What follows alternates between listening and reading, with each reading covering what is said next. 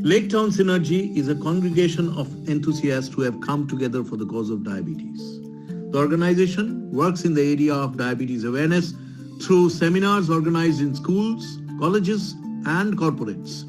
Mass campaigning occurs every year during the World Diabetes Day celebration. It works within its resources to take 360-degree care of few type 1 diabetic children till they attain economic independence. Rural diabetes detection camps, outreach clinics once a month were a regular feature of the pre-COVID era. The organization also tries to propagate knowledge amongst the doctors through CMEs round the year, and the epitaph of such programs is the Charles Best Memorial Day in the form of ENDIAB Summit, where it is a gala scientific extravaganza dished out by regional, national and international speakers of repute. Hope you all enjoy the academic fees over the coming times.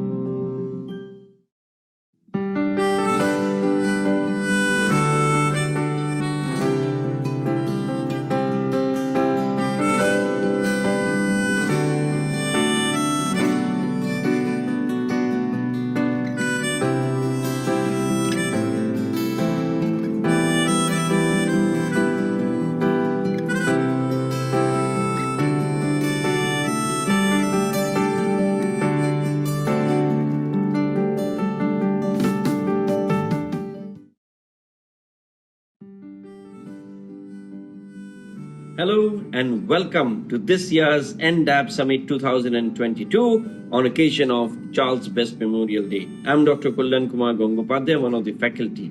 It really gives me immense pleasure in welcoming the delegates for this excellent conference.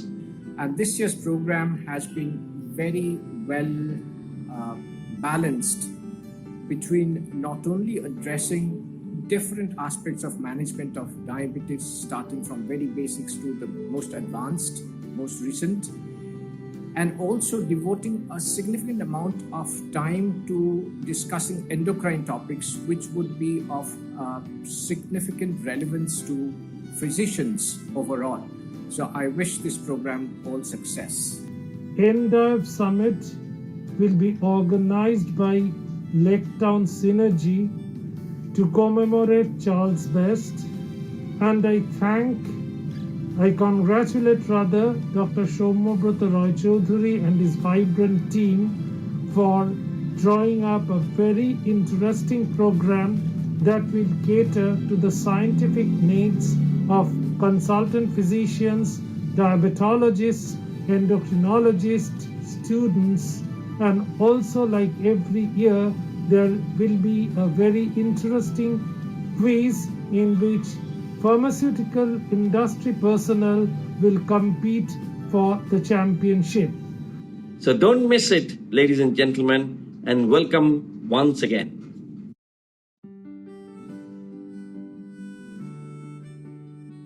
Dear colleagues, thanks to some wonderful endocrinologists in the city of Kolkata, once again, we are privileged and blessed and indeed very fortunate to have another session of the Endocrine Diabetes Meet, this time virtual, but nevertheless as interactive and as informative as the sessions in the past. Good luck to all of you. Happy conferencing, and thanks to the organizers for making it possible. Hello friends, this is Dr. Sujoy Ghosh, and I'm really happy to note that the ENDIAB Summit is back again, like the last few years, to commemorate the Charles Best Memorial Day. And this year's program looks really good. Hope that we can all get together again for a wonderful academic extravaganza.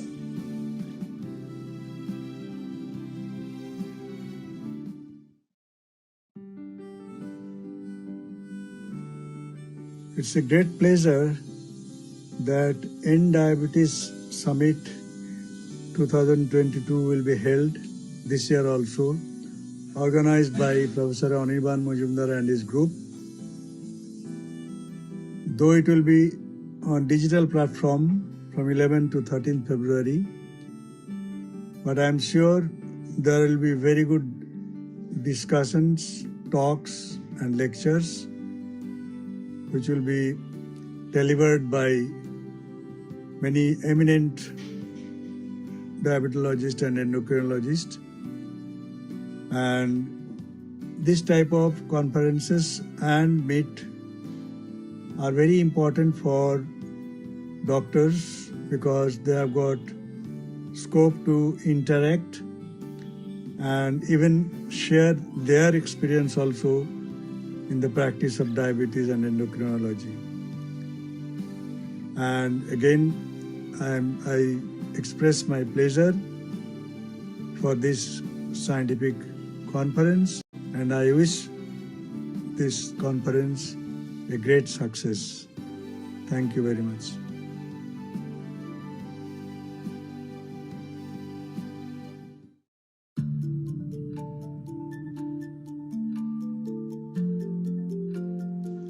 Lake Town Synergy is a congregation of enthusiasts who have come together for the cause of diabetes. The organization works in the area of diabetes awareness through seminars organized in schools, colleges, and corporates. Mass campaigning occurs every year during the World Diabetes Day celebration. It works within its resources to take 360-degree care of few type 1 diabetic children till they attain economic independence. Rural diabetes detection camps, outreach clinics once a month were a regular feature of the pre-COVID era. The organization also tries to propagate knowledge amongst the doctors through CMEs round the year, and the epitaph of such programs is the Charles Best Memorial Day in the form of ENDIAB Summit, where it is a gala scientific extravaganza dished out by regional, national and international speakers of repute. Hope you all enjoy the academic feast over the coming times.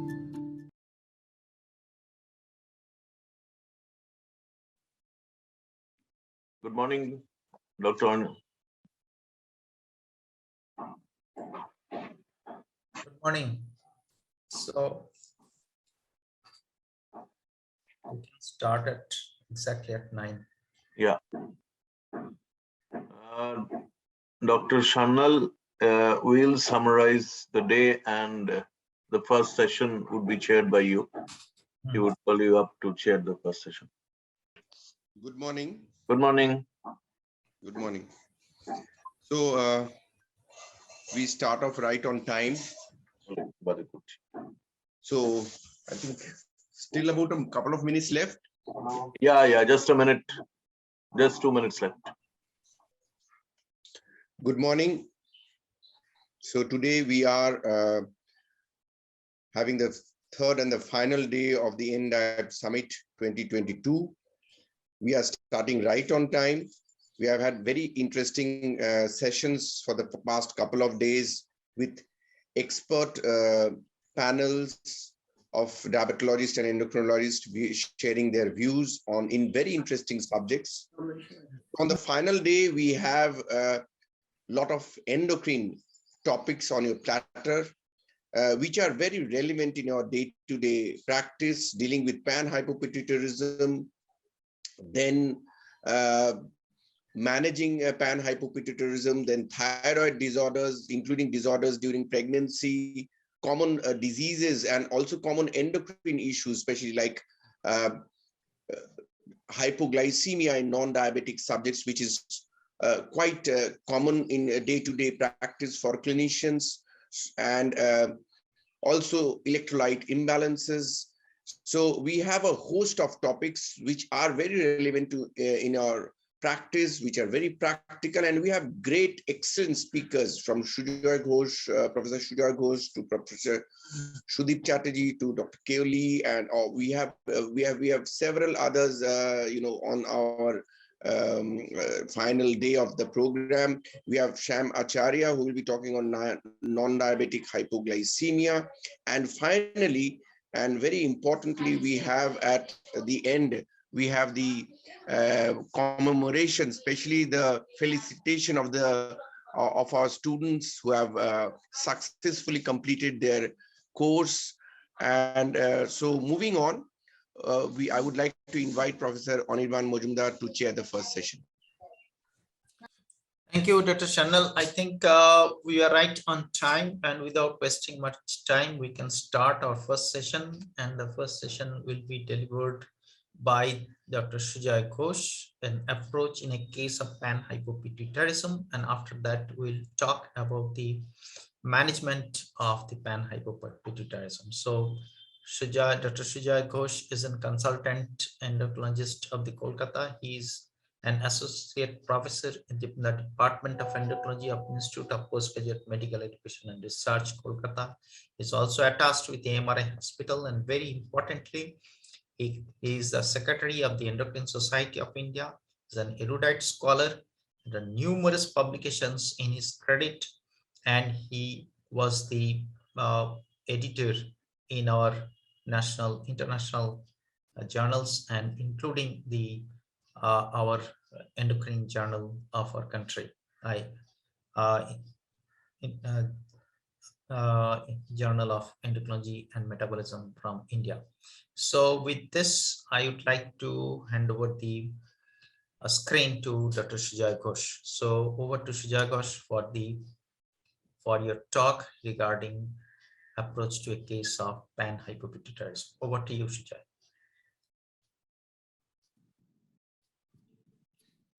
Good morning, ladies and gentlemen. At the very outset, I would like to thank the organizers of this conference, particularly Professor Anirban Majumder, for having given me this wonderful opportunity to start the proceedings on this Sunday morning.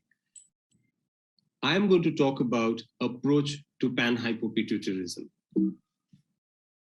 And I'm going to have two cases to illustrate the different kinds of hypopituitarism, panhypopituitarism that we see in clinical practice. The first would be in a young child, where it would be causes because of acquired congenital reasons, and the second would be in an adult of acquired panhypopituitarism. So the first is an 8-year-old boy who presents with growth failure, which has been noted since age 2 years, born out of full-term normal vaginal delivery, who presented with prolonged physiological jaundice. That's one of the clues of perhaps hypothyroidism or growth hormone deficiency, without any other major complications. The normal developmental milestones and good scholastic performance tells us perhaps that even if the child had had hypothyroidism, it must have been treated and corrected very well.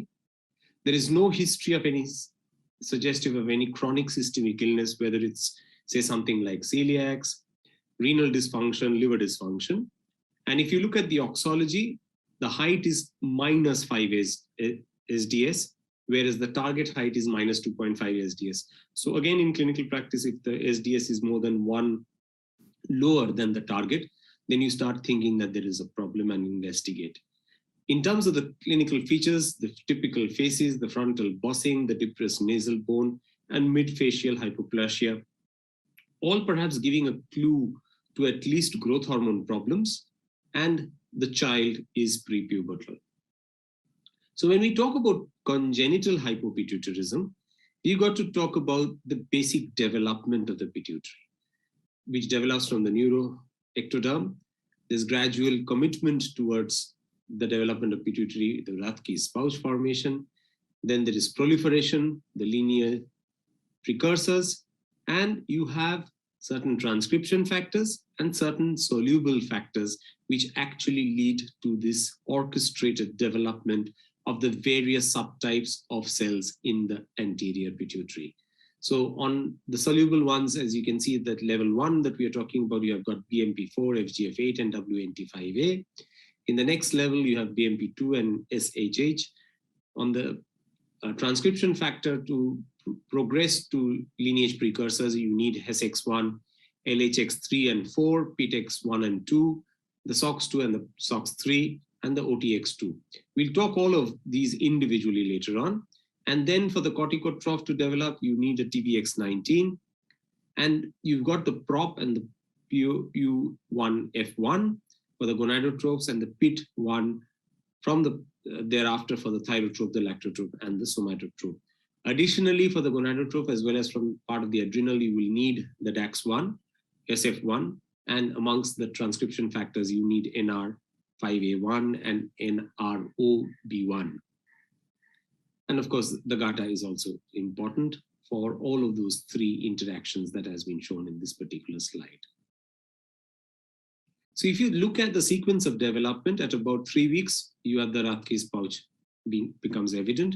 By week 7 in the embryonic age, the pituitary vasculature starts to grow and begin. The corticotrophs express ACTH. At 8 weeks, the GH expression starts. At week 12, TSH and gonadotrophin expression starts. By week 20, the entire hypophyseal portal system starts. And week 24, the lactotrophs start expressing prolactin. So if you classify congenital, panhypopituitarism, you can think of them as syndromic hypopituitarism, non-syndromic combined pituitary hormone deficiencies, or you can think of isolated pituitary hormone deficiencies. Because we are talking predominantly of panhypopituitarism, we could probably talk about more about the first two groups rather than the isolated ones. And if you look at the syndromic ones, you can see the HSX1, LHX3, LHX4, SOX2, 3, PTX1, 2, and horoporoncephaly. So if you have somebody who presents with hypopituitarism with midline abnormalities, one of the things that you got to think of is SX1 mutation. And it's one of the earliest markers of pituitary development and is essential for development of the pituitary and forebrain, the transcriptional repressor of PROP1, and manifests usually as with isolated growth hormone deficiencies, or it can have combined pituitary hormone deficiencies to septo-optic dysplasia. And if you do an MRI, you will probably find a hypoplastic pituitary, ectopic pituitary might be seen, and you might find a genesis of the corpus callosum. It constitutes less than 1% of all septo-optic dysplasias. Now, when do we call something septo-optic dysplasia? When you have any two of the three, that is optic nerve hypoplasia, midline forebrain defects, and pituitary hypoplasia with variable grades of hypopituitarism. And the endocrine manifestations can range from isolated growth hormone deficiency to panhypopituitarism, and the genes involved, majority not identified, but HSX1, SOX2, and SOX3 are the ones that have been blamed. And the main clinical findings would be hypopituitarism. Like I said, GHD would be the commonest. You might have visual abnormalities, and you can have even other neurological problems like seizures, developmental delays, and cerebral palsies. This is a typical picture of the MRI of septo-optic dysplasia. The posterior pituitary, you can see probably here is where the bright spot is. Anterior pituitary hypoplasia, pituitary as you can see here is not seen. The infundibulum is absent, and absence of septum pellucidum associated with optic nerve hypoplasia. You don't see the septum pellucidum here. And if you're looking at someone with hypopituitarism with spine abnormalities, you can think of the LHX3 mutation and the LHX4 mutations on either side. Look at the extrapituitary features, which might actually help you to identify that which of these subtypes of mutations you are actually dealing with. The deficiencies can be variable, ranging from growth hormone, TSH, ACTH deficiencies, plus minus gonadotroph abnormalities. Next, if you're looking at hypopituitarism with ocular defects, you can either think of SOX1, OTX2 mutation, or the PTX2 mutations. Coming to the PROP1 mutation, which is probably the commonest genetic cause of combined pituitary hormone deficiency, is expressed within the Rathke's pouch, appears at around embryonic age 10 weeks, peaks at 12 weeks, and disappears at around 15.5 weeks. It acts as a repressor of HESX1, an activator of PO1F1, and leads to variable amount of gonadotroph deficiency, but growth hormone, prolactin, and TSH usually consistently are abnormal. ACTH deficiency has also been documented, often which is much later onset, and pituitary MRI usually small or normal. The PO1F1 mutation is expressed relatively late, persists throughout postnatal life and adulthood. It can be either autosomal recessive or autosomal dominant. Growth hormone and prolactin deficiencies occur early in life. The TSH deficiencies occurs in later childhood, and adult onset hypogonadism has also been reported. So if you look at an approach of hypopituitarism in infancy, there are certain clinical challenges because they may present with non-specific symptoms. They might have midline defects or ocular defects, which will act, or even skeletal defects, which might help you to figure out which of those transcription factors or soluble factors are a problem. Sometimes these hormone deficiencies will develop over a period of time. And remember, many of these stimulation tests are contraindicated, and we are often not sure what cutoffs to use to diagnose these individual hormone deficiencies. In general, the symptoms might be hypoglycemia, could be poor weight gain, failure to thrive, developmental delays, and nystagmus, and often prolonged cholestatic jaundice like the child that I described in this case 1. In terms of specific symptoms or suggesting more of specific axes that go wrong, temperature instability would be more likely to be associated with TSH deficiency, hemodynamic instability more likely to be associated with ACTH deficiency, undescended testes with gonadotroph deficiency, microphallus either gonadotroph or GH abnormality, and midline defects is associated with combined pituitary hormone deficiency. In terms of the investigations, if you're thinking of ACTH deficiency, remember in such circumstances, hypoglycemia inducing tests like ITT is contraindicated. Synactin test has a sensitivity of around 80%. CRH test is something that we are unable to do in our clinical setup. In terms of TSH deficiency, remember, do not go by TSH to diagnose central hypopituitarism, hypothyroidism. Use total T3 and free T4 level. Additional pituitary hormone assessment is necessary because in a majority of them, they have other pituitary hormone deficiency as well. In terms of growth hormone, first 1 month of life, random growth hormone can be evaluated for growth hormone deficiency. Growth hormone provocation test might be contraindicated because of several of the reasons that I've discussed. Low growth hormone during spontaneous hypoglycemia is thought to be useful, but what cutoffs do we use? We don't know. Low IGF-1 and IGF-BP3, in addition to other pituitary hormone deficiencies, might suffice to diagnose additional GHD. So the challenge and the problem more is if you have isolated GHD. In terms of gonadotrophin deficiency, it's best if you are able to utilize that window of opportunity of mini puberty. Unfortunately, most of our patients present late when it becomes much more difficult to diagnose. But if the patient does come early, you have the option of even doing a GNRI stimulation test. Blunted response of FSH and LH, you can think of is an abnormality to diagnose gonadotrophin deficiency. In terms of central diabetes insipidus, early morning paired serum and urine osmolarity. So if you see the serum osmolarity is high, with the urine not being able to concentrate, that would help. Typical water deprivation test, which we do in adults, is something that we would want to avoid. Tests in patients with symptoms or with midline defects is something that might be indicated. In terms of the MRI, look at the size of the anterior pituitary, the presence and the location of the posterior pituitary, the presence and the morphology of the infundibulum, the presence and morphology of the corpus callosum and septum pellucidum, the appearance of the optic nerves and the chiasma and associated brain abnormalities. These are all things that you should carefully look at in an MRI. As you can see here, we've tried to show here that if you have an ectopic posterior pituitary, think of HX1, LHX4, OTX2, and SOX3. If the anterior pituitary is hypoplastic, again think of SX1, LHX3, 4, SOX2, 3, OTX2, PROP1 and PRO1.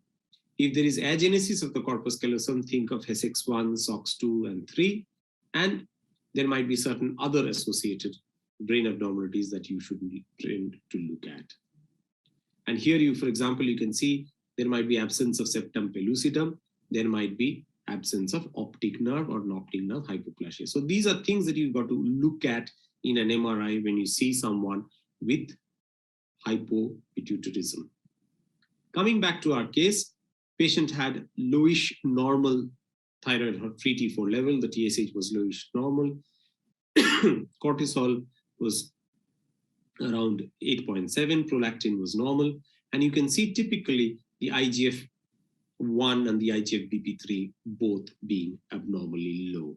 So you have a diagnosis of growth hormone deficiency, and possible along with that, the cortisol might have to be tested again to figure out whether there is any cortisol deficiency in addition, but in all likelihood, this is going to be an isolated growth hormone deficiency. So to look at that, you did a clonidine stimulation test, which shows that the GH does not rise. So growth hormone deficiency is documented in the presence of a normal thyroid level and not a contraindication for cortisol level, and ITT was done. The growth hormone did not increase. The cortisol levels reached somewhere around 17, telling us that perhaps there is no abnormality in the cortisol axis. And this is the image of the hypothalamic pituitary region, which shows, that the posterior bright spot is there, the anterior bit is relatively visible. Coming to the case 2, a 30-year-old man, a field worker, was bitten by a snake. Villagers said that it was a Russell viper. So this is a vascular toxic snake bite. And there was some delay in receiving the anti-snake venom. The patient had an acute kidney injury, had bleeding diathesis, underwent dialysis. And in hospital and after discharge, the patient started having history of hypoglycemia, lethargy, weakness, and features suggestive of hypogonadism as well. So if you look at acquired causes of hypopituitarism, that would include features suggestive of adrenal insufficiency, hypothyroidism, hypogonadism, growth hormone deficiency, or even rarely diabetes insipidus. So this could happen because either you have a reduced or destroyed secretory capability, like for example, in a vascular toxic snake bite, the anterior pituitary might get destroyed. It can be because of some kind of a tumor or a space occupying lesion as well. And we probably underestimate the number of cases of hypopituitarism that we actually see. And a lot of patients go from, get undiagnosed, some kind of hyponatremia that the patients have, who often have this manifestation when they get admitted in hospitals. So that's pretty common in hospital settings. And if you look at the etiology, first of all, of course, like I said, it could be because of a neoplastic reason, or it could be, some surgery, some radiotherapy, infiltrative or inflammatory disease, infections, vascular, or traumatic. So etiology can be very, very varied, which is very difficult to actually cover in a talk like this. And in terms of the symptoms, you could have certain generalized symptoms of the skin, and cardiovascular, pulmonary, gastrointestinal, muscular, renal, and reproductive symptoms. So it will all depend upon the permutation and combination of the pituitary trophic hormone deficiency that the individual actually has. So careful history taking is important, backed up by appropriate investigations of the lab. In terms of the central adrenal insufficiency, it can be secondary when pituitary disease causes abnormalities in ACTH or CRH release. For example, after pituitary surgery in, say, craniopharyngioma, someone's had a cranial irradiation. And when this will happen will depend on the etiology. For example, even with snake bite, it might happen after a few months. With the radiation, it may take years to develop, and the tumors might be relatively more slowly progressive in terms of manifestation. And often, it will need some kind of a stressful situation for it to get precipitated.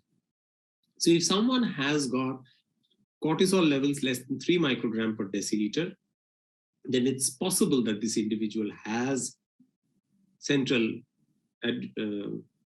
cortisol deficiency, whereas a value more than 15 often excludes, and a value in between will need other tests to on clinical circumstances to tell us whether this is actually adrenal insufficiency. In terms of central hypothyroidism, it can be very treacherous because a lot of people tend to screen for thyroid disorder with a TSH only, and the TSH might be within normal range or even slightly raised rather than lowish. So don't go by the TSH per se. Remember that majority of those with central hypothyroidism will have other adrenal hormone deficiencies as well. And this can happen either because of any tumors, radiation, and post-surgery. And go by the total T3 and the free T4 rather than TSH. There's no dynamic testing that is suggested for diagnosing central hypothyroidism. Central hypogonadism, again, very common because perhaps the LH and FSH are going to be the first to be affected, whether you're talking about cranial irradiation or a mass, and often associated hyperprolactinemia that might be caused by, say, a prolactinoma might be the cause for the associated hypogonadism, or you might have a somatomammotrough, which might actually also lead to hypogonadism because of the prolactin secretion. Untreated hypogonadism deficiency itself has been associated with increased cardiovascular mortality. In men, you tend to look at low testosterone levels combined with a low LH-FSH. In female, it becomes more difficult. Maybe you go for withdrawal bleeding with a progesterone and find that the individual is not responding, but responds to a combined estrogen progesterone. That might be one of the ways of diagnosing central hypogonadism. Hypogonadism in males, like I've already said, you'd go for a test for an LH, FSH, and testosterone to diagnose central hypothyroidism.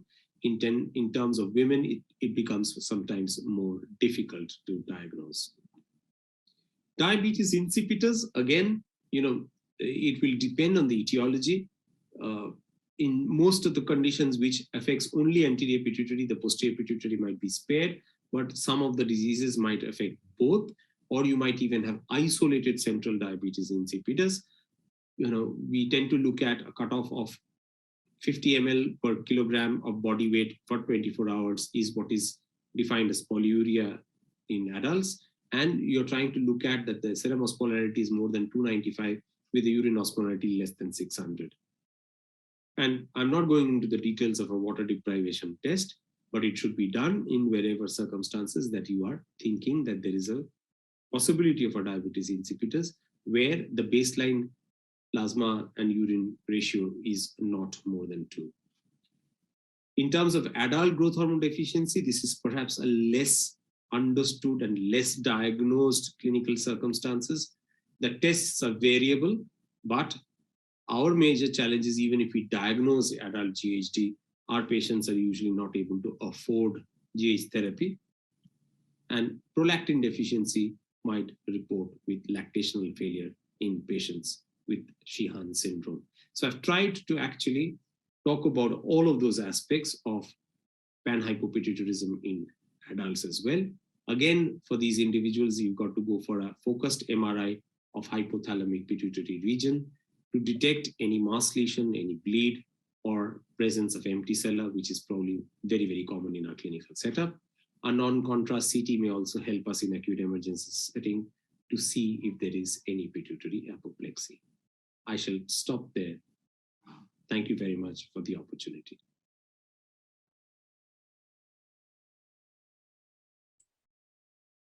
Thank you, Sujoy. I think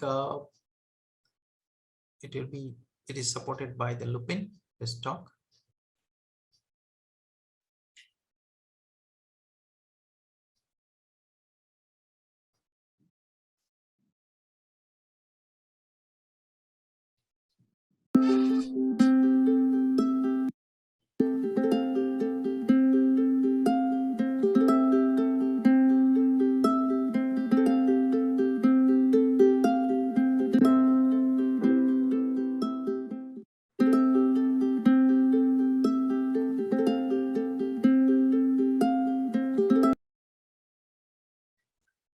We can take up the questions at the end. And now our very important topic is the management of a case of panhypopituitarism. And the speaker is Dr. Ken Ho. He is a well-known, world-famous in the field of pituitary disorder. And we have written his articles in the textbooks. So, and he's actually an emeritus professor of the Garvan Institute and Faculty of Medicine, the university, and a consultant in the University of New South Wales, and a consultant endocrinologist of the St. Vincent's Hospital, Sydney. So with this, I would like to invite Dr. Ken Ho to talk on the management of pituitary disorder. Over to you, Dr. Ken Ho, sir. Thank you very much, Dr. Majumder. So these are greetings from Sydney. I think we are about 5 hours ahead. First of all, I'd like to thank you very, very much for inviting me to speak at this ENDIAB Summit on the occasion of the Charles Best Memorial Day. And then secondly, I was very, very pleased to see that Dr. Ghosh has in fact given an excellent background introduction to some of the material that I will be presenting. Unlike Dr. Ghosh's comprehensive coverage, I will focus more on a case and use that as an instructive medium to focus on certain aspects of managing someone with hypopituitarism. So let me begin by sharing my screen.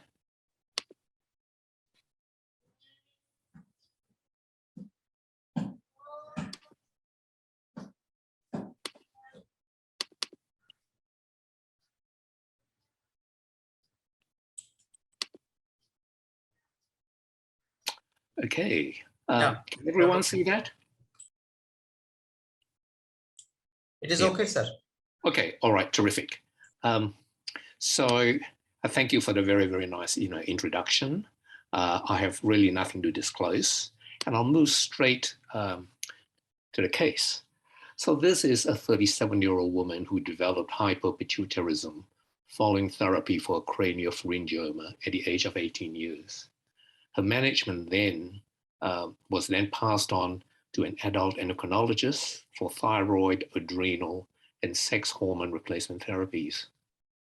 She had a number of admissions for adrenal insufficiency, and over the last years, or at least since early adulthood, had been struggling to hold down a part-time job because of fatigue.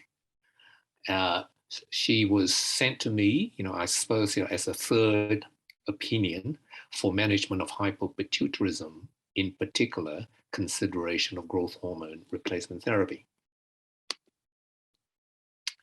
So when she came to me, these were her medications: thyroxine 75 micrograms a day, hydrocortisone purportedly around 30 milligrams a day, and she was a little bit evasive as to whether she took it once a day or split it twice a day, or if at all. And she had hypogonadism, following treatment for cranial, and was placed on steroid replacement therapy. So her main symptoms were chronic fatigue, general loss of vitality, difficulties with weight control, poor concentration, poor physical capacity, and she felt socially isolated due to fatigue. An examination, so she stands at 168 centimeters, weight 81 kilograms, with a BMI of borderline obesity, 30 kilograms meter squared. She had normal breast development, but very, very scant body hairs. I thought her skin was pale and thin. She was plump with central adiposity. Much more concerning, she did not know what a steroid card was, nor did she wear a bracelet. And there she is. So these were the initial results of the investigations, and I'll take you through that. And I've shown in red all the results which are abnormal. So it is a very, very common finding when you evaluate someone with hypopituitarism to find quite a number of abnormal results in the face of seemingly replete replacement therapies. Anyway, to my horror, her IGF-1 was undetectable. LH and FSH were low. Estradiol was undetectable. Prolactin was normal. ACTH was low. A random cortisol, she was on hydrocortisone, at least taken on that day, showed that she was taking some hydrocortisone. TSH was undetectable and a free T4 of 14.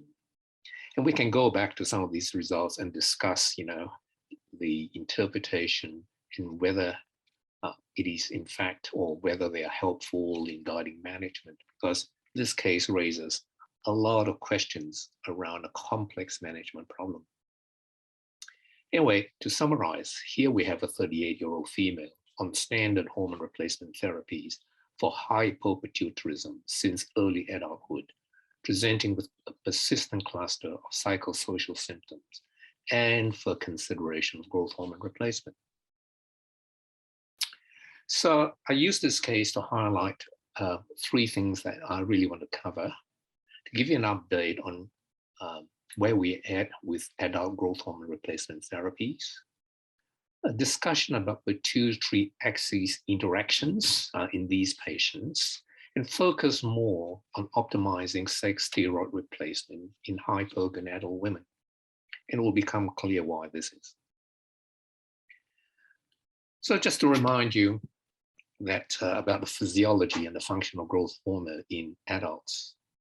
After we stop growing, it plays a really important regulatory role concerning metabolic and structural functions of tissues and organs across all systems. So you can see whether it's heart, kidney, muscle, bone, liver, fat, brain, and skin. I won't read through all this. These are some of the actions of growth hormone on these various body systems. And in summary, growth hormone deficiency therefore causes multi-system health impairments that are difficult to quantify simplistically and which collectively reduces function and quality of life. And it's no wonder when you see it's got effects on the heart, muscle, and on general metabolism, and even on the brain. So the question when she came to me was, does she have growth hormone deficiency? And, based on Dr. Sujoy Ghosh's earlier lecture, I think he mentioned something about IGF-1. And in this instance, it was really undetectable. And is it really undetectable? That's the question. So in any case, when we assess such a patient, we should ask ourselves, who should be tested for growth hormone deficiency? Does this patient merit testing? Of course, because these are the recommendations of the US Endocrine Society and the Growth Hormone Research Society. People with a history of hypothalamic pituitary disease or after cranial radiation or pituitary tumor treatment, people with serious traumatic brain injury or subarachnoid hemorrhage, or someone with a childhood history of idiopathic growth hormone deficiency. And in particular in adults, if this is combined with pituitary axis deficits, the probability of growth hormone deficiency is extremely high. However, we should all be discouraged from testing for growth hormone deficiency in aging, obese people without any of this history for obvious reasons.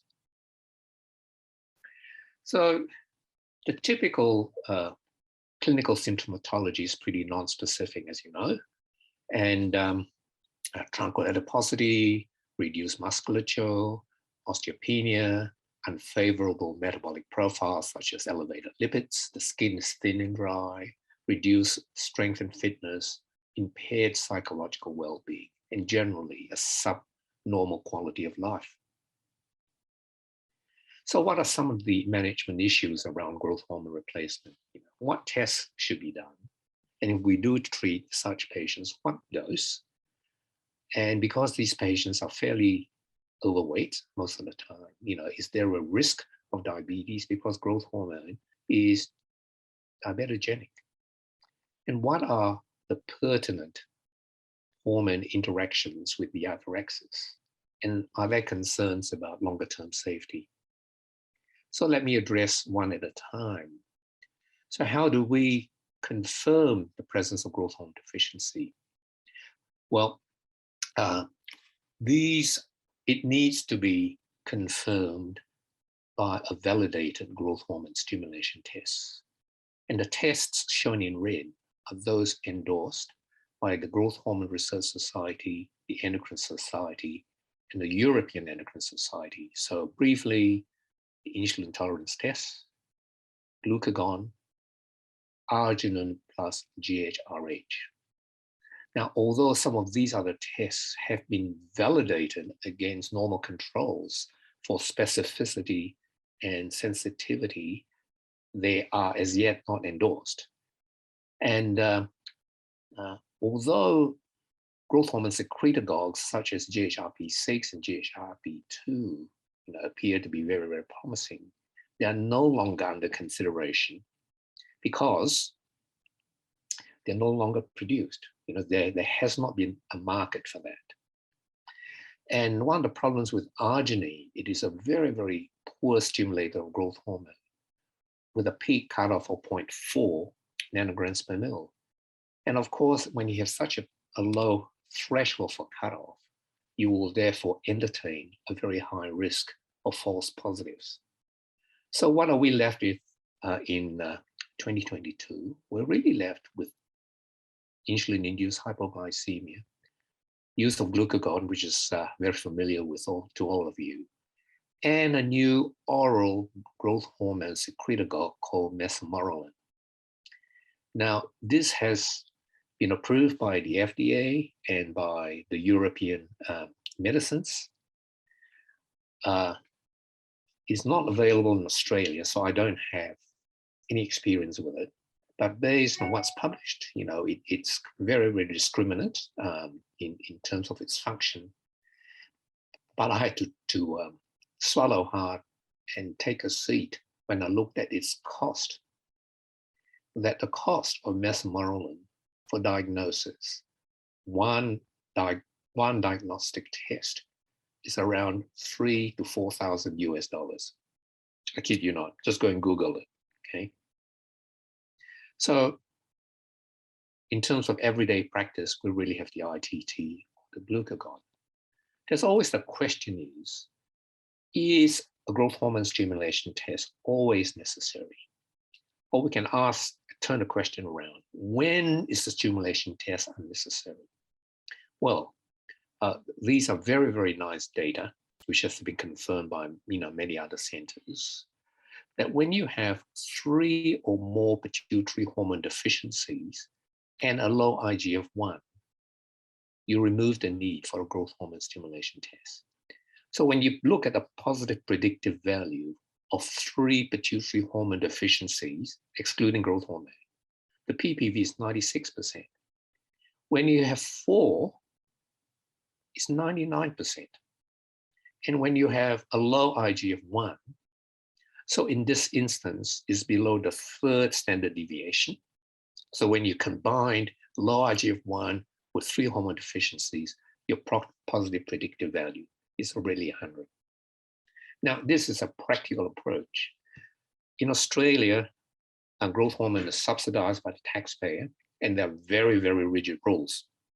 So there is no exception. Everyone needs a growth hormone stimulation test. Although as a caring physician, I have to bite my tongue to actually put this patient through a growth hormone stimulation test. Because if you don't provide the results, you don't get subsidy. But, that's politics. So, of course, the other area, people who do not need a growth hormone stimulation test when there are clear, proven genetic causes of deficiency, such as your PIT1 or your PROT1 deficiencies, GHRH receptor defects, or mutations in the growth hormone gene itself. So that's the first step. Had this patient come to me after pituitary surgery, I would not rush to do a growth hormone stimulation test because it has been forgotten largely that you need to detect and correct pituitary hormone deficiencies before testing for growth hormone. Why? Here's the reason. In someone with central hypothyroidism, when you do a GHRH stimulation test, and if they remain hypothyroid, this is how much growth hormone is stimulated. But when you correct their central hypothyroidism, you get a normal response. So growth hormone physiology really depends on other systems being normal. And the same is true for cortisol. So here's a very, very nice paper showing the peak growth hormone response to either ITT or to arginine in an unreplaced hypopituitary patient with hypoadrenalism and after cortisol replacement. So you see in the unreplaced state, where the random cortisol is undetectable, you'll get no growth hormone response. But after a week of standard replacement, right, it restores the normal response. So this is something that we tend to forget as clinicians. You know, after assessing someone after surgery, you immediately do a full blanket test of pituitary tests, and then you could misdiagnose growth hormone deficiency because of uncorrected hypothyroidism and hypoadrenalism. Well, what are the dose guiding principles for growth hormone replacement? Well, we know that in general, women secrete more growth hormone than men. Growth hormone secretion falls with aging. Growth hormone secretion is reducing obesity. It's maximally secreted at night for good metabolic reasons. And IGF-1 is a stable biomarker of growth hormone status. So based on these physiological properties, we kind of base our management guidelines on how much do women require compared to men? Do we give the same dose to the younger versus more elderly patients? Do we give more growth hormone to the obese because they're bigger and heavier? The answer is not. And when should we give growth hormone? Should we give it in the morning or at night?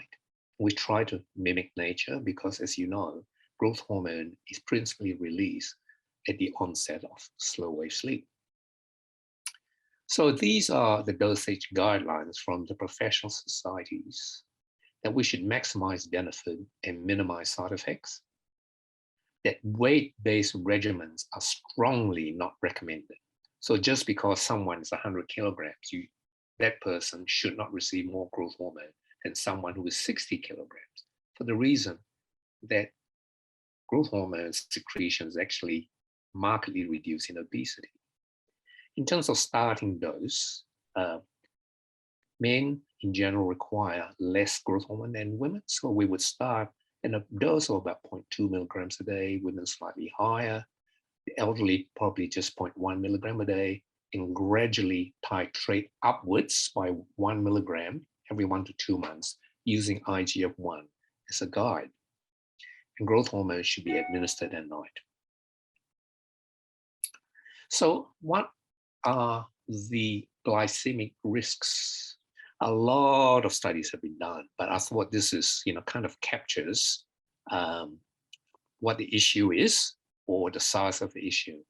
So this is a meta-analysis from a French group from double-blind placebo-controlled trials, looking at growth hormone effects on a range of outcome measures, body composition, lipids, insulin levels, and glucose.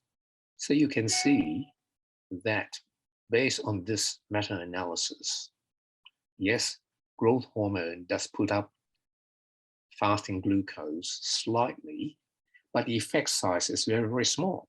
It only equates on an average of 0.22 millimoles per liter. Very, very small. But of course, one needs to be more cautious in the more obese patients when you start people on therapy. But because we're starting on a low dose, then the risk of inducing hypoglycemia or diabetes is very low. What about hormone axis interactions? Well, I like to talk about thyroid, effects on the thyroid system, adrenal system, and interactions with the pituitary gonadal system. While I will, because of time, I will not talk more about effects on thyroid.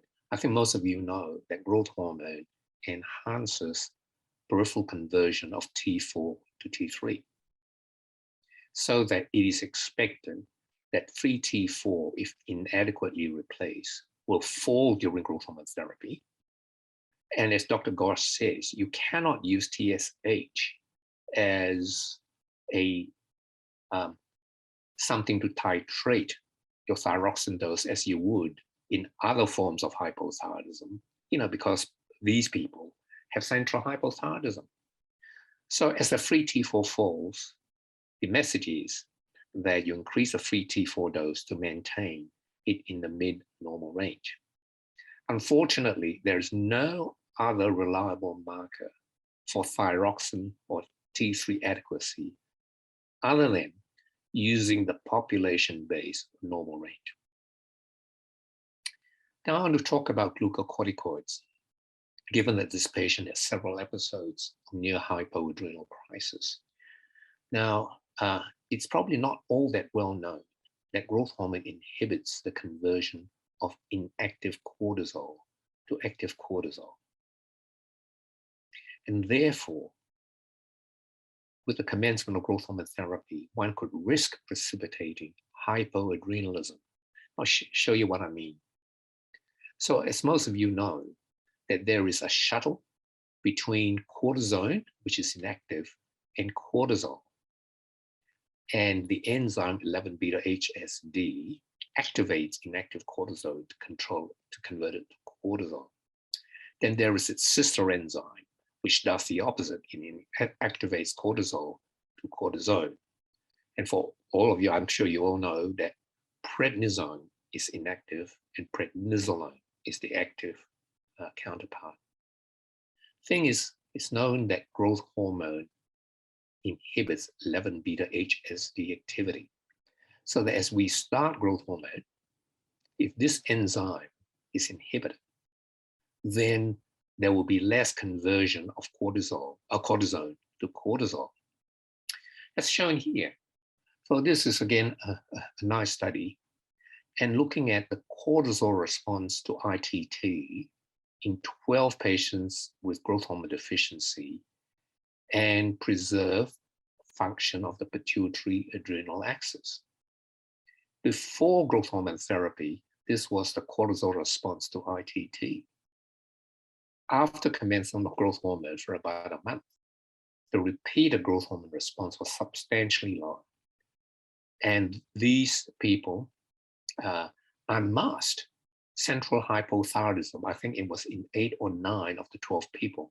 So they concluded that growth hormone therapy may unmask central hypothyroidism or increase susceptibility to adrenal crisis in these patients who are steroid dependent.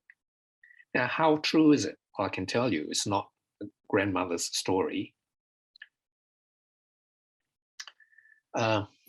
Here was a large Australian multi-center trial of growth hormone treatment in deficient subjects many years ago now. So there were 166 patients randomized to either growth hormone or placebo for 6 months. And during that period, 5 patients developed adrenal insufficiency. This is double-blind, placebo-controlled. All 5 were in the growth hormone group. And there were 2 episodes in collapse in the growth hormone-treated patients. Now, is this an Australian experience? No. Some years later, these are publications from the Kim's group. It's entitled Deaths Among Adult Patients with Hypopituitarism, Hypocortisolism During Acute Stress and De Novo Malignant Brain Tumors Contribute to an Increased Mortality. So these investigated looked at mortality in over 1,000 hypopituitary patients from the KIMS database over 10 years. And when you look at the standardized mortality ratio for the entire group, it was increased, okay, 1.42, and that's the confidence limits. But when you broke it up and looked at the subgroups of people who were ACTH sufficient and ACTH deficient, you can see that the ACTH sufficient group really did not have increased risk of mortality as compared with the ACTH deficient group.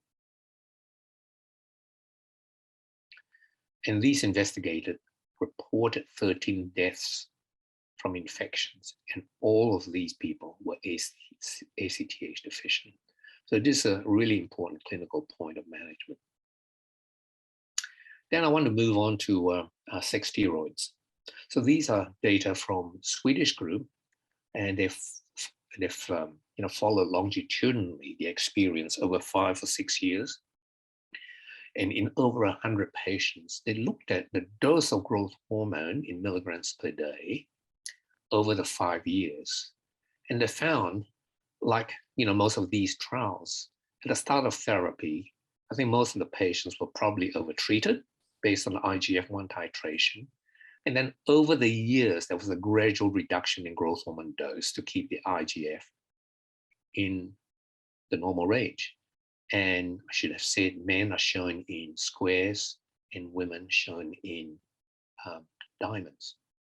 But if you looked at the dose expressed as micrograms per kilogram per day, you can see that women in general required higher doses than men, even though in both sexes the required dose reduced with time. But when you look at the corresponding IGF levels, you can see that although the women were having higher growth hormone doses, the IGF-1 levels were climbing up within the normal range. Whereas in men, although the doses were reduced by more, they were substantially overtreated over the last 5 years. So clearly, this shows that under close management, some patients still tend to be overtreated and some undertreated, and this phenomenon is gender dependent. So why is this? Well, I want to talk about sex steroid replacement for hypogonadal women, specifically addressing the root of estrogen therapy and the types of estrogens that we should be using. So I think all of you know that the liver, shown here, is a principal target organ of growth hormone action. And growth hormone induces the liver to do lots of things, but principally to make IGF-1, which in turn will increase your lean body mass.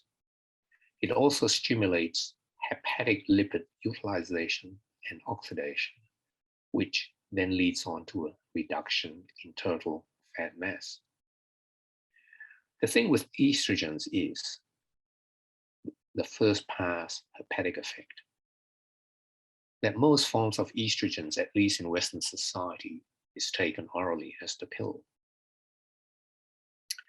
And the first pass hepatic effect of estrogen inhibits growth hormone action such that it then impairs lipid oxidation and it impairs the generation of IGF-1 and therefore impairs some of these beneficial effects that we are trying to treat.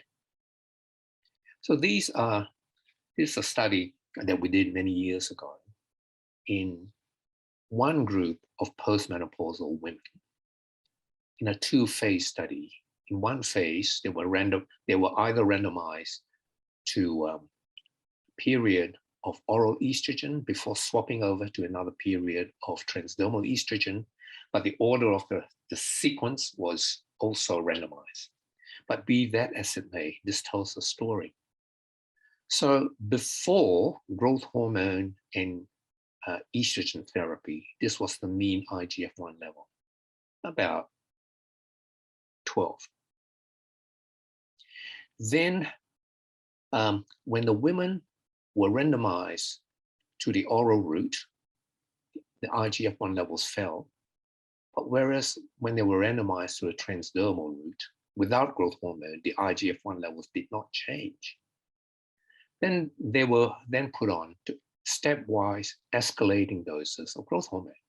So you can see that those during the oral estrogen treatment phase did show a small stepwise increase in IGF-1 as the dose of growth hormone replacement was stepped up.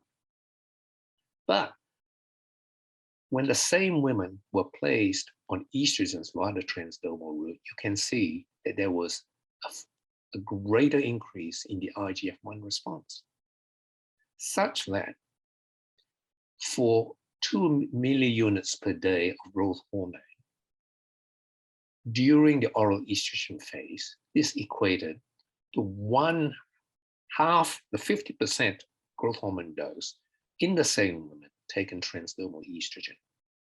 So there was a 50% reduction in growth hormone efficacy. And this summarizes a lot of data looking at growth hormone resistance as a function of transdermal estrogen and the type of estrogens given orally. So I'll just take you through this. If the patients were not taking estrogens, this was the IGF sensitivity or IGF response. If placed on transdermal estrogens, these two were not significantly different. But when placed on conjugated oral estrogens, such as Premarin, you can see that there's a 40% reduction. And the reduction was probably similar, in fact, a little bit greater if placed on 17-beta estradiol. But if placed on oral contraceptive steroids, such as ethinyl estradiol, at a dose of 30 micrograms a day, you can see that the efficacy of growth hormone is now about just 30% of what it should have been. So when you look at costs, oral therapy adds an additional growth hormone cost of between 5,000 to 10,000, this is Australian dollars, per patient per annum. So let's look at medical practice, okay? So there's a nice study from Leeds published years ago. I don't know, sorry about that, don't worry about that. But they looked at estrogen replacement therapy amongst their centers group of hypopituitary men and found that about 30% for estrogen replacement therapy were placed on oral contraceptive steroids. 56% were taking estrogens in the form of either conjugated or 17-beta estradiol.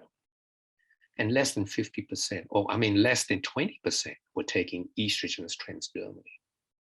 So this is glaring suboptimal practice. So this study was published in 2005. Then there was another study that appeared from South America some 7 years later, and they look at their spread of estrogen therapy. And you can see that publications about all these things really, it has no impact, because most of these women were still placed on oral contraceptives, which is wrong.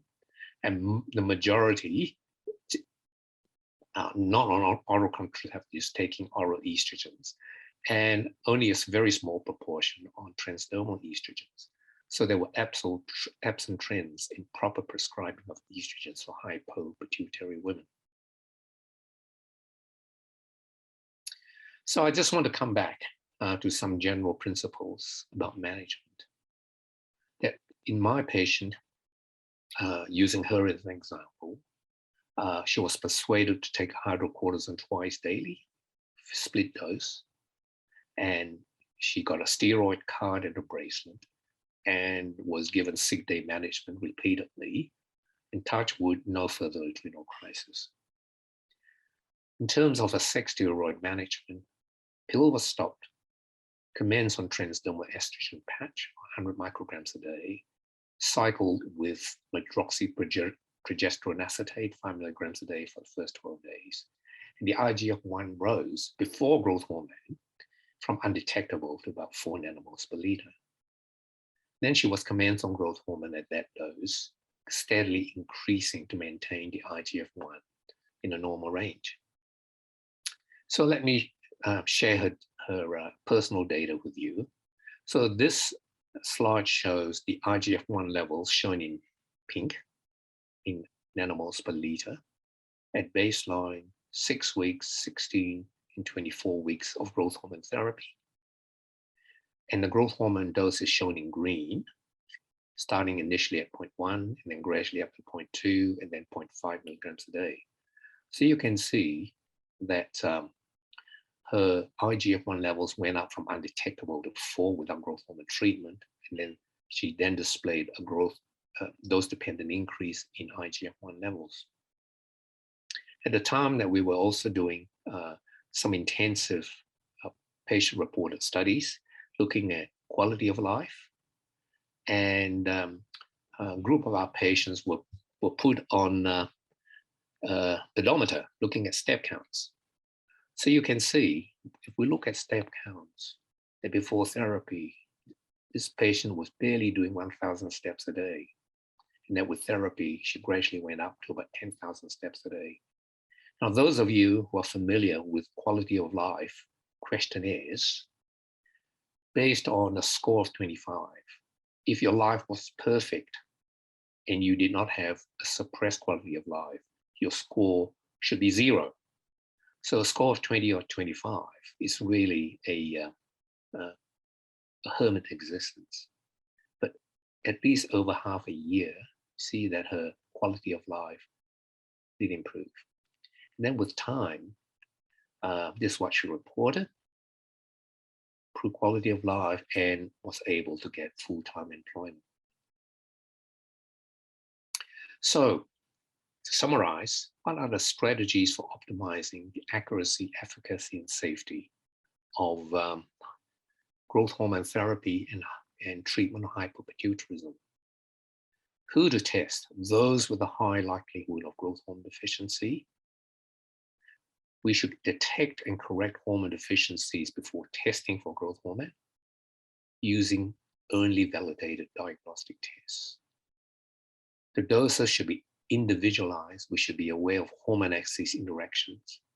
If hypogonadal, avoid the oral route of estrogen replacement.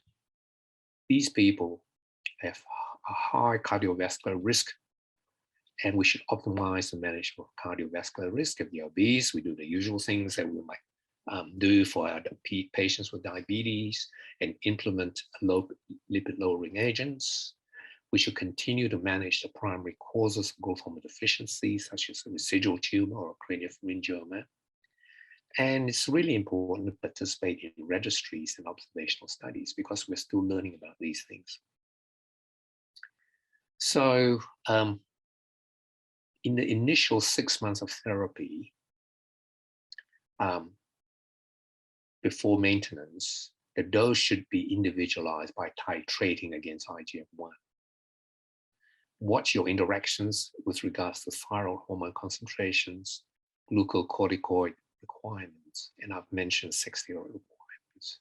You should monitor your body biochemistries, your cardiovascular risk markers, body weight, body composition, waist circumference. It's quite sensitive for growth hormone deficiency because central adiposity is a primary manifestation. Quality of life does not necessarily require a questionnaire. You just ask the patient. And this form of therapy, I suppose, is like type 1 diabetes, you know. If they do not feel that the injections, the inconvenience of injections are overcome by the benefits, they will not continue with it. And then there are generic issues to look at, residual tumor monitoring, and then beware of malignancy prophylaxis and screening. So I want to stop there and thank you for inviting me and happy to take questions. Thank you, Dr. Ho. I think we have not much time, but you can have this video of the Synox now.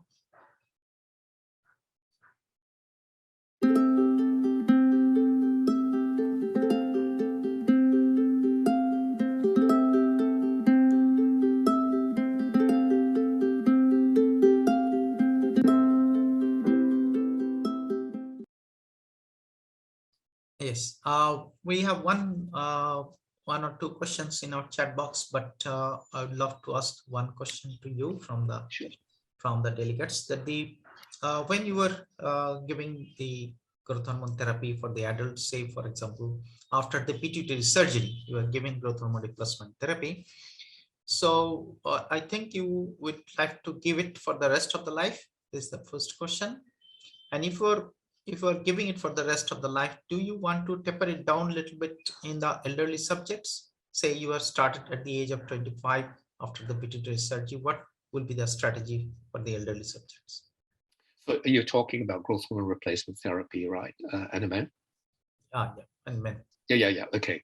So look, so when we look at the general principles around hormone replacement therapy, if you ask me the same question about thyroid deficiency and glucocorticoid deficiency, you'll know what my answer is, right? It will be for life.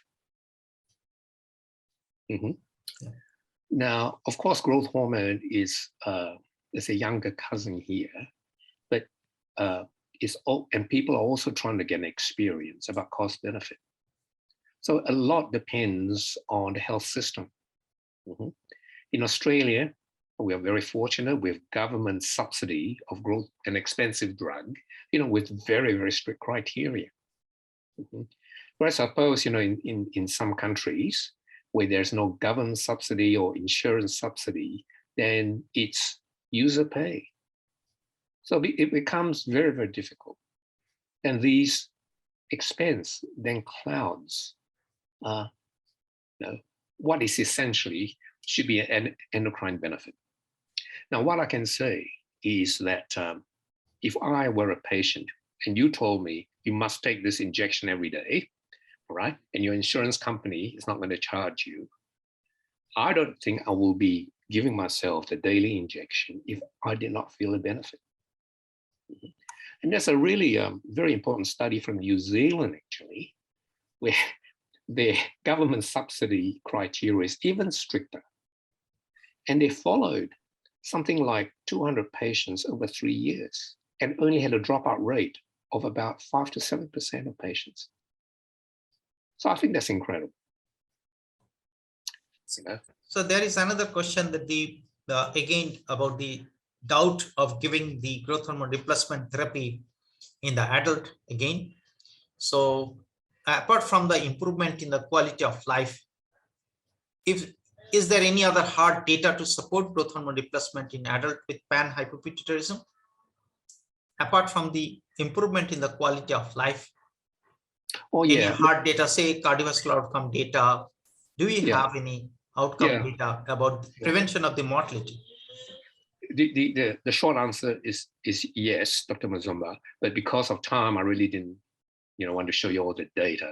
But one of the most consistent findings is the improvement in body composition, reduction in central abdominal fat, increase in lean body mass, and then there's increasing strong evidence about improvement in lipid profiles, etc. Whether it does anything for longevity is unclear, but growth hormone replacement was never sold as something to prolong life. It's only in the anti-aging world that's what it does, is being sold. Do we have hard data that it can prevent mortality or increase the longevity? Any hard data that it actually increases the longevity or it prevents the all-cause mortality? Yeah.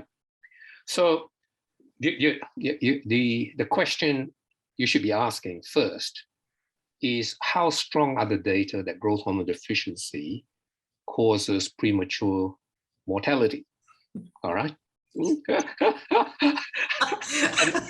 and it's controversial, and the data are a little bit soft. But it's very hard to judge because these people, have mixed complex disease. So you can't, it's very hard to pick out, was it growth hormone deficiency? Was it too much hydrocortisone? Or was it because we never gave them testosterone? This sort of stuff. So it's an open question. Yeah. Okay, thank you, sir. It's the general principles of hormone replacement therapy. Okay, thank you, sir. We have learned a lot, and I convey our sincere thanks for this wonderful lecture. And now I hand over this podium or the screen to Dr. Shomobrata Raichaudhuri. Over to Shomo, please. Thank you very much. Thank you, sir.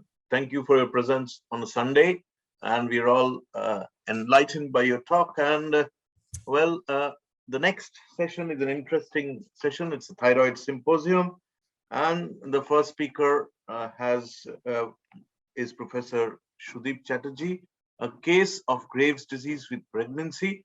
Professor Chatterjee is one of the pioneers of endocrinology, and he is a consultant endocrinologist, Institute of Reproductive Medicine, Kolkata, visiting physician, Department of Medicine, Ramakrishna Mission, Seva Pratishthan, and honorary professor of medicine, Vivekananda Institute of Medical Sciences.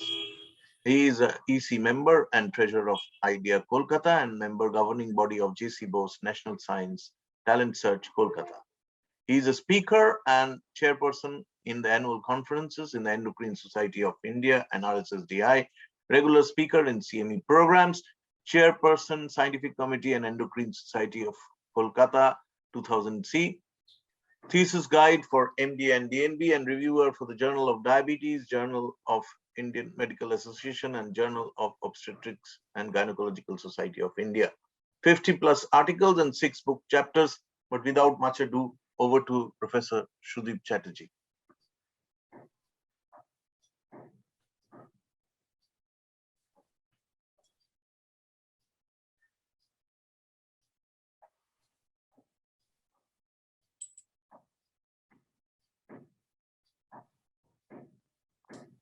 Please.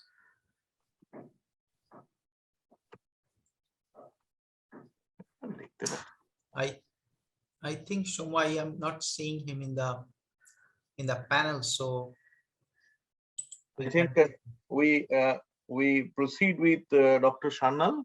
Yeah. By the time we connect to Professor Chatterjee. Okay.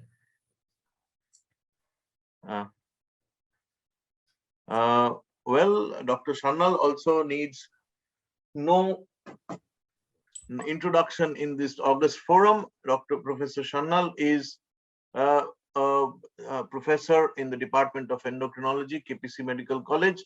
His talk is subclinical hypothyroidism, and he is MRCP, FRCP, and DM endocrinology with a specialty certificate in endocrinology and diabetes, UK, and FACE from USA. He has many accolades under his belt, and is also a conjoint professor, School of Medicine and Public Health, University of Newcastle, Australia. He is a visiting senior consultant endocrinologist at the NHRTIICS, GD Diabetes Institute, and AMRI Kolkata. Over to you, Dr. Sanyal. Today I will be talking on subclinical hypothyroidism, the topic which has been assigned to me. A major dilemma and debate with regards to subclinical hypothyroidism is whether to treat or not to treat. So subclinical hypothyroidism is basically a laboratory diagnosis with minimum signs and symptoms where we have an elevated TSH, more than upper limit of the normal, generally it is about 4.5, with a normal free T4. There are generally two categories when the TSH is mildly elevated between 4 to 10 and more severely elevated more than 10, where the normal TSH is generally between 0.45 to 4.5, which is generally the normal lab range. And there are several unanswered questions regarding the management as well. So we are all aware with regards to a log linear relationship between TSH and free T4. Every 2 to 3-fold decrease in free T4 leads to almost a 100-fold rise in TSH. That's very, very important. That's why we have these subclinical states of hypothyroidism and hyperthyroidism. Basically, the severity of primary hypothyroidism is dependent on the T4 and the T3 level, and which is reflected early on by the rise in TSH level. In cases of mild or subclinical hypothyroidism, the first lab measurement which rises is TSH, and generally this is followed by a decline in T4 and a T3 level, which is even slower as well. The prevalence of subclinical hypothyroidism, as you can see, increases with age, especially in elderly. What is very important to know as well is the fact that, if you see the normal TSH distribution, generally at the age of between 20 to 29, the TSH normal 97.5 percentiles are 3.56. Between 50 to 60, it's about 4. Whereas at an age of 80, it's about 7.5. So TSH of around 7.5 or 8 at the age of 80 is actually normal. So very, very important. We should not be over treating our elderly patients. That's very, very important to remember. This changes in the TSH distribution with aging. And so as you can see, in spite of a rise in TSH, the free T4 level almost remains constant, suggesting that the increase in TSH arises from age-related alteration in the TSH set point, or rather a reduced TSH bioactivity rather than an occult thyroid disease. So we shouldn't be, again, remembering the fact that we shouldn't be over-treating hypothyroidism in elderly. So the normal TSH, is given by the upper limit of the normal range for a third generation TSH assay, which may rise with aging. And especially if we do not have a normative data for the population per se, then we need to, especially in an iodine sufficient area, we need to take the upper limit of 4.12 can be considered as upper limit of normal. So epidemiology, especially as we have already discussed, the prevalence is about 4 to 10%, especially it increases with aging up to 20%. There can be about 2 to 6% progression to overt hypothyroidism, and 5% may revert to normal. The progression is related with higher TSH, TPO antibody positivity, and also decreased thyroid reserve. It is more likely, especially in patients who have prior history of hyperthyroidism, other autoimmune disease like type 1 diabetes, radiation, or family history. So when do we suspect subclinical hypothyroidism? Generally, patients coming in we need to screen for hypothyroidism, especially because these patients are asymptomatic. So patients having goiter, having hypercholesterolemia, having depression or menorrhagia, having previous postpartum thyroiditis, a family history or personal history of thyroid disease, and especially non-specific complaints like weakness, lethargy. Again, very commonly patients come with these lab reports, and infertility and pregnancy loss. And very commonly overweight or obese patients also come with a report of TSH as well. So generally the etiology is similar to an overt hypothyroidism, commonest being overt autoimmune thyroiditis, previously treated thyroid disease like radioiodine therapy, and commonest probably being the inadequate LT4 doses. The drugs like amiodarone and lithium can also contribute.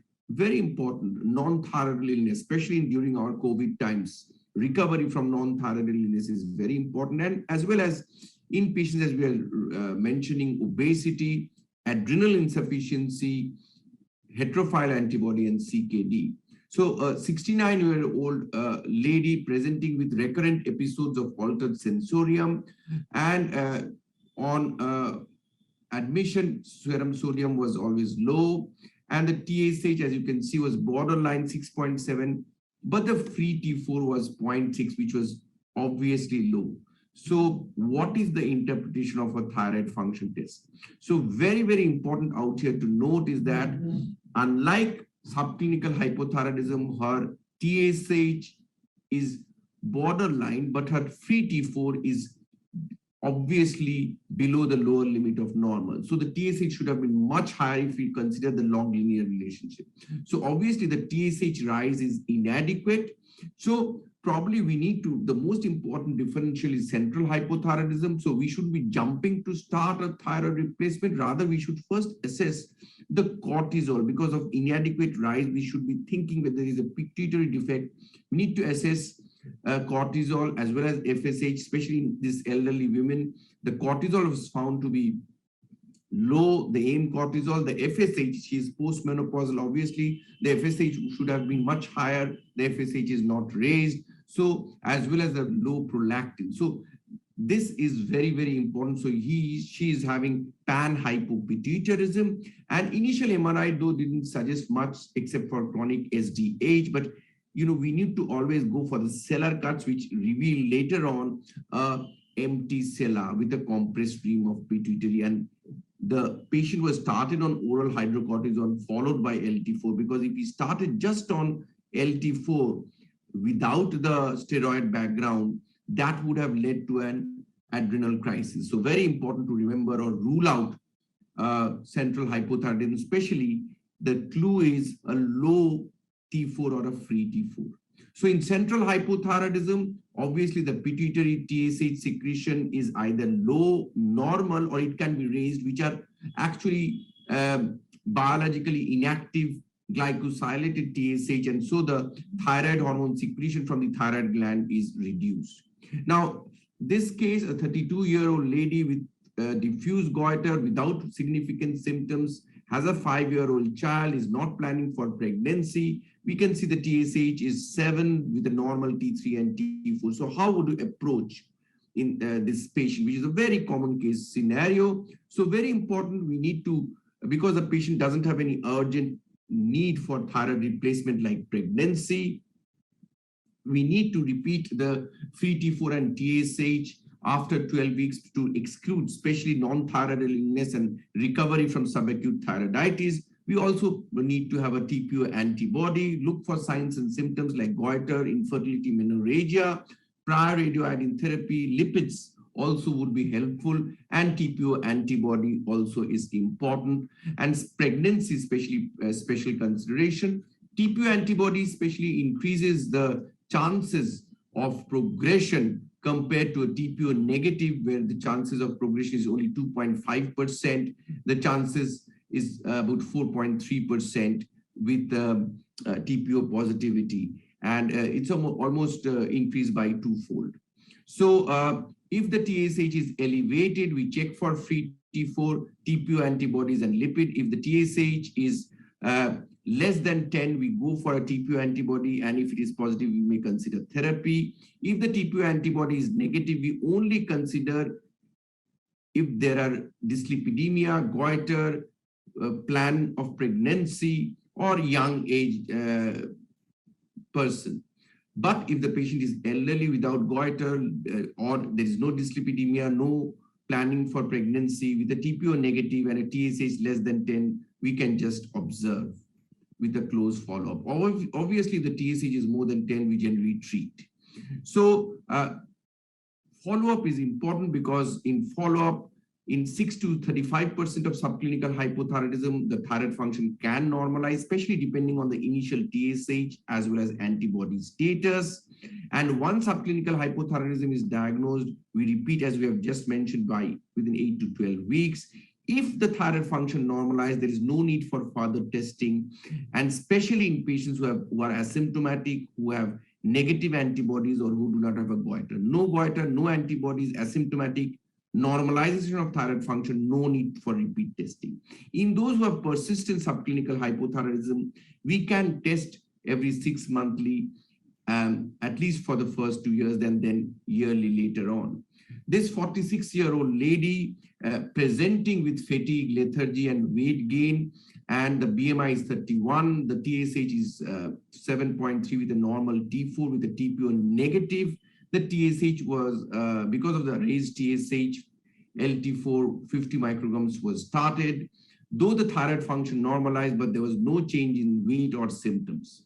So we had a publication with regards to hypothyroidism and obesity. TSH actually can be raised in obese subjects, which correlates with BMI. And this is because of reduced TSH receptor as well in the adipocytes as well as thyroid hormone receptors.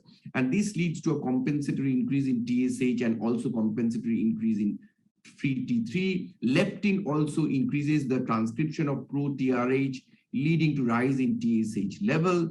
And high free T3 or high normal free T3 is basically because of increased dehydrogenase activity, which may help in increased energy expenditure. And this pattern of elevated TSH actually reverses with weight loss. We only need to treat if there are clinical symptoms or TPO antibody positive or dyslipidemia. So a 16-year-old girl comes with menorrhagia. Her TSH is 8 with a normal free T4. So subclinical hypothyroidism is a cause of menorrhagia, and treating subclinical hypothyroidism may help in treatment of menorrhagia as well.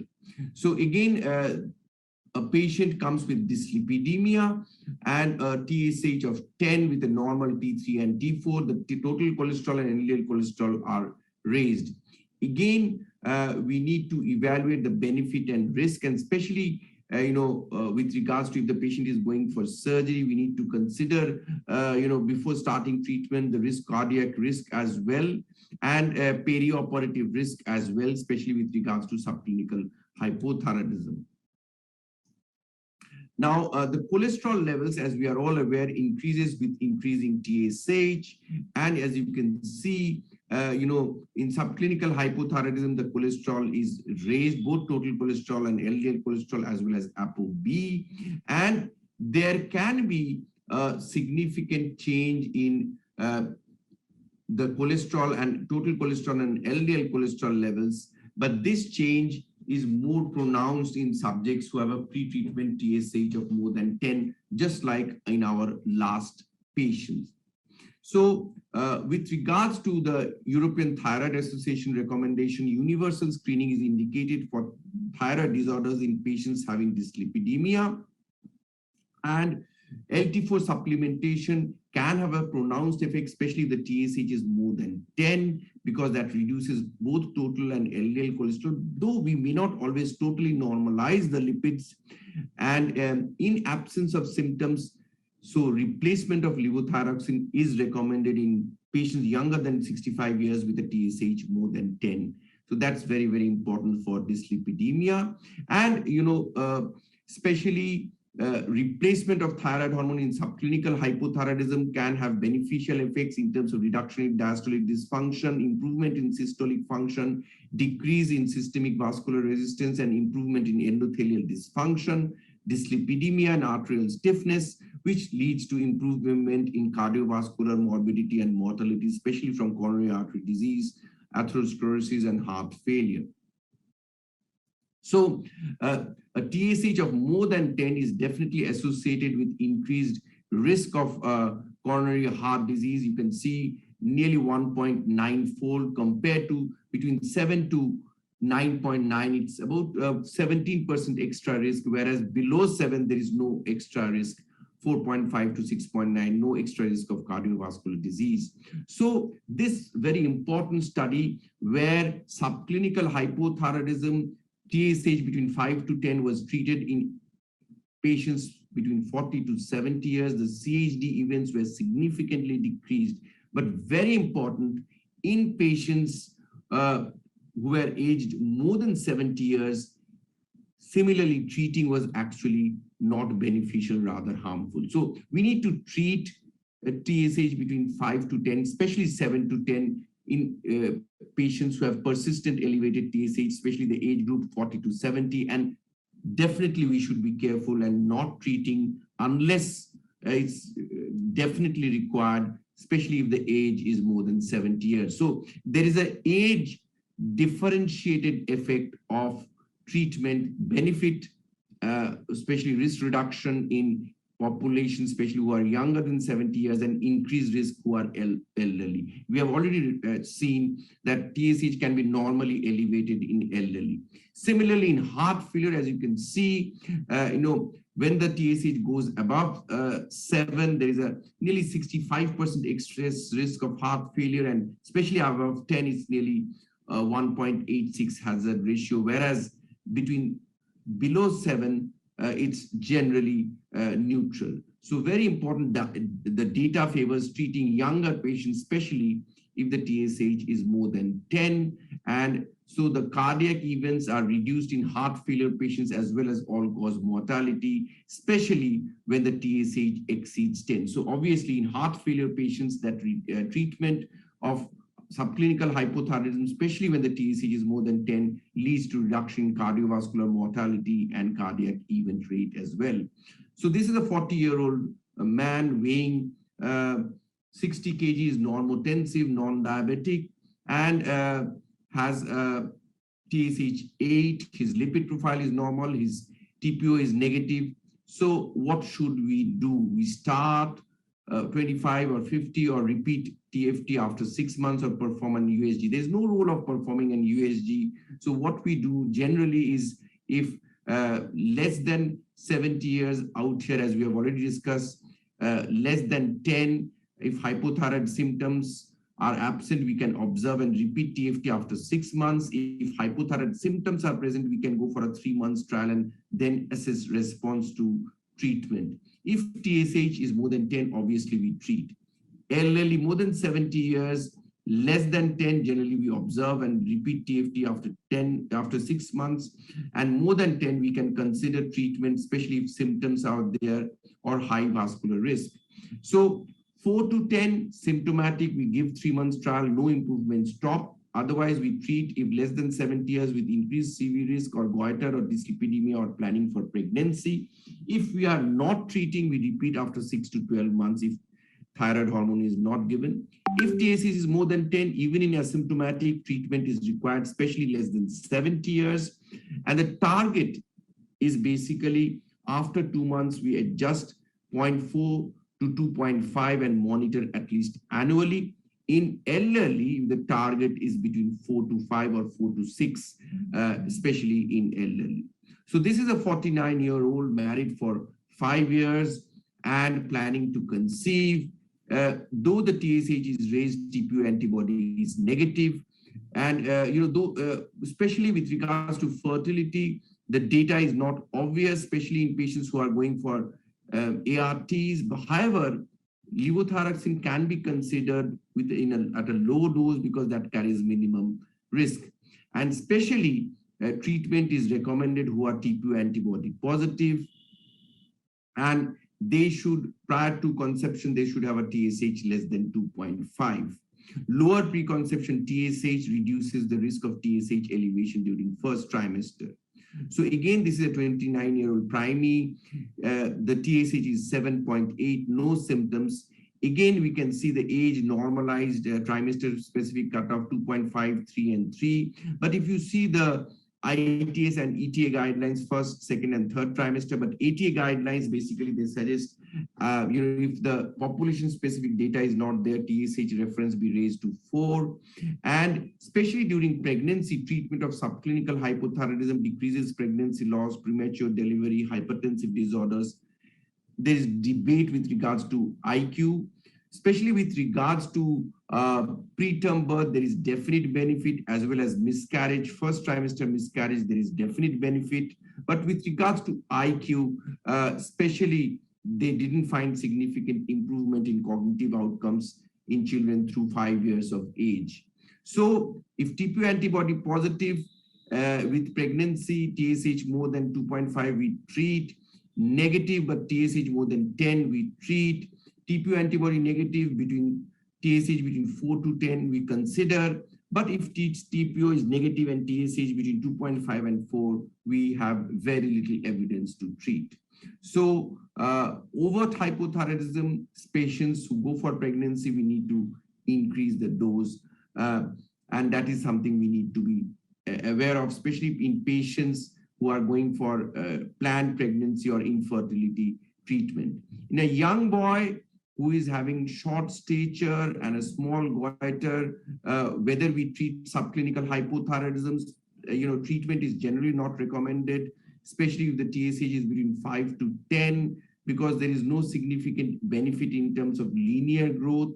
In children with autoimmune disease, TPO antibody positive, and especially TSH is more than 10, and short stature, goiter, or other autoimmune disease or dyslipidemia, there might be some benefit of treatment. With regards to Down syndrome, a lot of Down syndrome patients have elevated TSH, which may be a mere resetting of the hypothalamo-pituitary axis, as we had seen. And hypothyroid patients had an earlier age at presentation, but less family history and less TPO antibody positivity and less presence of goiter.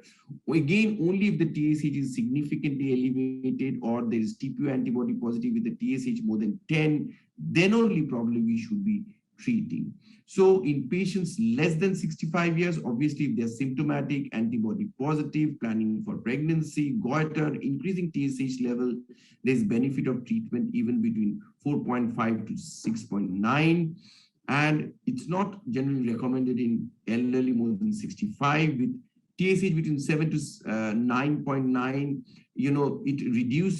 Treatment reduces fatal stroke, heart failure, and CHD mortality, especially in less than 65. We may consider in elderly on a case-to-case basis, but obviously more than 10, there is benefit of treatment, especially with regards to reduction in progression to overt hypothyroidism, heart failure, CHD event, and mortality. So generally we start with a lower dose of 25 to 50 micrograms. Thyroid function is retested after 2 months and dose is adjusted. Once euthyroid, we check after every 6 months. Then annually, the target is between 0.4 to 2.5. We repeat a lipid profile if after euthyroid state is achieved. Elderly, higher TSH target 1 to 5 is acceptable because of slower clearance, whereas in young children, the clearance is faster. We need to increase the dose. And also pregnancy, we need to take extra tablets. The patients need to take extra tablets, 2 tablets extra per week. And if TSH is between 4.5 to 10, again, routine treatment is not required in non-pregnant patients. We need to assess the patient on a case-to-case basis. And if we are monitoring, we need to monitor every 6 to 12 months. So there is a potential benefit, especially with regards to lipids, maybe heart failure, CVD, especially if TSH is more than 10, but no benefit, especially with regards to weight, and whether there is benefit with regards to fertility and pregnancy, especially when the TSH is below 4, there is hardly much data, but the potential drawbacks are lifelong treatment, over-treatment, side effects like atrial fibrillation and osteoporosis, especially in elderly. As we have seen, some patients do revert back to normal thyroid function test, and there can be an improvement in lipids, mainly when the TSH is more than 10, rather than when the TSH is between 5 to 10. Again, we need to be aware that the dose which we are given, it should be from the same manufacturer, because there can be significant variation.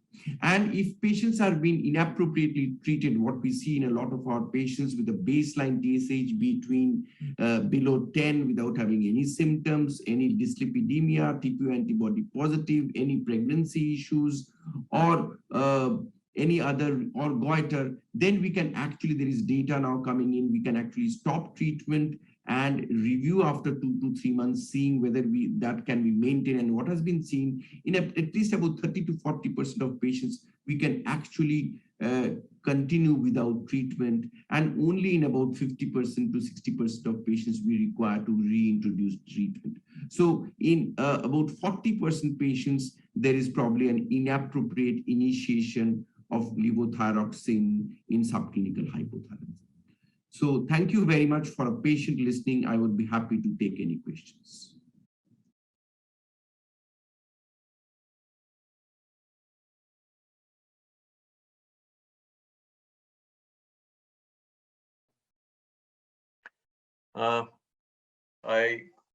At this moment, we do not have questions. We'll take it at the end of the session. I can see Professor Sudip Chatterjee has already joined. Sir was delayed due to some connectivity issues. So he would be discussing a case of Graves' disease with pregnancy. And this is Professor Sudip Chatterjee, who is will be discussing hyperthyroidism in pregnancy.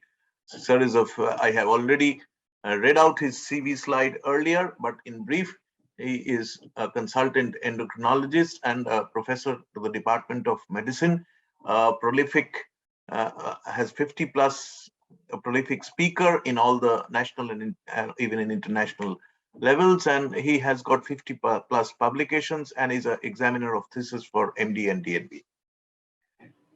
Over to you, sir. Thank you, Shomabrato. It's a great pleasure to be here and talk about something other than diabetes for a change.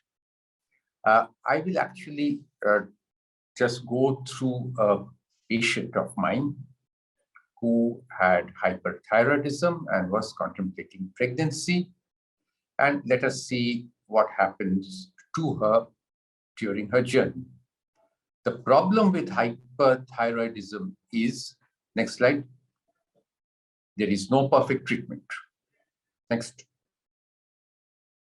So the problem is there is no treatment that will keep the patient permanently euthyroid, which is unfortunately what the patient wants. So our target we have to settle for is that the patient has to be made hypothyroid and then replace the patient with thyroxine from outside. So that's what we do. This can be done either by drugs or I-131 or surgery. Next. Now, what I have seen is that if we give carbimazole, which is the standard drug really, hardly 20% of the patients eventually reach hypothyroidism. They remain euthyroid for a while, then the TSH keeps going down and they again relapse. So ultimately, we have to either keep them on permanent carbimazole, which is not very desirable, or offer radioiodine or surgery. Next. So this is my patient. You see, the patient data are in red and the scientific data are in blue. This lady, 27 years old, had hyperthyroidism for 6 months and came to me while on carbimazole 20 milligrams a day and propranolol 20 milligrams a day. Her thyroid receptor antibody was strongly positive, which actually suggests that she's unlikely to go into remission with carbimazole. She had a small goiter, normal eyes, normal skin, normal fingers, no clubbing, and she wanted to conceive. So, well, propranolol was stopped. And this is quite interesting about propranolol. Next slide, please. Is beta blockers in hyperthyroidism. Next one.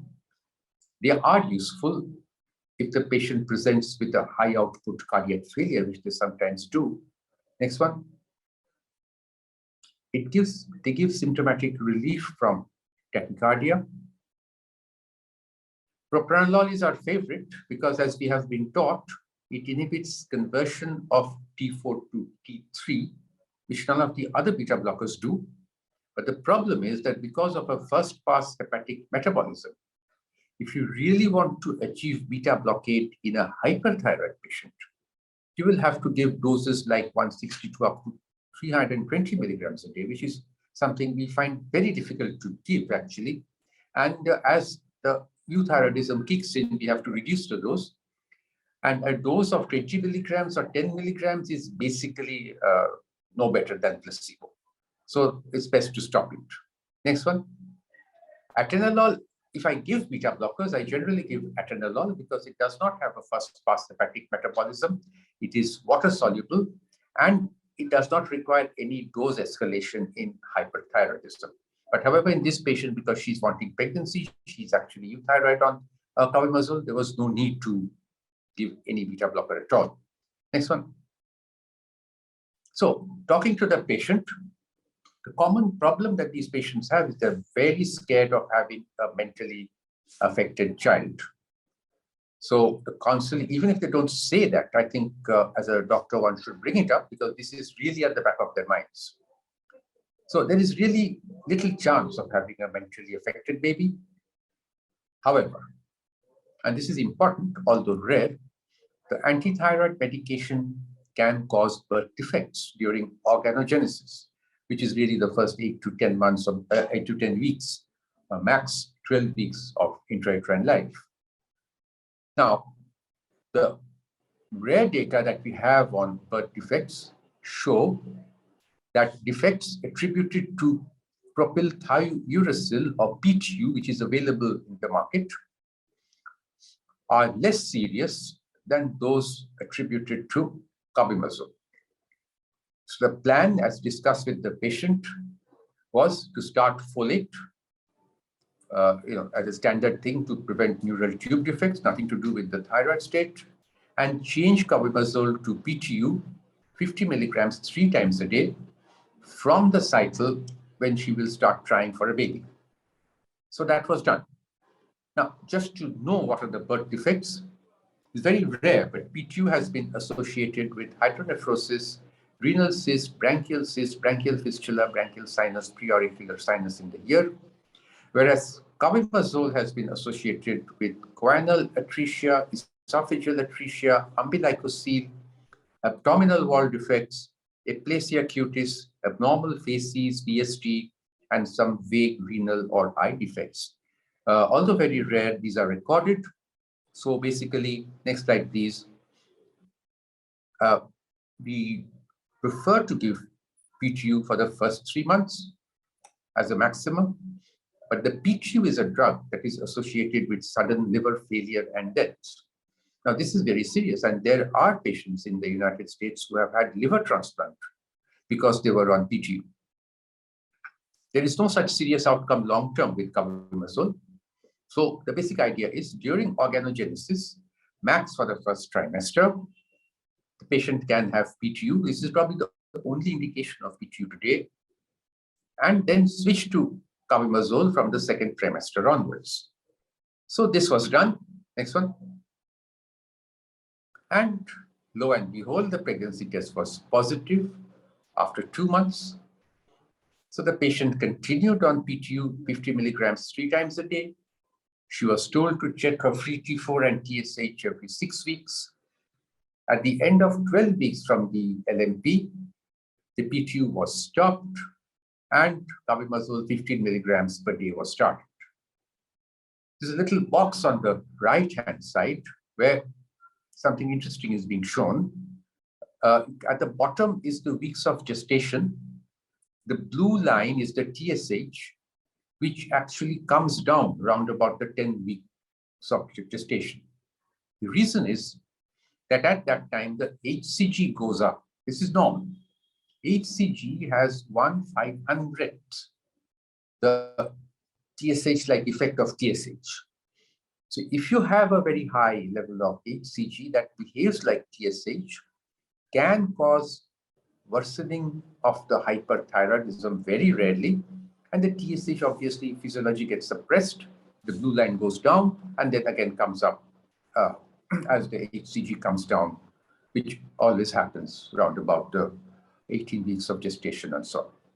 So this is something worth knowing. Next one. This is just to show that what crosses the placenta.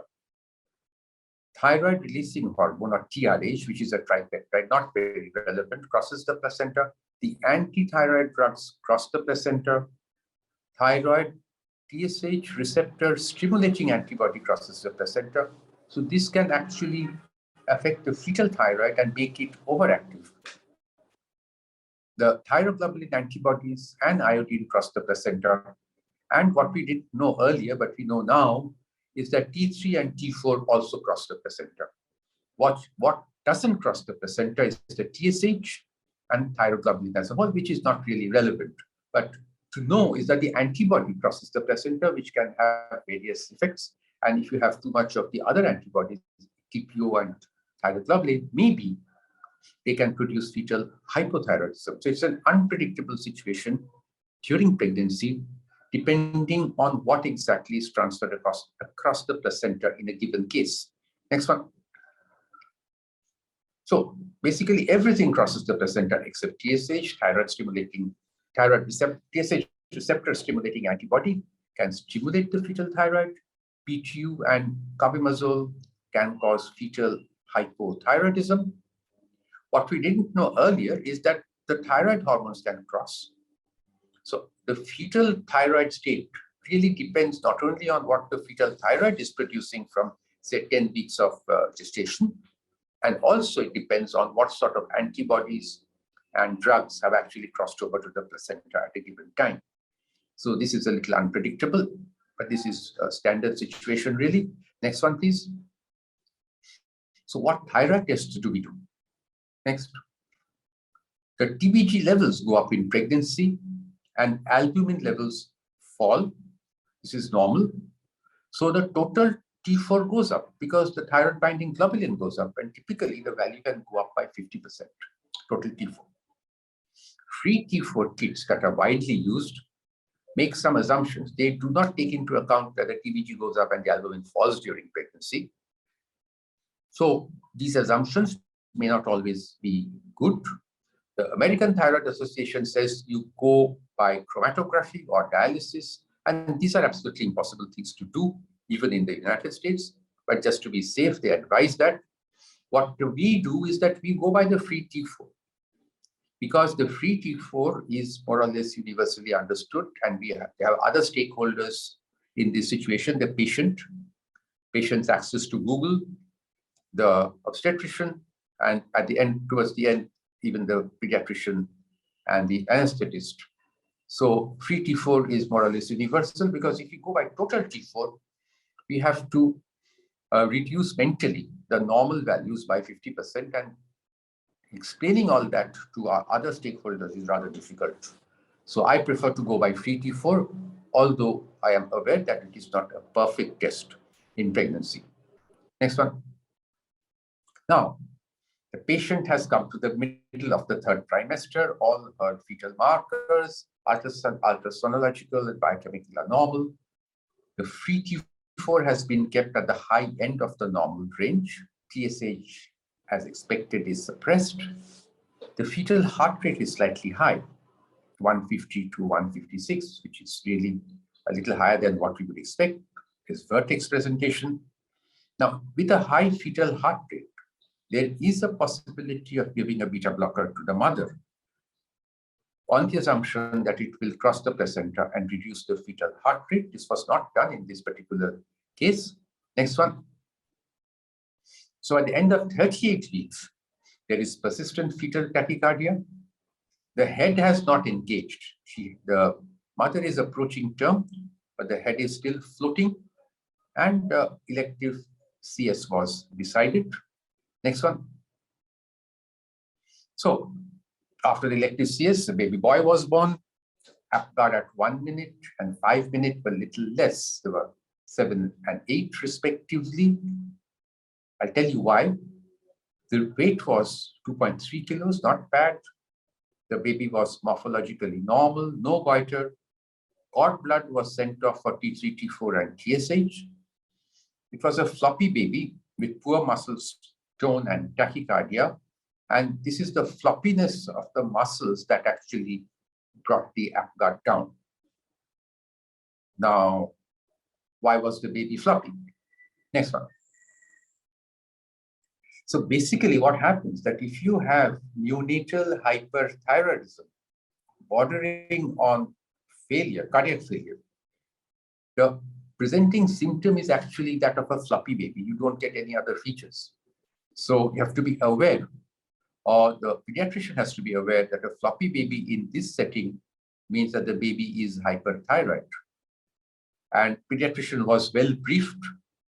So she actually gave the baby intravenous propranolol and some iodine. Now, iodinated contrast media, water soluble. This is the only form of iodine that we actually have right now for intravenous use. So empirically that was given. Baby improved, kept in the NICU for 2 days. He was fed express breast milk. And after 2 days or 48 hours, baby was sent to the mother and baby was breastfeeding. The baby's thyroid function reports came back. Free T3 was over the range, free T4 was high, TSH was suppressed, which was what the clinical picture suggested. And this is not going to persist because this is due to transfer of maternal antibodies. Next one. So ultimately, the baby and mother was sent home. Atenolol was given to the baby for 5 days. And as we know, the half-life of T4 in the baby circulation will not be more than 6 days. And the half-life of T3 will not be more than 1 day. The mother was allowed to breastfeed. Her carbimazole was stopped. The baby was checked at 1 month and at 3 months, and the baby was euthyroid. 1 month after CS, the mother turned out again to have a little bit of hyperthyroidism, and she was started on carbimazole 5 milligrams a day. Now remember, a little bit of carbimazole is variably secreted, may or may not be secreted in breast milk. So what we did, we actually allowed the mother to breastfeed, gave the mother carbimazole, and then after 2 months, that is on the 3rd month of life, the baby was again checked for his thyroid function test, because if carbimazole was going into the breast milk, then carbimazole would cause neonatal hypothyroidism. That didn't happen. So we were happy, and the mother and child have remained well. So that was a rather stormy and difficult case, which went off well, thanks to collaboration between the different medical specialties, endocrinologist, gynecologist, pediatrician, and even the anesthetist. Thank you. So that was it. All was well.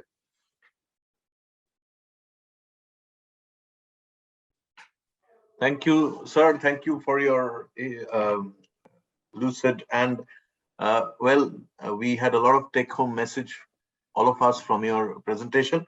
We would take up questions after Professor Anirban Majumder has completed his session. Professor Anirban Majumder is the head of the Department of Endocrinology, KPC Medical College.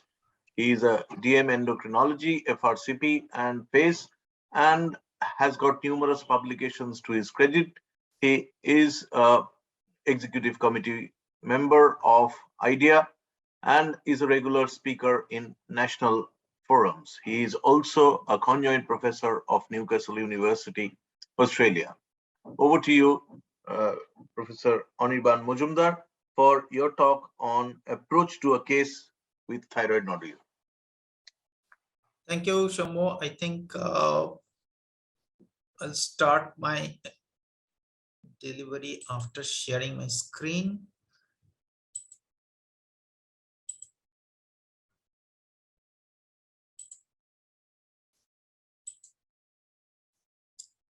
Is the screen visible?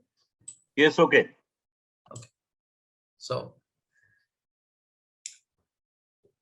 So my talk is about the approach to the thyroid nodule. So I'll go through 4 headings: introduction and the algorithm for evaluation and management, few real-world cases, and then I'll conclude. And I'll go very simple. And I'll discuss the doable things in our day-to-day clinical practice, which will help the clinicians and our students, those who are attending this program. Now, if we look into the thyroid nodule, the first question is how common it is. Now, being as an endocrinologist, we see a lot of thyroid nodule in our clinical practice, but how much relevant this is in a clinician's chamber. And if we look into this important prevalence study, then on palpation, 3 to 7% of the population have the thyroid nodule. So even for a clinician, it is not a very uncommon issue, but the fact lies that it is not evaluated properly by the clinicians. So we have to develop the awareness that the thyroid nodule is quite common disease, and 3% is almost like 3 to 7%, almost equivalent to the prevalence of diabetes in our country. So coming to the ultrasound and autopsy finding, it means that if you are looking more closely, more intensely, you will find that the prevalence will go up to 50 to 70%. And the prevalence actually increases with advancement of the age. So therefore, the prevalence is roughly around 3 to 7% if you are going for palpation. And if you are doing an ultrasonography, it may go up further and may go up to the level of 70%. So therefore, it is quite common disease, though we miss, and therefore there are many nodules which are very, very small and possibly can be evaluated only by ultrasonography, and possibly they will not require much attention. However, if we look into the prevalence of thyroid nodule, it is quite common. It increases with advancement of the age. It is more common in women and in iodine deficiency areas, and if the patient has got a past history of radiation. So therefore, this is a quite common disease which we may encounter in our clinical practice, and we must have some understanding how we should start evaluating a patient or a person who had a thyroid nodule. So there are a lot of causes of thyroid nodule. There is nothing much to learn from this slide, but the very important issue that we must learn that only a minor fraction of them are actually malignant. So among the, say, 100 cases of thyroid nodule, 94% is benign, whatever may be the cause, and only 6% is malignant. So therefore, our approach to the thyroid nodule is to identify those 6% or those minor fraction who actually harboring the malignancy. So that is the challenge in front of us, not to identify the cause of the benign thyroid nodule, but to evaluate but to identify the people, those who are harboring the malignant thyroid nodule. So therefore, objective of the evaluation of the thyroid nodule is basically based on this important understanding or important principle that we have to identify the malignancy in the thyroid nodule so that we can take some action and we can prevent the associated morbidity with the thyroid malignancy. Now coming to this 10-year-old girl who presents with swelling in the front of the neck for 1 year, and she had no symptoms, either hypo or hyperthyroidism. And you can see that even though she did not have any symptoms of hypothyroidism, her FT4 value is lowish and the TSH value is quite high, 23. Anti-TIP antibody is negative. So this child actually was suffering from overt hypothyroidism, no doubt about it. And as because she is suffering from overt hypothyroidism, so quite naturally we should start giving the replacement therapy. And majority of the patients who have overt hypothyroidism along with the nodule, the best approach is to start the replacement therapy without doing anything further. However, we have looked into the thyroid scan of this young girl, and we have found that this patient actually had an absence of one thyroid nodule on one side. So it is a congenital absence of one thyroid lobe, and the thyroxine replacement was started. And in patient those who have a congenital hypothyroidism and there is an ectopic thyroid tissue, absence of thyroid tissue, or the congenital absence of thyroid lobe, in those cases, if there is a nodule, thyroxine replacement is associated with significant improvement, and we expect significant regression of the size of the thyroid nodule. Sometimes it disappears completely. It may not disappear completely, but that is the end of our evaluation, and that is the way we should manage. And these patients will require the replacement for the rest of their life with some increment in the dose during certain periods of their life. Coming to my second case, the 45-year-old female, she had a swelling in the front of the neck for 3 months, and there was some kind of palpitation. So she was quite lean, 158 centimeter height, blood pressure was normal. She looks little bit of in the hyperthyroid state. There was a thyroid nodule on the left side. And if you look into the biochemical evaluation, you can see this patient has got overt hyperthyroidism with anti-antibody negative. So it indicates that we are not dealing with any autoimmune thyroid disease. Rather, there is a condition of hyperthyroidism which is not associated with autoimmune thyroid disease. So whenever we find that there is an hyperthyroidism, our next best option is to go for a thyroid scan. If you look into the thyroid scan, you'll find that this patient has got some uptake here on the left lobe and the suppressed uptake on the rest of the gland. So it indicates that there is an hyperfunctioning nodule here on the left side, and the rest of the gland is suppressed because this gland is producing, this portion of the gland is producing so much hormone that TSH is suppressed, and the rest of the gland, though normal, is actually suppressed, is not functioning at the point of time. So therefore, our diagnosis is the toxic nodule. And if we look into the guideline, you will find that the toxic nodule should be treated either with 131 iodine or thyroidectomy. So therefore, we will not treat this patient with antithyroid drug.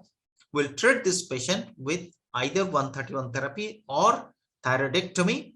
In most of the situation, I treat the patient with 131 therapy, and we can expect a complete recovery, and the patient will not require thyroxine replacement therapy, in contrast to the Graves' disease where we give radioiodine therapy, and where, as Professor Chatterjee has pointed out in the last lecture, that all the patients will require thyroxine replacement therapy for the rest of the life.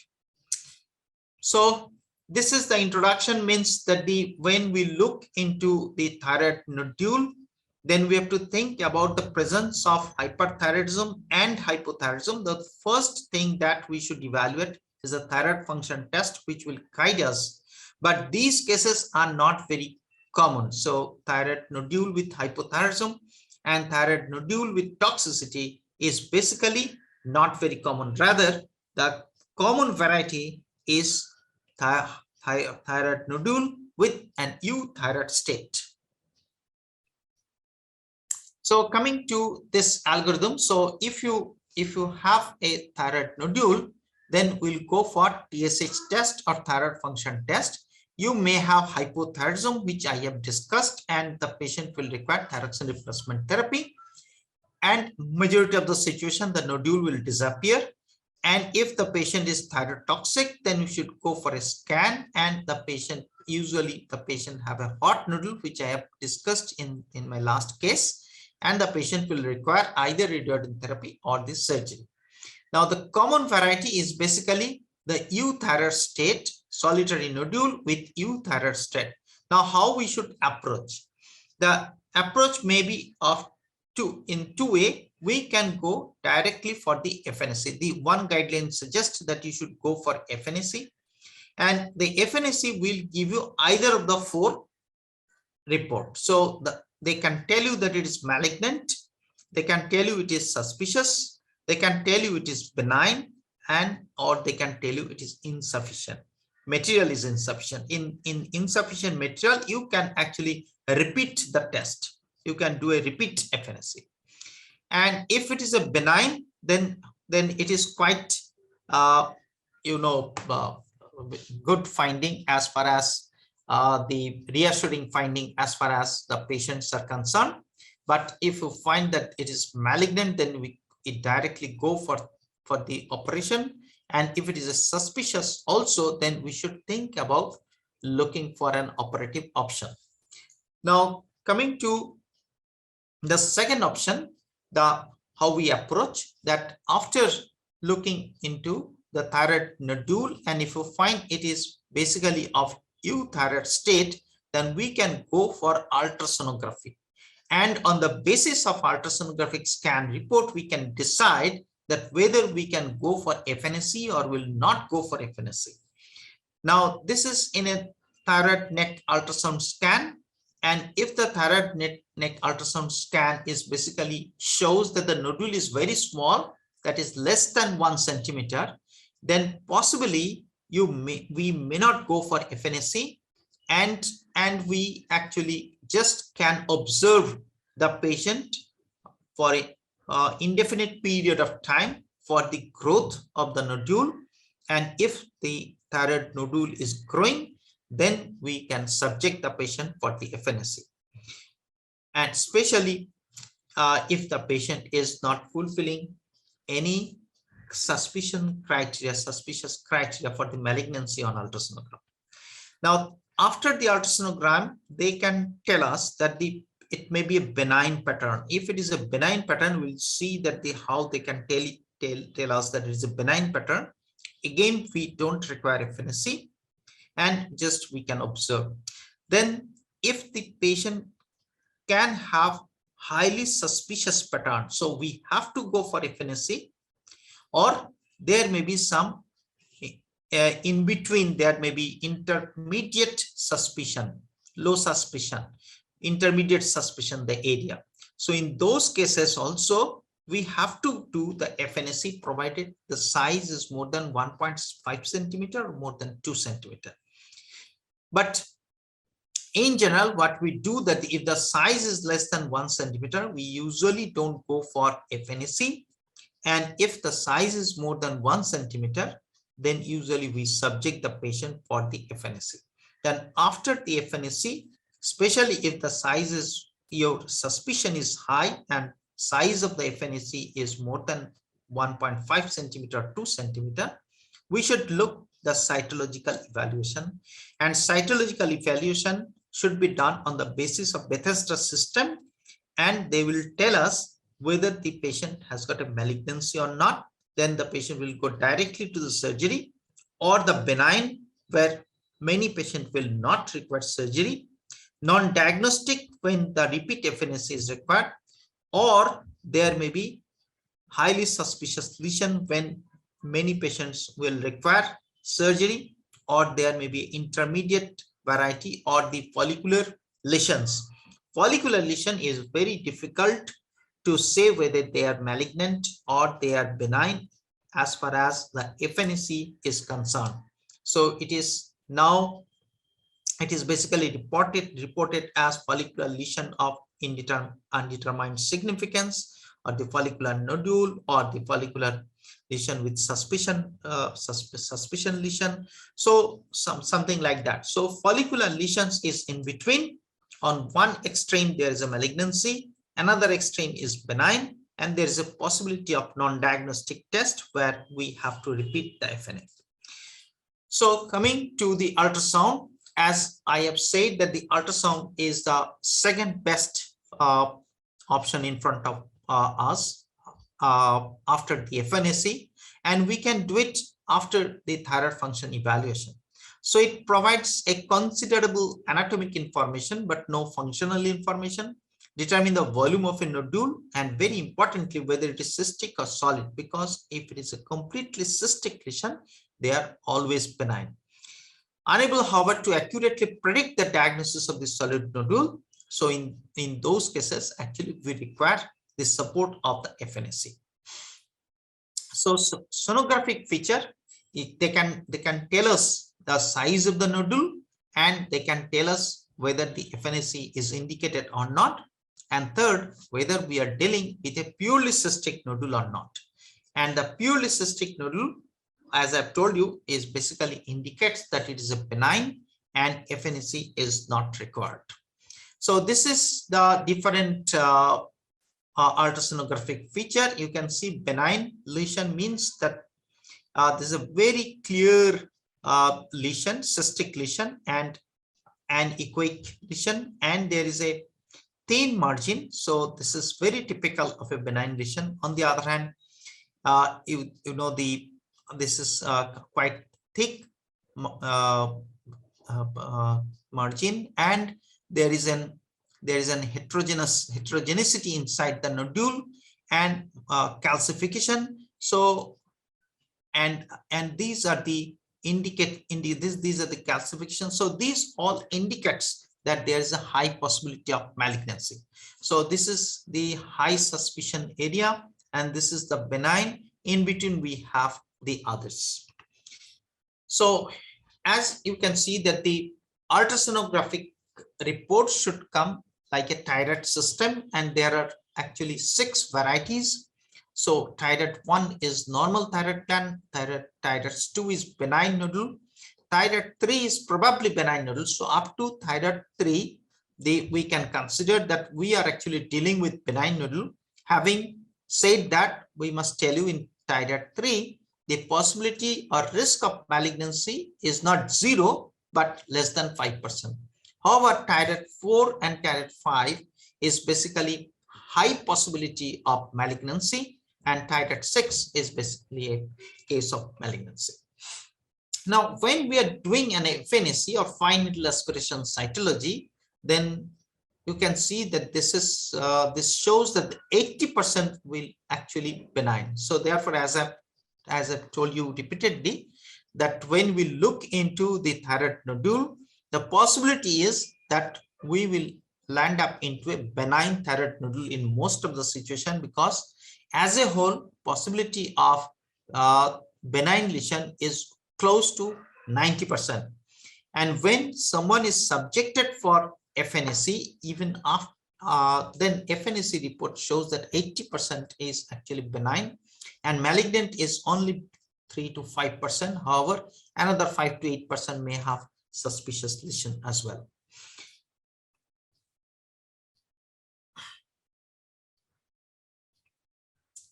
So when you are doing an FNAC, how much is the sensitivity and specificity? The sensitivity is 83, specificity 92, but the issue is the false negative rate is 5%. It means that if the FNAC tells us that it's a benign lesion, till there's a 5% possibility that it is basically a false negative.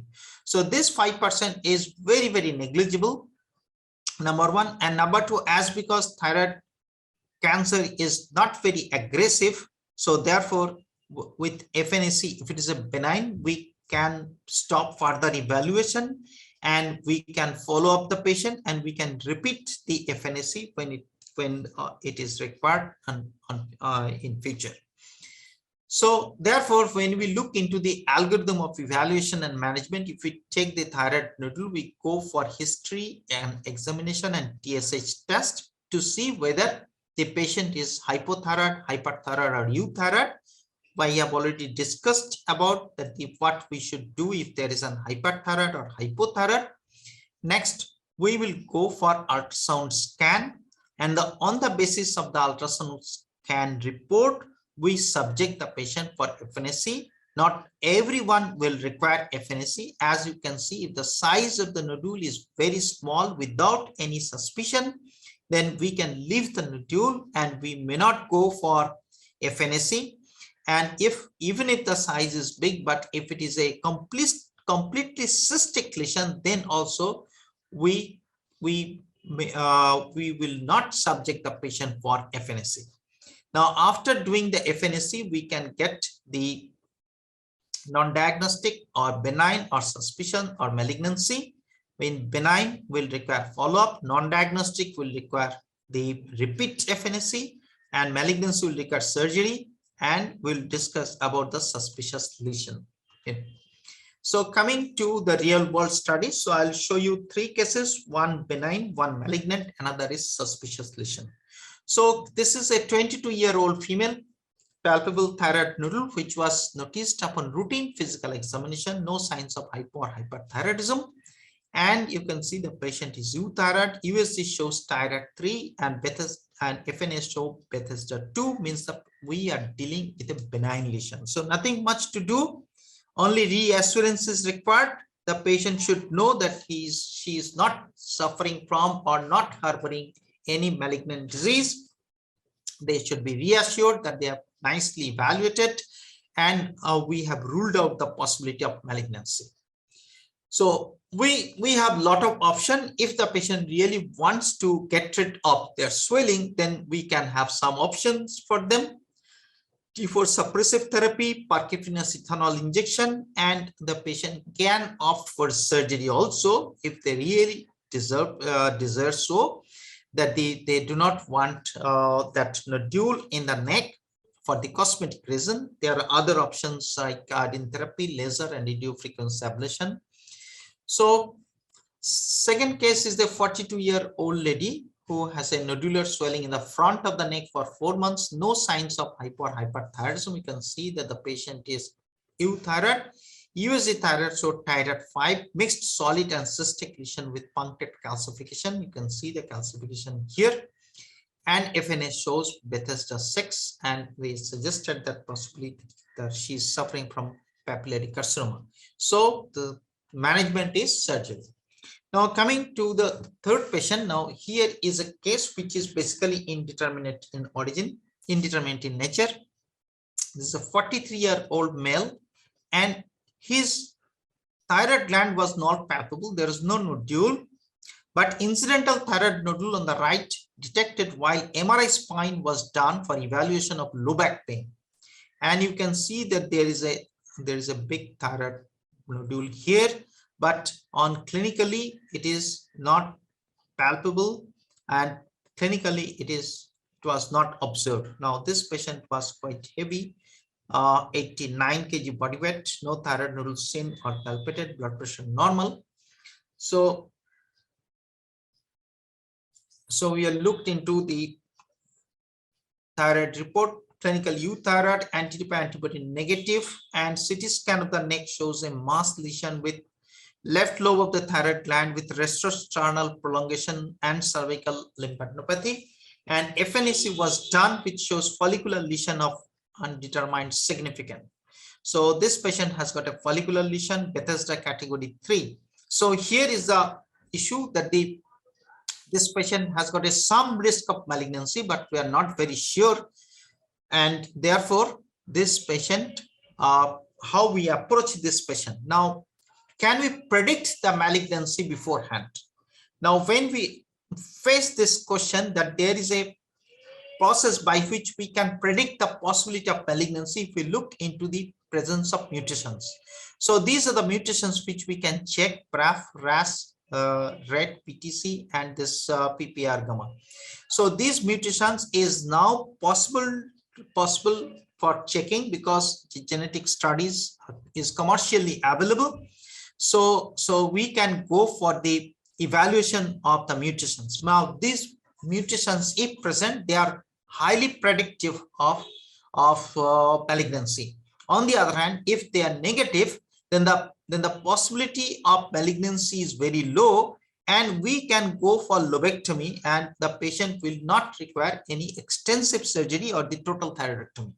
So therefore, approach will be different. Now, if the patient has got a positive mutation, we should go for total thyroidectomy, and if the patient has got a negative mutation, then we can go for lobectomy, or we can wait and repeat the FNAC and observe something like that. So therefore, more conservative approach if the mutation is negative, and we should be very, very aggressive if the mutation said positive. So we are dealing only the intermediate variety, so where the FNAC is not confirmedly told us that whether the patient has got a benign lesion or a malignant lesion.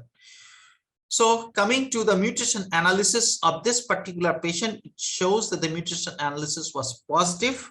So therefore, we subject the patient for the total thyroidectomy. And after the thyroidectomy, the histopathological diagnosis came. And you can see we were expecting many histopathological diagnoses. It may be papillary and follicular differentiated thyroid carcinoma.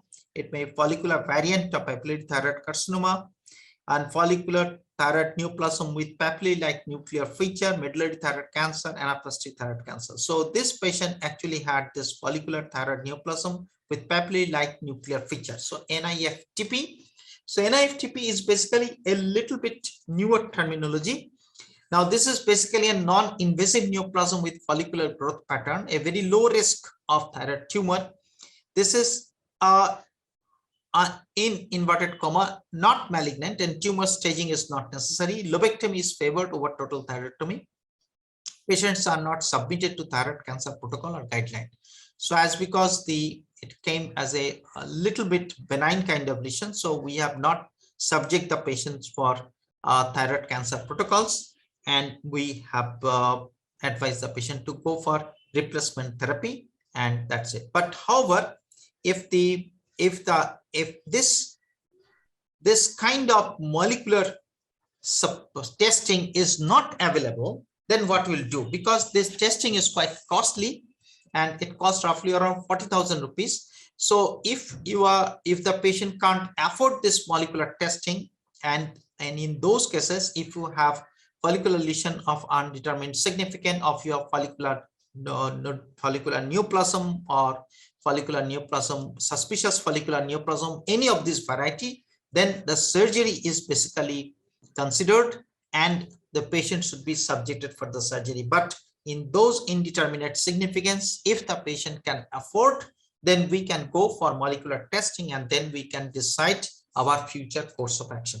So last part is my conclusion of my talk, that the thyroid nodule are quite common up to 70% of the general population. However, 65 to 70% of general population if you go for ultrasound evaluation of the general people.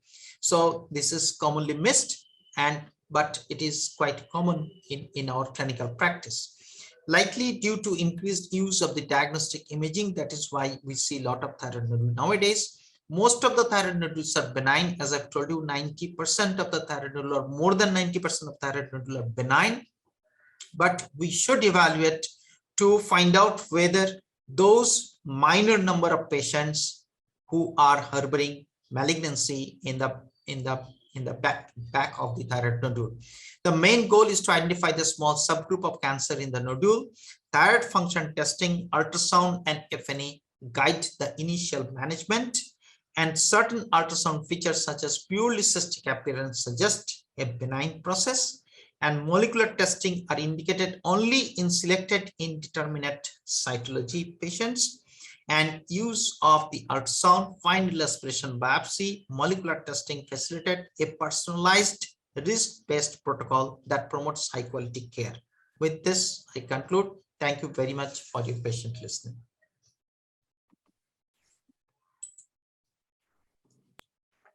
Thank you.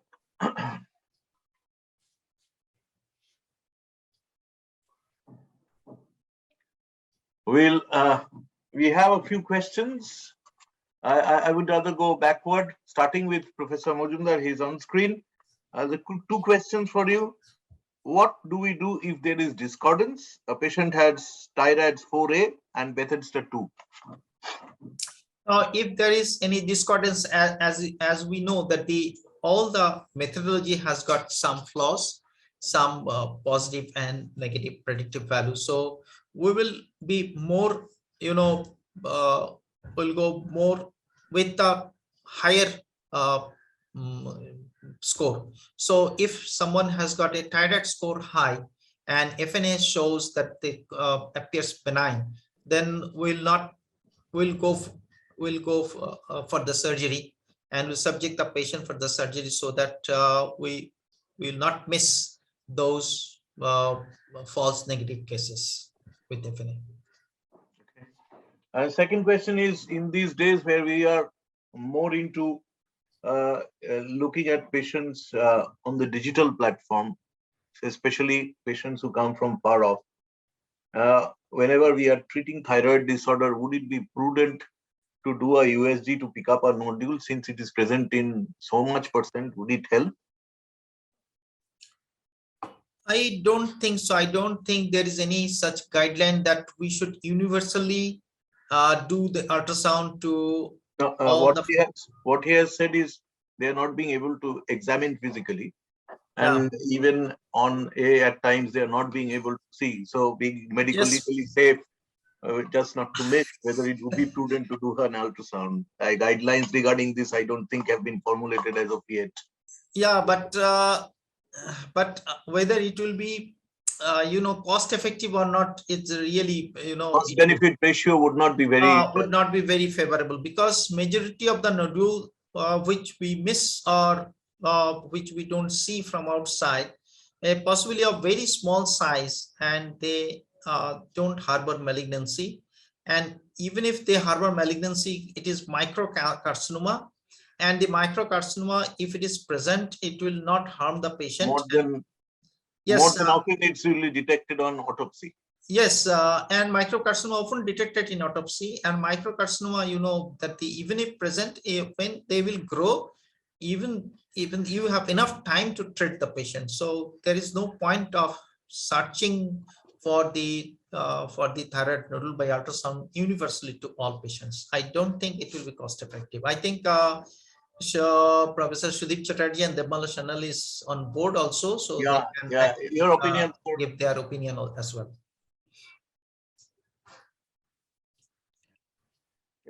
Whatever the patient wants is best to do. You see, the problem is that patients have now got into this whole body checkup mentality, and they're going to check their body arsenic, cadmium, I don't know what else they want to check and what else is checkable. So that, if the patient wants to do, let them do. But I cannot possibly recommend that you go and get a thyroid ultrasound done just like that. When I know that, say, if you're in your 6th decade, 60% of you will have thyroid nodules, if like me. If you're in your 50th decade, like Anirban, then 50% people will have thyroid nodules. So I think it is it doesn't make any sense to me to have thyroid nodules, ultrasound of the neck done, unless you can actually see a nodule on a teleconsultation basis. But if the patient wants to do, if the patient wants, just like patients now want to measure their serum beryllium, if they want to do a serum, if they want to do an ultrasound, fine, let them do. Sir, a question to you. Patient presents with postpartum symptoms of hyperthyroidism. Patient is breastfeeding. How to go about it? Well, in the vast majority of cases, this will be a postpartum thyroiditis. And the postpartum thyroiditis actually, it is missed more often than detected. The best thing would be actually to wait and watch. Because if we, what should I say, assume it is thyroiditis, then very soon the patient will become automatically euthyroid and then hypothyroid. However, if you want to actually do it scientifically, then we have to get a technetium 99 scan done of the thyroid, and the baby has to be separated from the mother for at least 48 hours. And then the breastfeeding cycle goes for a toss, and it's probably not worth it unless the patient is very, very symptomatic, or maybe a nodule visible. In that case, perhaps one should go for all this and get the mother and the baby separated for at least 48 hours. It's not dangerous actually for the baby, but this is what the conventional recommendation is. Another question, sir, which is linked to it is for a mother who is breastfeeding and needs an antithyroid drug, what is the choice of drug? No, it is always carbimazole or methimazole. There's no question about it. Okay. PTU is only indicated for the first 3 months of pregnancy, nowhere else. Okay. There is a question from Dr. Shyamsunder Acharya to Professor Anirban Majumder. What is your take on FDG PET positive nodules? Always an FNA? No, if you're doing an FDG scan or FDG PET scan for some other reason, and if it comes, it shows positive nodule, it actually increases the concern of the cancer. So quite naturally, if there is a concern for cancer, then I think we should subject the patient for FNAC to get the confirmed diagnosis. The histological diagnosis is always necessary before we go or we subject the patient for any kind of invasive procedures. There is a question to Professor Debmalya Sanyal. If somebody's TSH is between 7 and 10, he is anti-TPO negative. Conventionally, till now, we thought that we don't need to treat. But from your presentation, it is evident that this patient has got high risk of cardiovascular heart failure, ischemic heart disease, etc. So someone anti-TPO negative between 7 and 10, NICE guideline says don't treat. But from your presentation today, we have come to know that they are at a high risk of cardiovascular disease, possibly 17% more risk. So what to do? So again, first important thing is that, we need to do a repeat. You did not jump to testing because we need to retest at least after 6 months. 6 months, 3 to 6 months at least, and then confirm whether the hypothyroidism is persisting, because again, we have reversal from 6 to 30% of patients. And if it is persistent or it is rising, we can do a TPO antibody if it is, even if it is negative. No, he is specified that it is TPO negative. So if we can treat if the patient is young, persistent hypothyroidism. 40 to 70 years, he is specified. 40 to 70. 70 below 70 we can treat. Above 70 we shouldn't be treating because there is no benefit. Below 70 we can treat. Additional points, especially which we require, especially if the TSH is between 7 to 10, no point treating below 7, is if the patient is having a goiter, a dyslipidemia, planning pregnancy, family history. So these are additional points which favor treatment. But generally, if it is persistent hypothyroidism in a young subject, when the TSH is more than 7, hovering around 10, obviously we go for treatment, but not in elderly, because that is what we see in most of our cases. Elderly patients coming and, and not for obese patients again, because a lot of these obese patients with weight loss, they actually correct the hypothyroidism. So again, we shouldn't be treating those patients as well. Thank you so very much. It was a very, very interesting discussion on the thyroid disorders. And in the next session, we'll have the endocrine snippets after a short commercial video by Abbott, perhaps, or a slide. And there I would request Professor Debmalya Sanyal to take over. And we have 3 important topics: approach to endocrine hypertension by Dr. J.J. Mukherjee, approach to hypocalcaemia by Dr. K.K. Ganguly, and addressing hypoglycemia in a non-diabetic subject by Dr. Shyamsunder Acharya.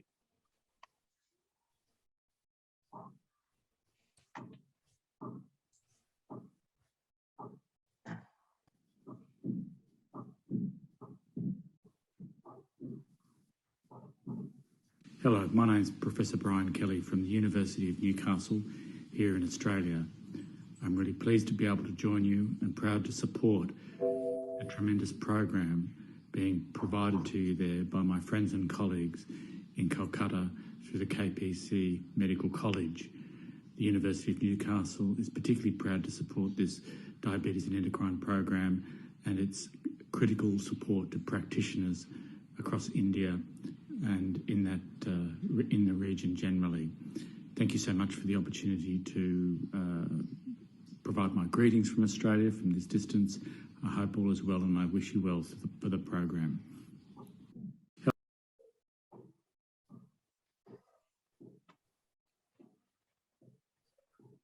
Over to you, Professor Sanyal. Yes, I would like to invite Dr. J.J. Mukherjee to give his talk, with regards to endocrine hypertension.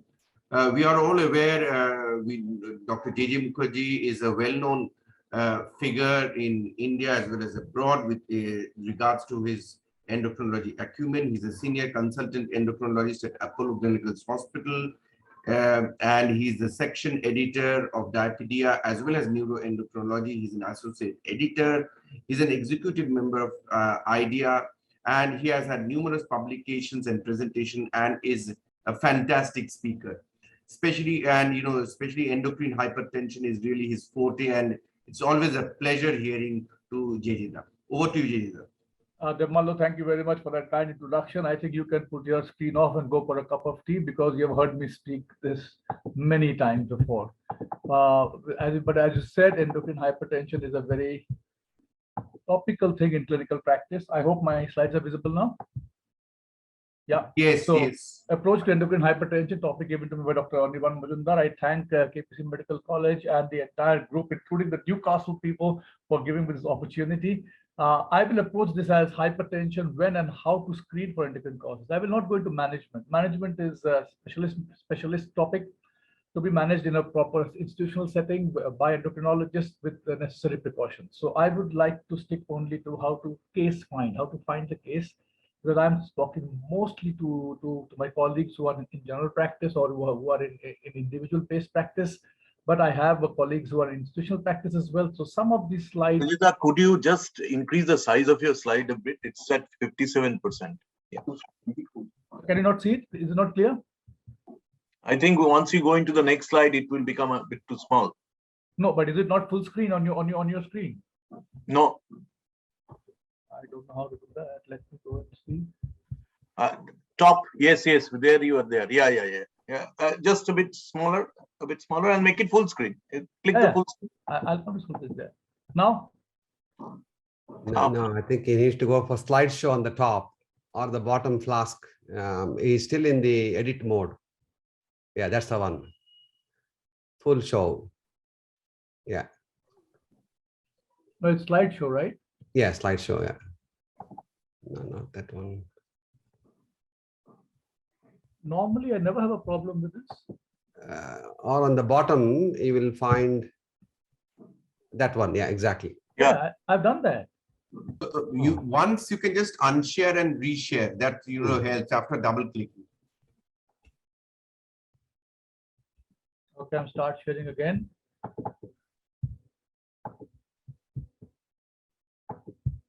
Okay. Yeah, that's it.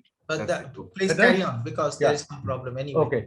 So I'll go by a simple case and see how we proceed. 34-year-old lady. So age is important. Hypertension did about a year ago. That's also important. Systolic 150/80 important. Diastolic 94/100. GP has recently started on amlodipine 5 milligrams once daily, a very common chosen antihypertensive in the Indian setting. On questioning, complaints of headaches and palpitations off and on. Not very sure, non-specific headaches, palpitations, not very sure. Typical what patients say. Do you get heart beating fast, racing? Yes, it happens, especially when I'm with a baby or I'm having a fight with my husband. Has gained 6 kg in weight since her marriage, which was at age 27 years, and especially after her first pregnancy at age 30 years. No significant past medical history. Menstrual history is normal. Normotensive during pregnancy, very important information. Mother has type 2 diabetes. Father has hypertension. Sisters on thyroid hormone replacement, not very uncommon. Non-smoker, occasional alcohol consumption. Is an IT professional. Your slide is not moving. I've not moved yet. I'm still in the same slide. No. You can see my arrow or not?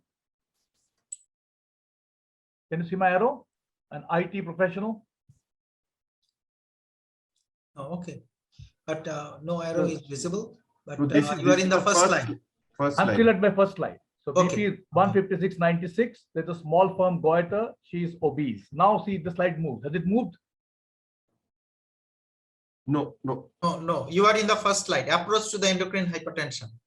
JJ Mukherjee. Why is it happening? This is we are in what you call.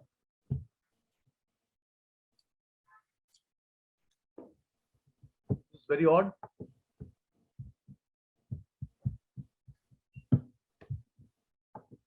Sir, can you make your PPT full screen? Then share it again. It has been made full screen. Sir, first open the PPT, make it full screen. Just wait, I will let you open the whole thing again.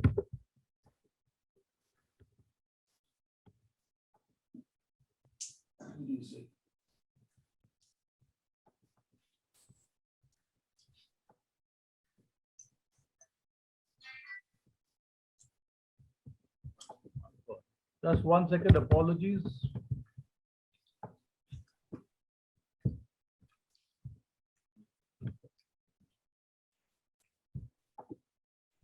Just give me 3 minutes. My sincere apologies for this. This has never happened before on a Zoom platform before.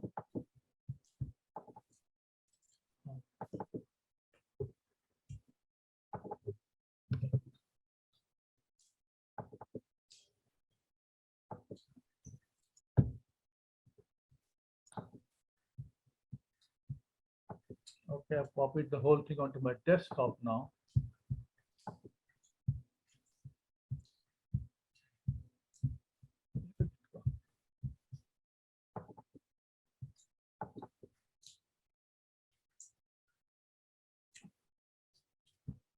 Is it visible now? No, sir, you have to open the PPT first. I've opened the PPT. Is it visible now? No. No, sir, the PPT is not visible. The list is visible. Sir, can I make you a video call? No, wait. This is we are on Zoom platform, right? Right, sir. Sir, I just need to see your screen folder. Sir, this is the folder actually. You stop share, open the folder first, then share. I've done that. Even that didn't work.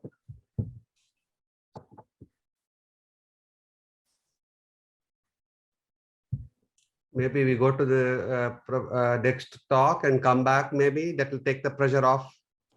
Mukherjee sir. Maybe do that. Let me. Yeah, let's do that. Let's do that. Let's do that. Yeah. Somo.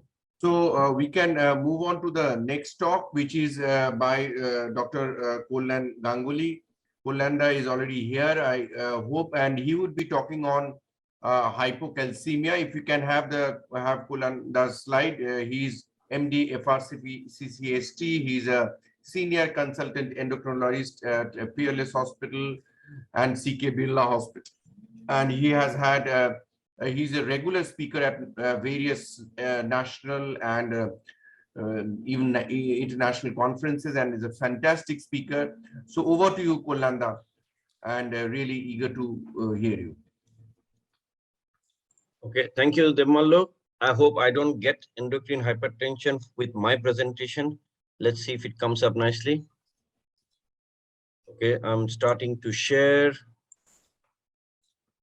Yeah, just if you could Is make it visible? Full screen. Yeah, fine. Full screen. Yeah. Okay, fine. So approach to hypocalcemia. So you see, when first Anirban gave me this topic, I said, what do I read? How do I plan ahead with this talk?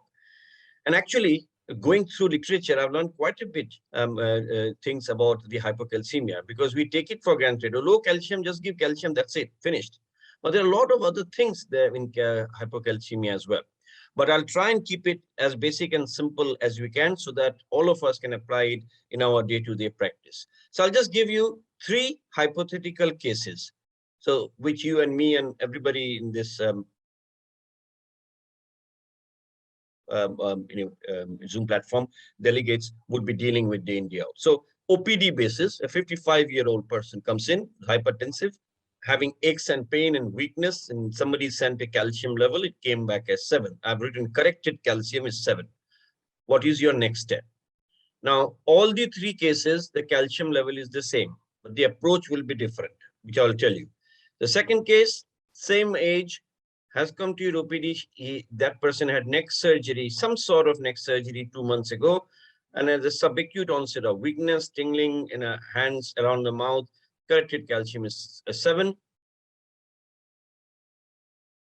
What is your next step? And the third, patient in intensive care having pneumonia, CO2 is going up, on the verge of ventilation now. Now corrected calcium is 7. What is the next step? So I think if you think of all the cases that you have in day-to-day practice, this will probably constitute more than 80% of your hypocalcemia patients. So I will go first to the definitions, to the mechanisms, and then I'll come last to the treatment bit.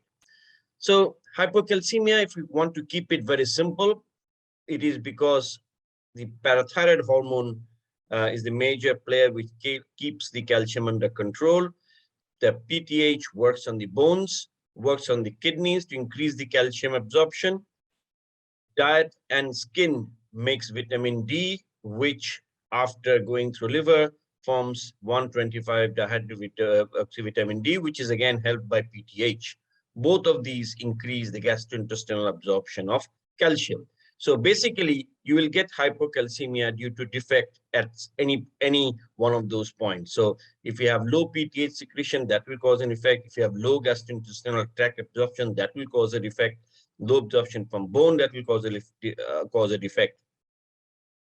So the definition, so calcium level is defined as a serum level of total calcium lower than 8.5 milligram. Now, this will be equivalent to 0.25 millimole. It's very important to write the millimoles because most of the literature in Western world, they use, about many of the literatures, they use millimoles, and we use milligram per deciliter.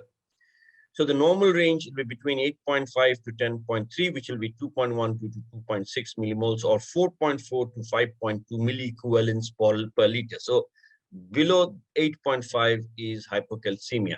Now the lower range might vary a little bit as well. It's not written in gold that it can't vary.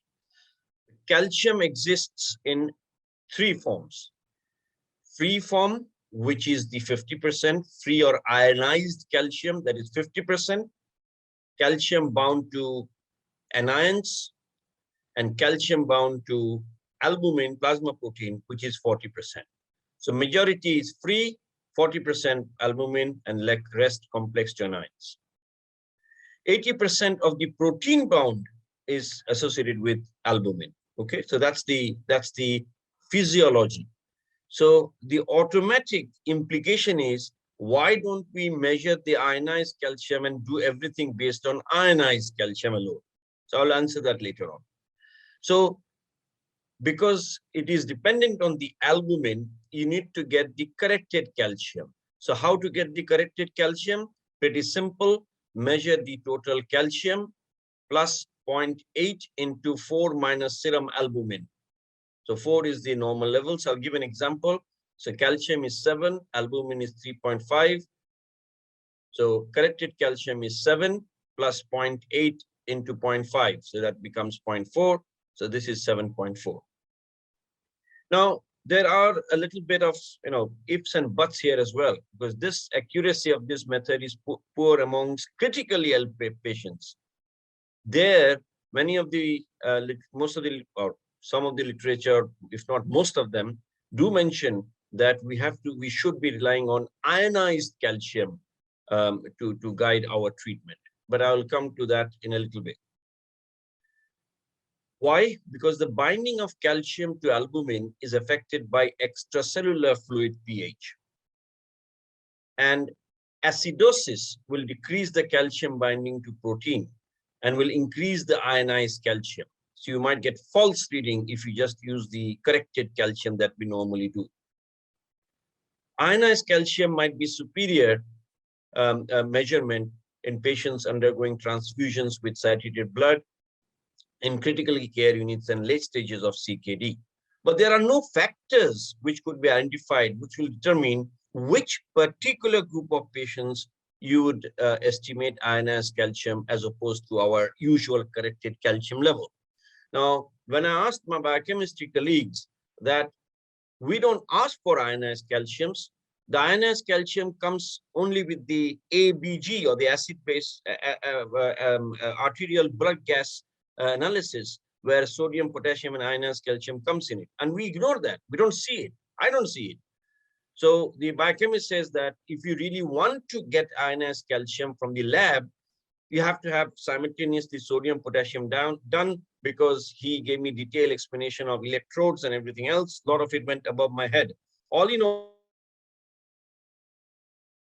all, ionized calcium, just sending the lab value for ionized calcium doesn't seem to be cost effective, inverted commas, for the biochemistry department. Hence, most of the hospitals, almost all of the hospitals, don't have a routine ionized calcium as a check, but you can do it from the blood gas. But the blood gas electrolytes, I'm a little bit wary of them because they may not be giving you the exact figures. Blood gas should be, just PO2, PCO2, and the bicarbonate. That's what I look at, the blood gas, and the pH, of course.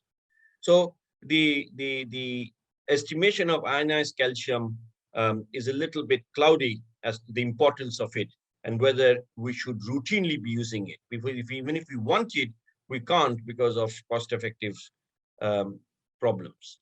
So what are the symptoms or the signs of hypocalcemia?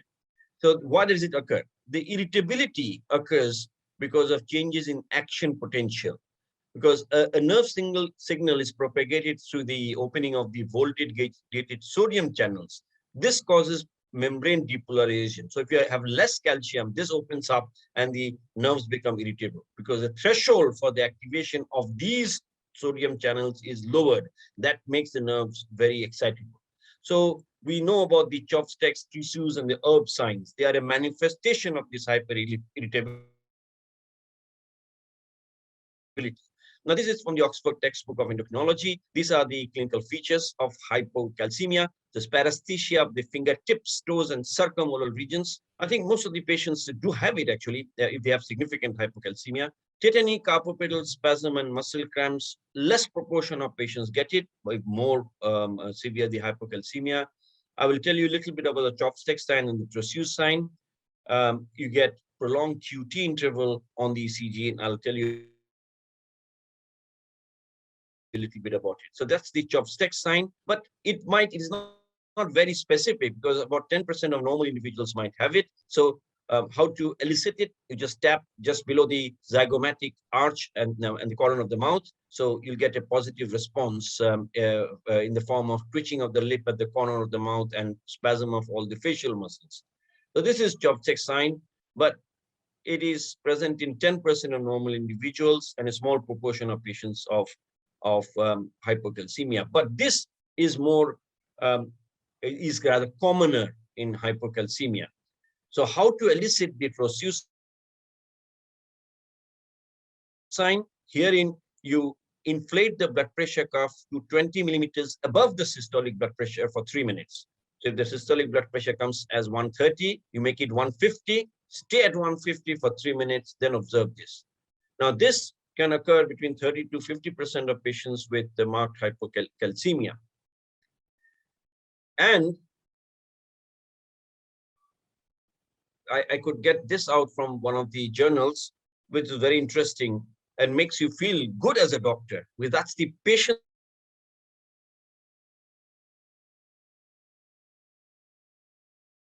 perspective. I was really surprised my hand while taking my blood pressure and leg contracture. My symptoms improved rapidly after they started treatment. I can recall distinctly 1 or 2 cases where the nurses had mentioned that while taking the blood pressure, the patient's hand began to twitch, and the patients complained of pain whenever they took the blood pressure, and it came and on investigation it came out that they did have hypocalcemia. Similarly, 1 or 2 patients, just based on the ECG, a hypocalcemia could be diagnosed. So I think we should keep our antennas up for these sort of subtle signs and symptoms. So talking about ECG, this is the QT interval. So how do you measure it? You make a straight line through the downslope of the T wave, and where it cuts it, the distance from there to the beginning of the R wave is QT, and you correct it. All the machines which measure the ECG corrects it for you, so you don't have to use any formula. So if there's a small U wave, ignore it. If there's a larger V wave merging with the T, include it, and that's your QT interval. So the QT is prolonged if it is more than 440, and if it's more than 500, that will increase the risk of torsades and ventricular tachycardia. But that is very unusual to have, but QT prolongation might be there in hypocalcemia. So a useful rule of thumb is that a normal QT is less than half the preceding RR interval. So if I show you these, so hypocalcemia, what does it cause? It causes, so here is hypercalcemia, this is normal, this is hypo. You can clearly see the prolongation of the QTC. Typically, the T wave is left unchanged. In extreme cases, you may get ST changes simulating MI, but overall, this is more specific for hypocalcemia. So this is the typical ECG. So the QT is more than the half of the RR, preceding RR. That's a rough guide. So in hospitalized patients, sepsis is a well-recognized risk factor, but we don't know exactly why, because in more than 50% of patients, there was no identifiable etiology. Although the hypocalcemia in intensive care has been linked with mortality and morbidity, mainly cardiac, there have not been any RCTs to examine the effects of calcium treatment on mortality. So we do not know really that in intensive care patients, giving calcium, does it improve mortality or not? But it makes common sense that to correct it, but also common sense not to overcorrect it, not to overdo it. So the mechanisms are multiple in critical ill patients. Remember, I gave you a case. The third case was a critical ill patient in ITU. So you have got due to PTH problems, suppressing the PTH, due to vitamin D deficiency, due to hyperphosphatemia, due to tumor lysis syndrome, due to pancreatitis, and due to alkalosis. A lot of drugs used in critical care unit. A lot of reasons why the calcium might go down, particularly more so in patients who are already vitamin D deficient. Now you can see here, the common causes are vitamin D deficiency, hypoparathyroidism as a result of surgery, and less common is vitamin D resistance. But I think, although they have put it as a rare, I don't think this is rare. I think this is slowly becoming commoner. Hypomagnesemia. So little bit more light on hypomagnesemia. Is that a problem? It is a problem. Why? So this is the normal range of magnesium. The prevalence of hypomagnesemia in various studies ranges from 13 to 47% in type 2. And I'll show you one data from India where they assessed the incidence of hypomagnesemia amongst non-critically ill admitted patients with type 2 diabetes. And what they found that patients with type 2 diabetes who were admitted, about 11% had hypomagnesemia. So it is by no means uncommon. I would say it is common. And they found that it was commoner in patients who had poor glycemic control. So the magnesium might cause hypocalcemia by interfering with PTH action and by suppressing PTH as well. What are the drugs? The multiple drugs which may cause it. Cisplatin, diuretics, aminoglycosides, amphotericin. You have got anti-epileptics which might cause it, rifampicin. Very important, loop diuretics, commonly used in intensive care, they might cause it.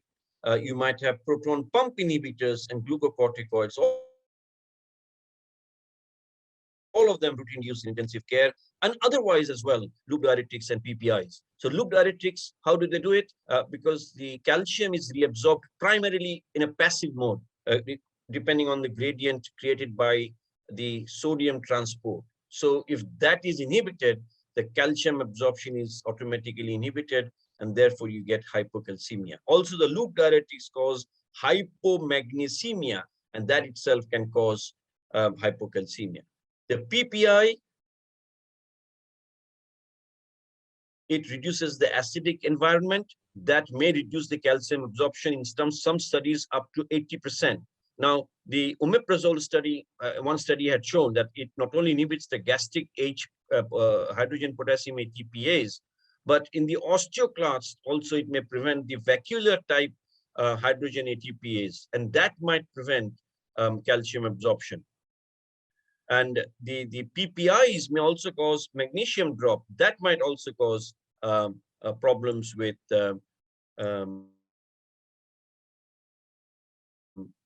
calcium level. So if you have got somebody with low calcium, what's the algorithm? So just like for anemia, our first step is to check MCV. When MCV is low for iron and MCV is more, B12 and normal, then if you look for chronic disease, just like that. For calcium, first step, PTH.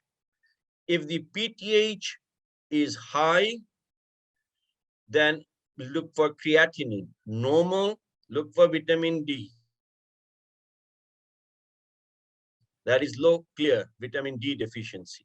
If the creatinine is high, so that's renal failure causing it. If the PTH is low or normal, magnesium might be the problem. Check magnesium.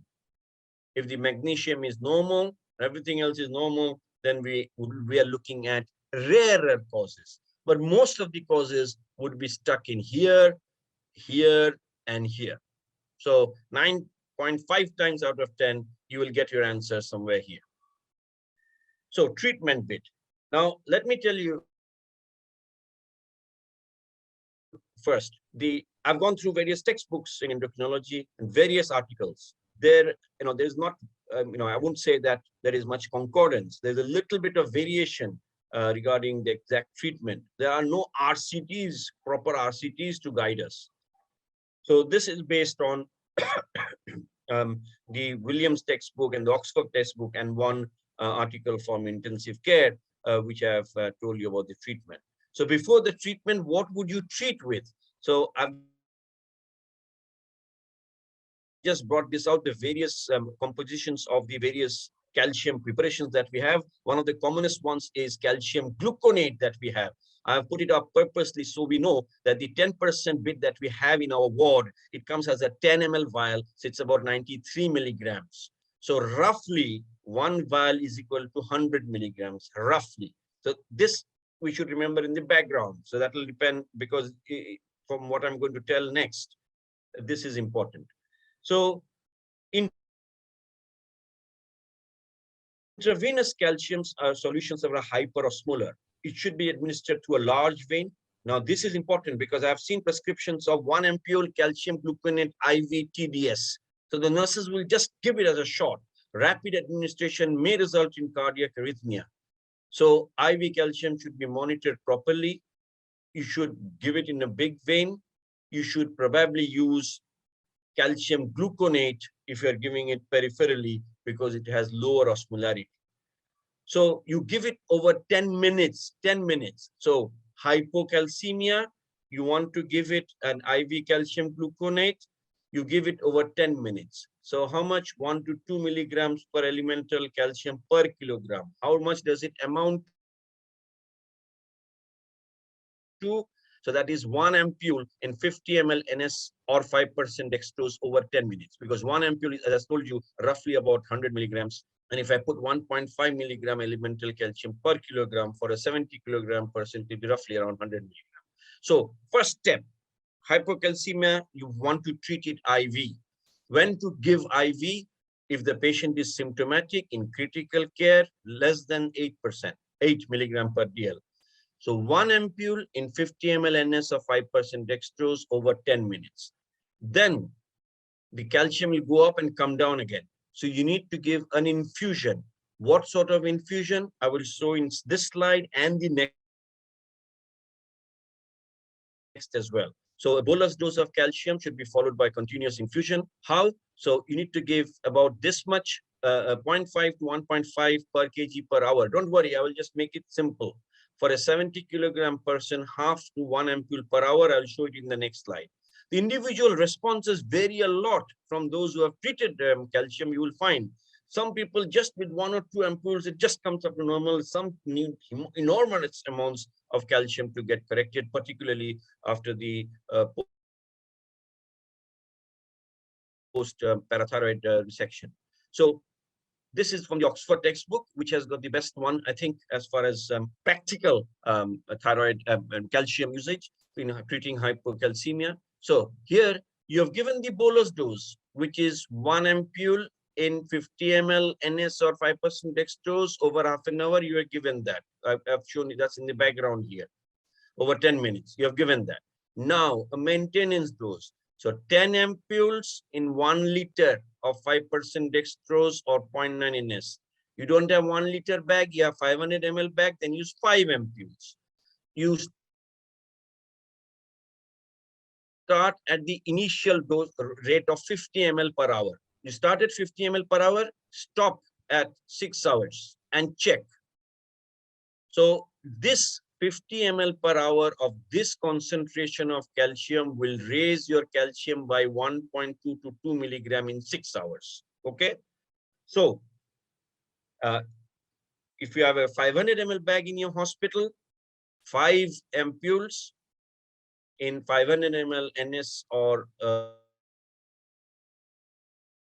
5% dextrose, 50 ml per hour. After 6 hours, stop and check calcium. Corrected, no need, not corrected, continue further.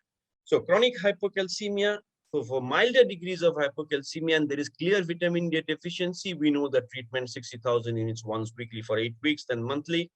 And most available vitamin D preparations, because the vitamin D 60,000 units that you give, it may start to kick in after a few days, but the commonly calcium tablets that we get, they are joint, they they are available as a fixed dose with calcium 500 milligram and vitamin D 500 units. You may start that initially at least. If you have neck surgery and you find out that they had a thyroidectomy done and parathyroid was inadvertently taken out, that's quite common. You get these sort of vitamin D will not be effective. For those patients, you need calcitriol. You start with 0.5 micrograms per day and increase it every 4 to 7 days till you get the calcium in the lower reference range. So if I put it in an algorithm like this, low calcium, so this is less than, I think it will come down to just under 8. If you want to acutely correct it, IV calcium, which I've told you, it is chronic, then you give vitamin D treatment. If there is no parathyroid hormone or low parathyroid hormone, you give analog in the form of calcitriol. If the parathyroid hormone is intact, you give vitamin D as 60,000 units weekly. 50,000 is not available in India, 60,000 is. So I've given you the cases. That's my last slide. So this patient has come to the OPD. You check the PTH that had come back as raised. Vitamin D was low. So you give vitamin D weekly for 8 weeks, but the calcium level is quite low. So I would normally give a calcium 500 milligram tablet twice a week. It will come with combination of vitamin D. Doesn't matter. You give it for 1 week, check calcium after 1 week. It would have come up nicely. By that time, the vitamin D loading dose which I have given will begin to kick in. The second case, neck surgery. So almost always it is that this patient has hypoparathyroidism, and that has they have chopped off her parathyroid glands. So what would you do here? You start calcitriol 0.5 microgram per day, check after 4 to 7 days, and then adjust accordingly. You may also start calcium at least for the first 2 or 3 days so that it will give time for the calcitriol to kick in. And for the ITU patient, you give 1 ampule over 10 minutes and then 5 ampules in 500 ml NS, start at 50 ml per hour, check after 6 hours, and then proceed. So with that, I end. 3 seconds left. Thank you.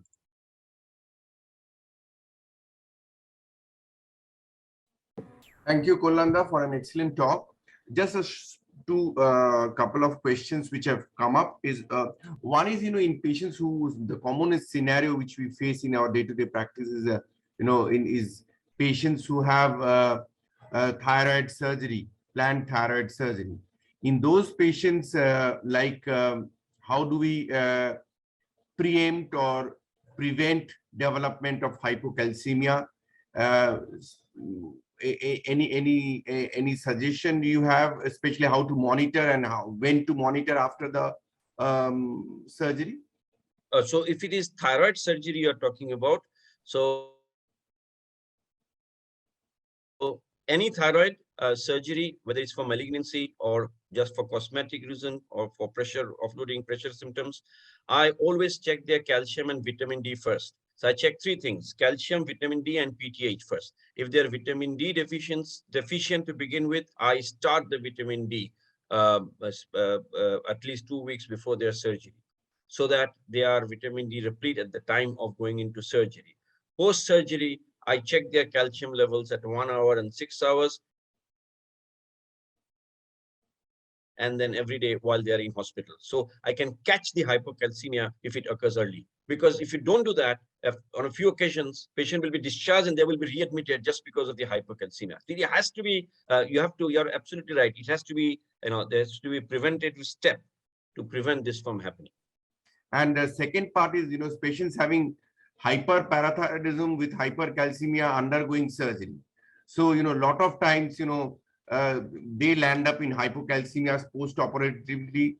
Most importantly, if they are vitamin D deficient pre-operatively, also we can have the problem, especially with regards to hypocalcemia. Your opinion and yes. So I think that's a dilemma, isn't it? So hyperparathyroidism and vitamin D deficiency, they have hypercalcemia. Do you correct the vitamin D or not?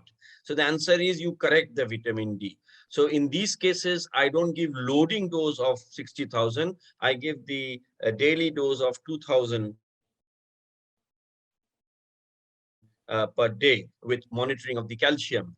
because if you correct the vitamin D, maybe the PTH will also come down to a significant extent without increasing the calcium. But because you're giving 2000 units per day and you're checking the calcium after 5 to 7 days, you can stop it if you realize that the calcium is going up. So the answer is you give vitamin D pre-op if they are vitamin D deficient.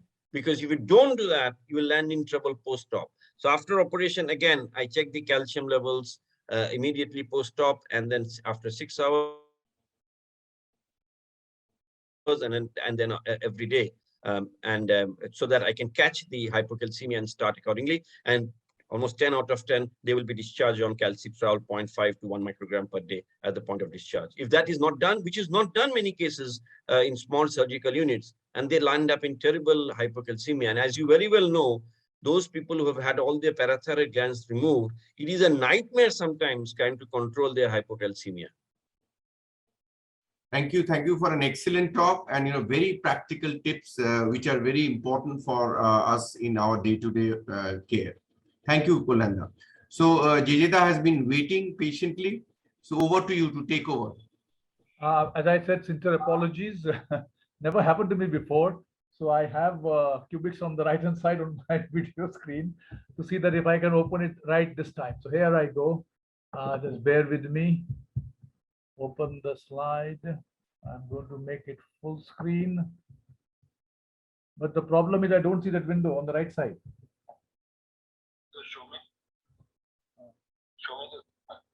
The way you told me that that window is not coming now. The last time I had the cubics window on the right side. Left. Okay. Alt tab.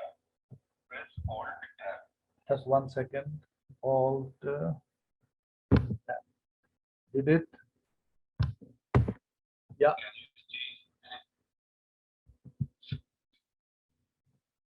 I think my picture, that is the one, right? Yes, sir. Clicked on that. Nothing happens. Can you show me where it's can you just show me where it's coming on the screen? I'll do it again. I clicked, it disappeared. There. That is your cubics window. Yes, sir. So I'm clicking on that, right? Yes, sir. I click, but it doesn't come. So can you take the camera a bit out? Right hand side. Right hand. No, there's no window. Like when it appeared when we were doing the trial run.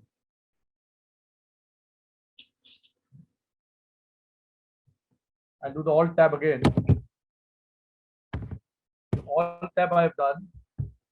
This is your cubics window. I'm here. 1 second. So can you show me the full screen?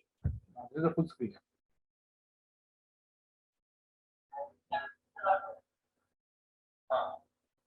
Click on that. When I'm clicking, it's not coming. It's disappearing. I'm clicking in front of you. Disappeared. Okay. Press Alt tab again. Yeah. Enter. Now. So how do I shift? Can you see? I can see. Go to the right. Go to the right hand side. Yeah. Now share screen.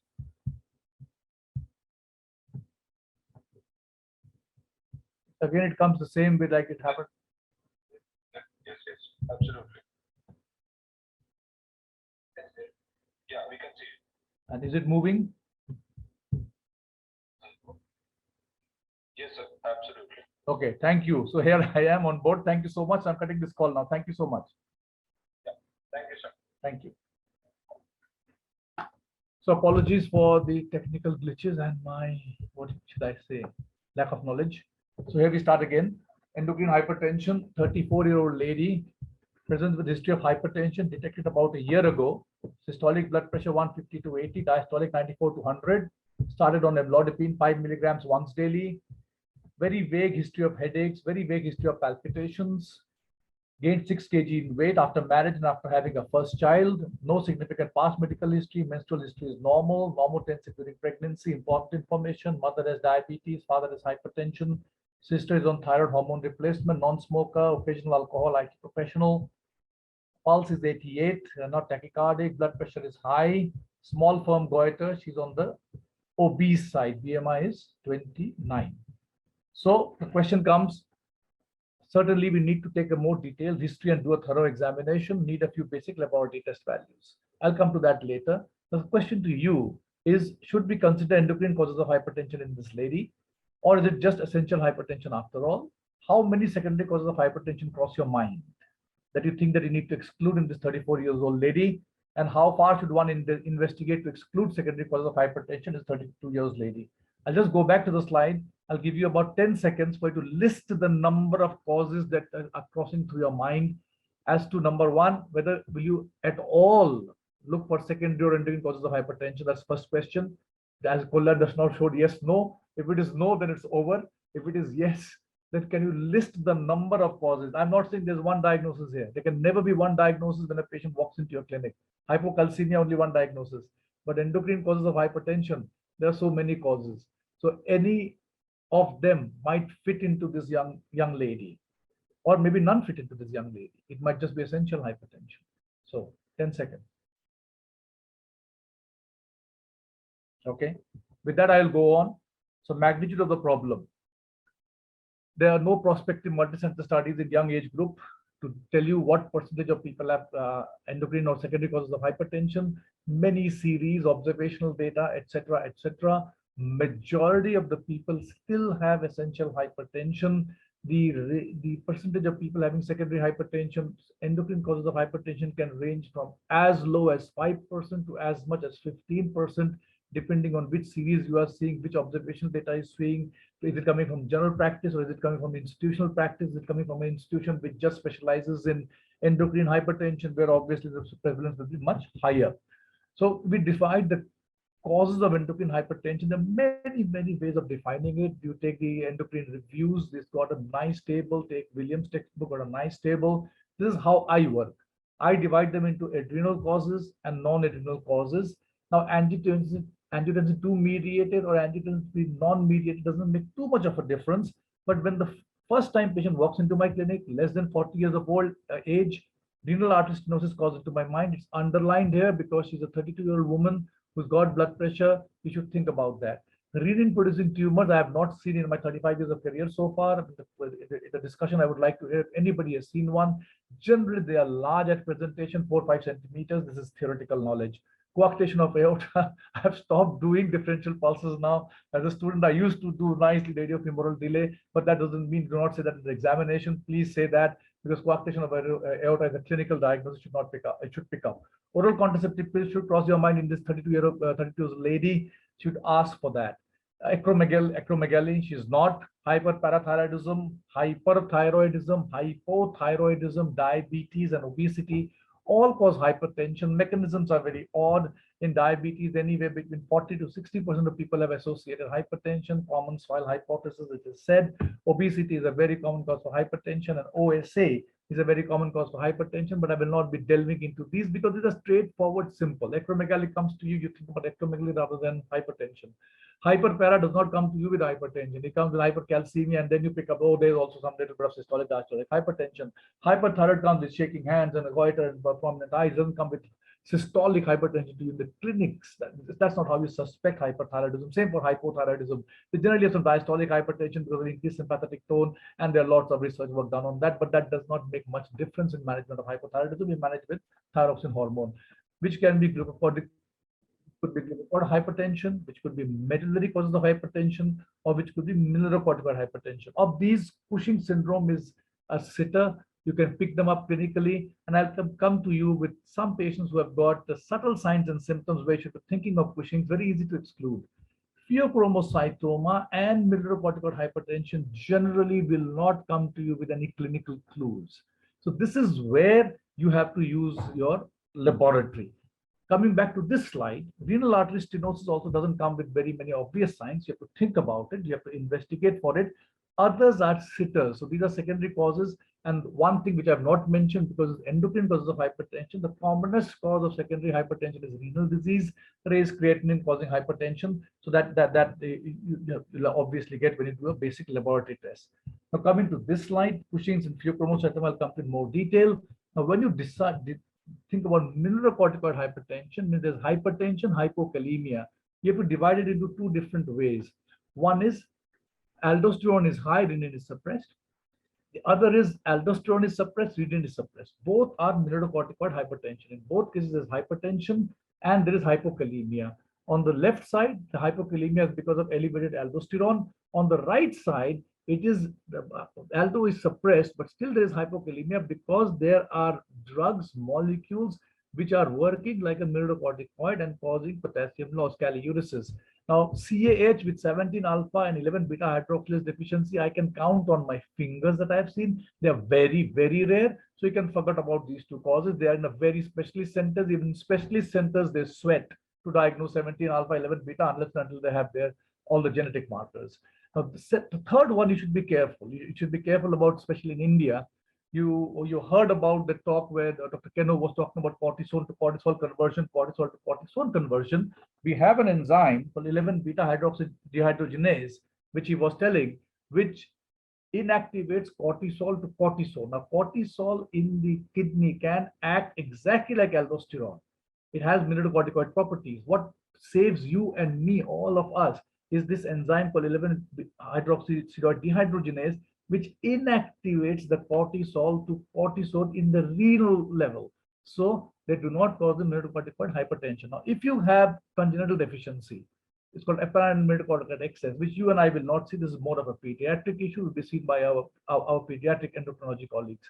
But we may see something called a licorice-induced or carbonylaloxone is no longer used. This was used for peptic ulcer disease. Cushing syndrome again presents with Cushing syndrome, so don't worry, the hypokalemia there is because of excess cortisol acting like a mineralocorticoid. But what you need to worry about is licorice. Licorice is a root which gives sweet taste. So many chocolates, gums, etc. have licorice. I don't know our Ayurvedic medicines, how many of them have this jadi booty in it? I do not know. So if I see somebody with hypertension, hypokalemia, I'm very sure this is primary hyperaldosteronism, but my aldosterone done twice or thrice is below normal, then this is what you should consider of. Little syndrome is very rare. I can count on my fingers that I have seen. This is a genetic defect at the renal tubule level, where there's increased sodium retention, hypertension, and hypokalemia. Dox-secreting tumor or glucocorticoid receptor resistance, these are all good to know for various exams to tick the boxes. But in a real life, what you will probably come across is licorice, or if somebody is still using carbonylaloxone, at the very background is Little syndrome. But majority of the time, mineralocorticoid hypertension will be primary hyperaldosteronism, where there will be increased aldosterone, decreased renin, and these are the various causes of primary aldosteronism. I think we do not need to go that for a general audience. So, when should secondary hypertension cross your mind? We have discussed. We'll come to it in the conclusion slide. Classification I've taken you through: barn door obvious non-adrenal causes and adrenal causes, which can be Cushing's, pheochromocytoma, or the mineralocorticoid hypertension. Commonest among them is the mineralocorticoid hypertension. Take a 31-year-old gentleman, amlodipine etinolol, developed episode of lower limb weakness, barn door hypokalemia, blood pressure 180, 120 on a beta blocker and on a calcium channel blocker, potassium low, creatinine normal, creatinine clearance okay. And this is Kwon, who described the first case of primary hyperaldo long time back. And what he said was that primary hyperaldo should be very common. If you see any textbook, they say about 2 to 3%. At most, they give 5% as the cause of primary hyperaldosteronism as a secondary cause of hypertension. Why? Because we are still taught that look for primary hyperaldo if there's hypertension, hypokalemia, or if there's hypertension and an incidentally detected adrenal mass. But we have gone over that now. About 50 to 70% varies from series to series. People with primary hyperaldo will come to you with hypertension without hypokalemia. Of course, if you miss them for 10 years, I've seen so many cases after coming back to Kolkata where patients of primary hyperaldo have been missed for 10, 15 years. And some have come to the extent of getting admitted in a cardiology ward with cardiac dysrhythmia and getting a permanent pacemaker put in because potassium was 1.2. These are missed cases. So you should start picking them up early so that they do not end up in a cardiac ward getting a permanent pacemaker. So first of all, you have to suspect. When do you suspect? Hypertension with hypokalemia, certainly. Hypertension with hypokalemia on a diuretic. If somebody gets a diuretic, gets hypokalemia, you say, oh, the diuretic induced hypokalemia. But 10 patients getting diuretic, not everybody gets hypokalemia. So the people who are getting hypokalemia with a diuretic, you should think about primary hyperaldosteronism, especially if they're young. Resistant hypertension, when they are on 3 drugs, of which one has to be a diuretic, you are still having difficulty to control hypertension. Or if you're a diabetic, we did a study, part and parcel of being in a university. You have to keep doing studies to justify your position in a university. So I did the study of 100 patients with hypertension and of diabetics, 100 diabetics with hypertension who were on 3 drugs, blood pressure not controlled. And we did the whole test of, I'll tell you how to look for primary hyperaldo. And we found almost 13% at primary hyperaldosteronism. Prior to this study, there was only one study which showed about a prevalence of 14%. So the other causes, adrenal incidentaloma with hypertension. Always when I give a talk on adrenal incidentaloma, I say that if there's an incidentaloma, there's no hypertension, do not look for plasma renin and aldosterone. But hypertension, adenoma plus hypertension, or adenoma plus hypertension, hypokalemia, you have to exclude primary hyperaldosteronism. The others are familial ones, very rare, glucocorticoid remediable aldosteronism. I have not seen a single case so far, but those are the ones most discussed because those are the ones easy to diagnose. If you have a family history of early stroke, take the blood, do a genetic study, show the chimeric gene, and you've got the diagnosis, and you give them steroids. But I've not seen one. I've read about it, I think about it, but I've not seen one. So we should think about the top 4 in our day-to-day clinical practice. We are still missing primary hyperaldo, including me. Now, if you look at the prevalence, this is the table we summarized way back in 2010 when we did our study. In a diabetic, we found 30%. We all know Dr. Mukherjee. He comes quite a number of times to India, especially to Pune. He had the earlier series of 2007. He found a prevalence of 14%. After these 2 papers, many other papers have come, not many, a few more have come, which have given a range of anywhere between 6 to 14%, including Japan, which says 15%. In diabetics who are uncontrolled on 3 antihypertensives or more. Now you think, how many you have in your clinic? How many of them do we investigate? We can't investigate because of the cost. So I'll come to a solution for that later on. In general population, Hiramatsu, who first gave the aldosterone-renin ratio idea in 1981, he said 2.6. But later on, if you take people with moderate hypertension, severe hypertension, or if you take people with resistant hypertension, then the prevalence becomes almost like 1 in 10 or 1 in 15. So you have to consider the possibility. Think about it. When you think about it, screening is very, very simple. It's basically with the plasma aldosterone concentration and plasma renin activity. Now the problem is lack of standardization. Now, this is a big problem in Calcutta when we practice. When I write PRA, PAC, I get all sorts of results. I get direct renin concentration. It might be reported in MU per liter, nanograms per liter. Some labs give me PRA in nanogram per ml. Some labs give me PRA in picomoles per liter. And PAC, sometimes I get in nanogram per DL, sometimes picomoles per liter. So I have this table stuck in front of on my table. This is impossible to remember all these cutoffs. What I grew up with was PAC and PRA. So this is what I remember, 20, 30, 40. But after coming to Kolkata, balls are coming either in swing, out swing, or bumpers. So to solve that, I bought the helmet, I bought all the guards. So I have this table in front of me now. No matter whichever unit they give it in, the cutoffs, the hair, you can take this picture, or you can just write Endocrine Society guidelines on primary hyperaldosteronism. This table is there. This table is very important in our local setup. And sometimes the direct renin concentration they do, or sometimes the plasma renin activity they do, may not be fully reliable. So one test may not be sufficient. You may have to do 2 or 3, which becomes very sensitive and difficult in our part of the world, because one PRA PAC costs of Australian colleagues, this might not be significant because you get it free for your patients. For us, very difficult. For something like 4,500 to 6,000 rupees, and to convince the patient to do. Like when I was in Singapore, I used to do 3 PAC PRAs before I used to think about doing further. But unless and it is barn door 40 or barn door more than 1,000 per liter. But here I have to play with only one PAC PRA ratio, and then things become a little bit difficult. So these are the difficulties in day-to-day life. This is impossible to remember. Drugs, so you just have this stuck in front of your, if you are doing primary hyperaldo work, have this stuck in your clinic. Three drugs which you can give before investigating for PAC-PRA is verapamil, hydralazine, prazosin, doxazocin, terazosin.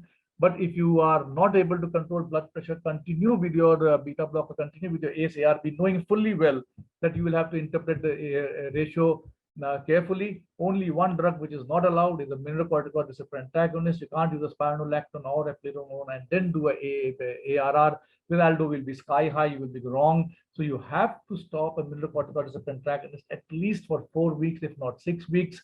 Purists say 6 weeks, and practical people like me would say 4 weeks, and you do the ARR ratio. ARR cutoffs I've shown you. Once you meet the cutoff, you have to confirm the diagnosis.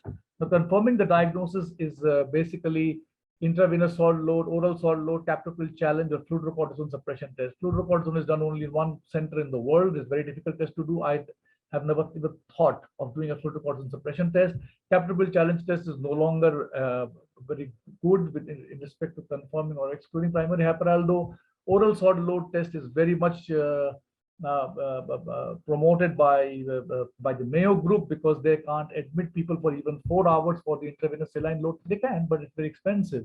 So they ask the patient to take lots of salt for about 3 days, and then they do 24 hours urine aldosterone along with the 24 hours sodium excretion on day 3. Cumbersome test, and suppose your sodium excretion is less than 200, then you'll have to repeat the whole thing again. Becomes very difficult. So easiest is intravenous saline load. You get the patient in, give 500 ml per hour for 2 hours, 2 liters over 4 hours, and then do the aldo. The cutoff for the aldo is more than 10, you are 100% confirmed. 5 to 10 is again, see, endocrinology is always a gray zone area. You heard so much about thyroid nodule, about the gray zone area. Below 5, probably there is no primary hyperaldosteronism. So after you have suspected, after you have confirmed, you have to establish a differential diagnosis. Again, in our city, the only parameter that you have is a CT scan with 2 to 3 millimeter slices. We ask for 2 to 3 millimeter cuts of the adrenal gland. It will exclude an adrenal cortical carcinoma as a cause of primary hyperaldo, which is very, very, very rare. So forget about that. They may miss very small adenomas, less than 5 millimeter or less than 1 centimeter. They are missed, but CT scan will not tell you that the adenoma that you're seeing is secreting the aldosterone. And MRI probably has no proven advantage over CT scan. So what people suggest is if you see somebody above the age of 40 with an adrenal adenoma, or if you see bilateral nodules, you have to do adrenal sampling, which is available only in one center in our city. The other centers also tried, but I think the success rate which Mayo Clinic shows have been able to cannulate the right adrenal vein in about 95+% of the patients. That is not true. It is very variable from 2 to 6%. Mayo Clinic 98% time they are successful because they have a dedicated radiologist. Other centers struggle, including a couple of patients of mine who have gone to the south to get it done, and they come back with the indeterminate ABS results. So probably ABS becomes difficult, and we settle for medical therapy. So this is a very nice algorithm. Confirmatory testing, sodium load, I give IV, adrenal CT. If the age is less than 40 years of age, unilateral 1 centimeter nodule, you can go for surgery.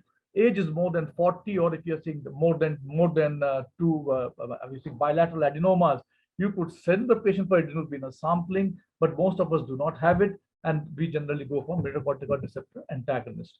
So primary hyperaldosteronism is the most common identifiable, specifically treatable, potentially curable form of hypertension. With that, I will now come to the second common one, which is not common. The second one which needs to be excluded, that is a catecholamine secreting tumor. They are now called PPGLs. That is the group. When should we consider treating, testing for it? Suspect in patients with paroxysm and spells. I will not say I've seen so many FIOs, but I've seen quite a number of FIOs, and the FIOs coming with characteristic Menard triad of headache, sweating, palpitation, I can count on my fingers. It exists in the textbooks, but I've not seen in real life. Maybe some of my colleagues from Australia may let me know whether they have seen this classic triad in about 1/3 of the patients with PPGL.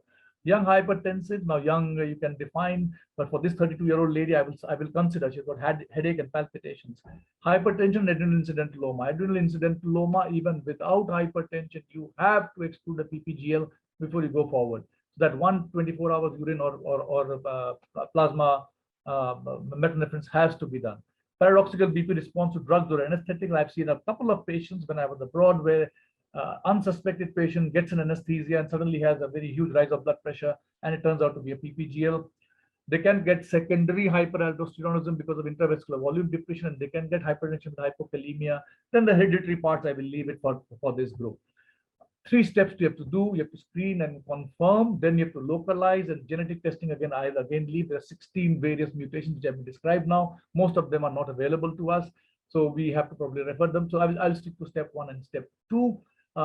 The cardinal rule of endocrinology: get the biochemistry right before you go for imaging, because adrenal incidental is quite common. You do not get your biochemistry, some people with hypertension, hypokalemia because of some other cause. You find an adenoma, you chop it off. You will be sorry because it was just a non-functioning adenoma, and the hypokalemia was for something else, and the hypertension was just essential hypertension. And after you have screened and confirmed, you have to localize. These tests are still available. I'm surprised. All the ones in red, please do not even read them. Please do not even do them. Just see the yellow highlighted ones. Measurement of fractionated metanephrines in urine, which would include both metanephrine and normetanephrine. Like a bit of an expensive test in our city. Anywhere between 8 to 14,000 rupees is charged from different labs. And measurement of free metanephrines in plasma available in some centers, but be very careful because it depends very well on how you collected the sample. There are 3 methods by which you can measure the metanephrines or normetanephrines. So many of our assays in our part of the world are doing immunoassays. Now those results are a little bit difficult to swallow because sensitivity and specificity is not that great. Liquid chromatography with ECD, electrochemical detection, is used in some labs. The gold standard is liquid chromatography with tandem mass spectrometry, not available from all labs. You have to look for it, and they're a little bit more expensive. So if you want the best biochemistry, it's LCMS-MS. If you are taking from the plasma, it should be collected in a fasting state. Patient should be off drugs which interfere. Again, you can't remember, have the list in your clinic. Patient has to be supine and rested for 20 to 30 minutes. Upper limits will vary depending on the methodology used. I do not do the plasma-free metanephrines. I rely mostly on urinary fractionated metanephrines. Why? Because it's easily available in most laboratories, not most, some laboratories, and urinary concentrations in nanomoles. It's a 1,000-fold high than what's in the plasma. So a little bit difficult to go wrong with the urinary one. You can go wrong. Where will you prefer the plasma one? If 24-hour urine collection is inconvenient for the patient, in children, 24-hour will be difficult. I do not deal with pediatric PPGL, so please don't ask me. And if there's renal failure, then it becomes very difficult because there's no 24-hour available. So you may have to do plasma-free metanephrines. Many a times if we get with iffy reports, we don't know what to do when plasma metanephrine values are elevated 4-fold. You're sure. Between 2 to 4-fold, you're unsure. You don't know what to do. Urine, more than 2-fold elevated, you have to start going for various forms of imaging. When urine is less than 2-fold and plasma is less than 4-fold, what do you do? Probably periodic follow-up versus proceeding with some part of the imaging so that you're not missing a barn door PPGL. These are gray areas, difficult areas. You have to refer to your specialist center. Even among specialist centers, we call each other. We take 2 or 3 of us give our opinion as to how far to go. Because there's no limit to localization. You can localize either with a CT, sensitivity specificity is there, or you can localize with the MRI, or you can localize with an MIBG scan. Every PPGL should have an MIBG scan. I may be questioned for this statement, but we will see when it comes to question answer session, because it's highly specific, gives me the extent of the disease and gives me about metastases.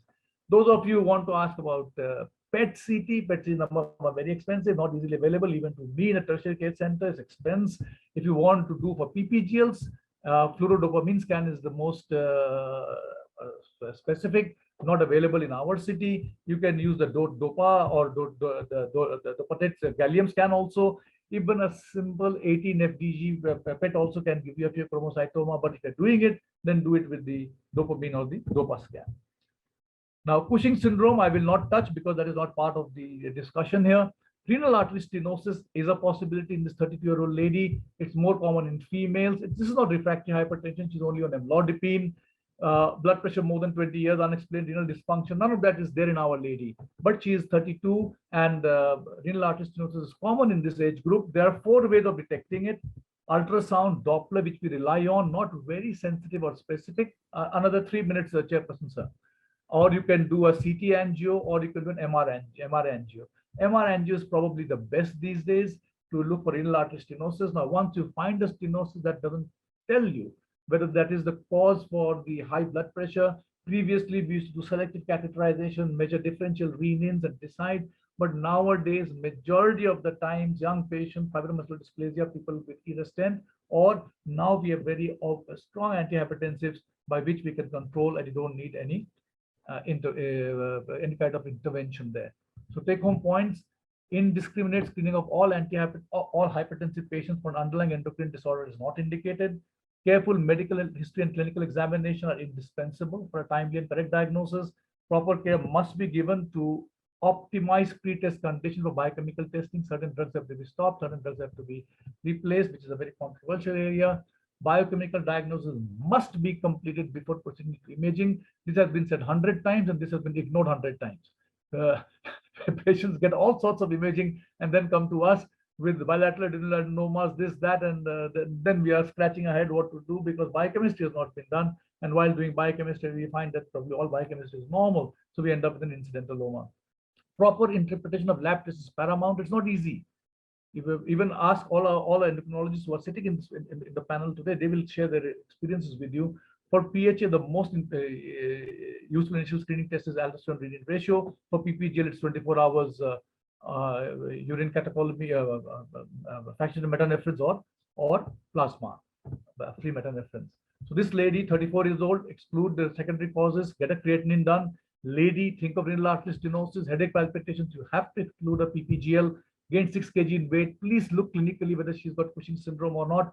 Most likely not. This is weight gain after marriage and after having the first child. Small form goiter. Is she hypothyroid? But hypothyroid will not cause such high systolic blood pressure. Is she hyperthyroid? Can cause systolic blood pressure, but then there will be other telltale signs. Now she's obese. So whether it's all obesity-related hypertension. The 3 things you have to exclude. There is a clinical examination to exclude Cushing's, and you have to exclude a primary hyperaldosteronism, mineralocorticoid hypertension, and a PPGL needs to be excluded because she's young. So these 3 tests need to be done. So these are the various things that you could find. The patient I was describing had a small adenoma, had clear-cut less than 32. Not this patient, the other one I was discussing had a nice aldosterone-secreting adenoma. This is a huge, big pheochromocytoma, classic Cushing's disease with a small, more than 6 millimeter pituitary adenoma. I don't need anything else. You can go and chop it.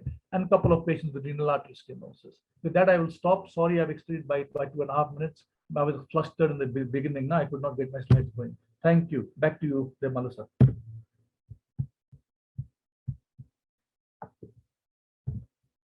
So thank you for an excellent talk, and summarizing a very difficult topic. Just 2 short questions that have come up till now is with regards to the fact that, do you advocate universal screening for primary hyperaldosteronism? I do not, because primarily because of the cost reason. I would still do case selection. I will take somebody who is, I told you those indications. Somebody comes with incidentaloma, hypertension. Somebody has got unprovoked hypokalemia. Somebody's got provoked hypokalemia with a diuretic. A younger person, say below the age of 40 with very high blood pressure, then I would do a PAC-PRA ratio. I have to discuss with the patient in our city because it's expensive. I don't know what cost for you in RNT. For me, it comes to somewhere between 4,500 to 6,000 rupees. And then when I do it and it comes as negative, then the patients become a little bit sticky, asking, why did you do it? And if you do it and it comes positive, then you're talking about walking down the whole pathway, which is another about 10 to 30,000 rupees expense, maybe 40,000 rupees expense. So you have to discuss with your patient. We are not in a university setting like our Australian counterparts. We are in a day-to-day clinical practice that patients pay out of pocket. Because in the end, you see the treatment below 40 is surgery. Above 40, it's still giving mineralocorticoid receptor antagonist. So maybe the PAC-PRA, if you get the ratio high, you can. A poor patient comes from a village, etc. See, this is my practice has changed. When I was in Singapore, I would never say this. I would say go to the end and do adrenal venous sampling and get the diagnosis. But in our setting, I would suggest that maybe you could consider mineralocorticoid receptor antagonist early on. Back to you. Yes, and again, one question that is in patients who have CKD, how to evaluate for primary hyperaldosteronism? That has come up, especially in patients with CKD, because then there is CKD. Can't hear you. Hello.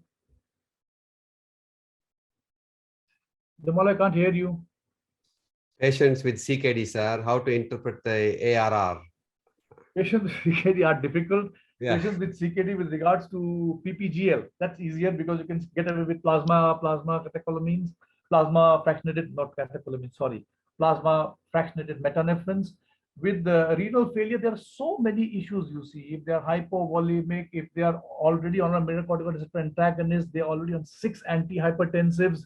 So what is the point of getting an getting a primary hyperaldo diagnosed so late down the line when somebody is already on CKD, already on dialysis, already on end-stage renal failure? Doesn't matter. They're already on a mineralocorticoid receptor antagonist. It's very difficult to stop an MRA for 4 to 6 weeks in these patients because they are, I mean, all of us who see patients with the CKD on hypertension, they're on at least on 3 to 5 drugs to control their blood pressure. So it is a difficult, sticky scenario. If I get one, I don't know, I'll send to Professor Anirban Majumder to take the drugs off and do the ARR ratio and move forward. If you want, this is one area where you may break the dictum of biochemistry first and imaging second. You may cheat and do an MRI and see if there is a juicy 3, 4, 5 centimeter or adenoma there. Then you have to be careful. Then you might be missing a PPGL. But with primary hyperaldo, I'm not too concerned in a patient with CKD. It doesn't matter. You just can add a little bit of mineralocorticoid receptor antagonist, get away with it. PPGL, if you miss, it's an issue. Back to you. Thank you very much. Thank you, Jejida. If there are no further questions, for an excellent talk once more, every time I listen to your this hypertension, endocrine hypertension talks, it's always enriching, and I learn once more. Thank you. Thank you. Now, for the final talk in this session, I would like to invite Dr. Shyamsunder Acharya, who has been behind the brain behind this whole cooperation, especially along with Brian and Shyam, has been really the main driving force behind our course. And, he will be talking on a very important topic, hypoglycemia in a non-diabetic subject. He is the clinical director of both diabetes as well as endocrinology. And he's also adjunct faculty associate professor, University of Newcastle, Australia. And he's the director of both diabetes and endocrinology in John Hunter Hospital. Welcome, Shyam, and over to you to take us through to this. Thank you. I'm aware that I'm standing between you and the lunch, so this topic of hypoglycemia is quite a relevant one. So therefore, I will make it as brief as possible and as practical as possible. The morning session has been very informative, and I've thoroughly enjoyed everyone's contribution. In the next 20 minutes or so, I'd like to take you through definition of hypoglycemia in a non-diabetic person, causes, investigations, and management very briefly. And I'm not able to talk about pediatric hypoglycemia because that itself requires 20 to 30 minutes going through various forms of congenital genetic defects. And moreover, I'm not a pediatrician, so I confine myself to the adult world. So the definition of non-diabetic hypoglycemia is typically considered when the blood glucose is less than 55 milligram per deciliter or 3 millimole per liter. However, in diabetic individuals, hypoglycemia is considered when the blood glucose is less than 72. That tells us that there is no one cutoff that is considered foolproof, because these cutoffs are defined based on the practicality, because patients who are on insulin, we don't want them to get to below 55 milligram per deciliter. Therefore, we call 72 or 75 as a reasonable cutoff, and then we try and avoid them having hypoglycemia. So typically when someone experiences hypoglycemia, autonomic symptoms come first, which may include extreme hunger, tremors, palpitations, anxiety. These are all mediated through adrenergic pathway, or sweating and paresthesia, tingling, that might be a cholinergic pathway. If someone does not correct their hypoglycemia at this stage, then because brain needs glucose as the main fuel and there is nothing else brain can utilize, it goes into the next step, which is the neuroglycopenic symptoms, which could be dizziness, weakness, drowsiness, confusion, focal neurological deficits, seizures, and concerningly brain death, as well as death that can happen due to prolonged hypoglycemia. Before we move on further, we must consider Whipple's triad. That means if someone presents to you with any of those symptoms which are just discussed, we should entertain whether these symptoms could be related to a hypoglycemia, but then not straight away jump into diagnosis. Before that, you need to consider, is there any evidence that there was low plasma glucose during these symptoms? Otherwise, these symptoms could be related to some other conditions, including cardiac conditions, vasovagal syncope, or just a generalized hunger. Once you confirm that they have a low plasma glucose tying up with their symptoms, then you also need to ensure that symptoms are typically relieved by the correction of hypoglycemia, either by glucose or glucagon injection. So the history may give you a good clue that, I have these symptoms. Then you ask them, what do you do? And they might say, I go and drink a glass of orange juice, my symptoms go away. Then you may ask them more, what else relieves the symptoms? Sometimes they say, I go and lie down, it takes my symptoms away and I don't have to eat anything.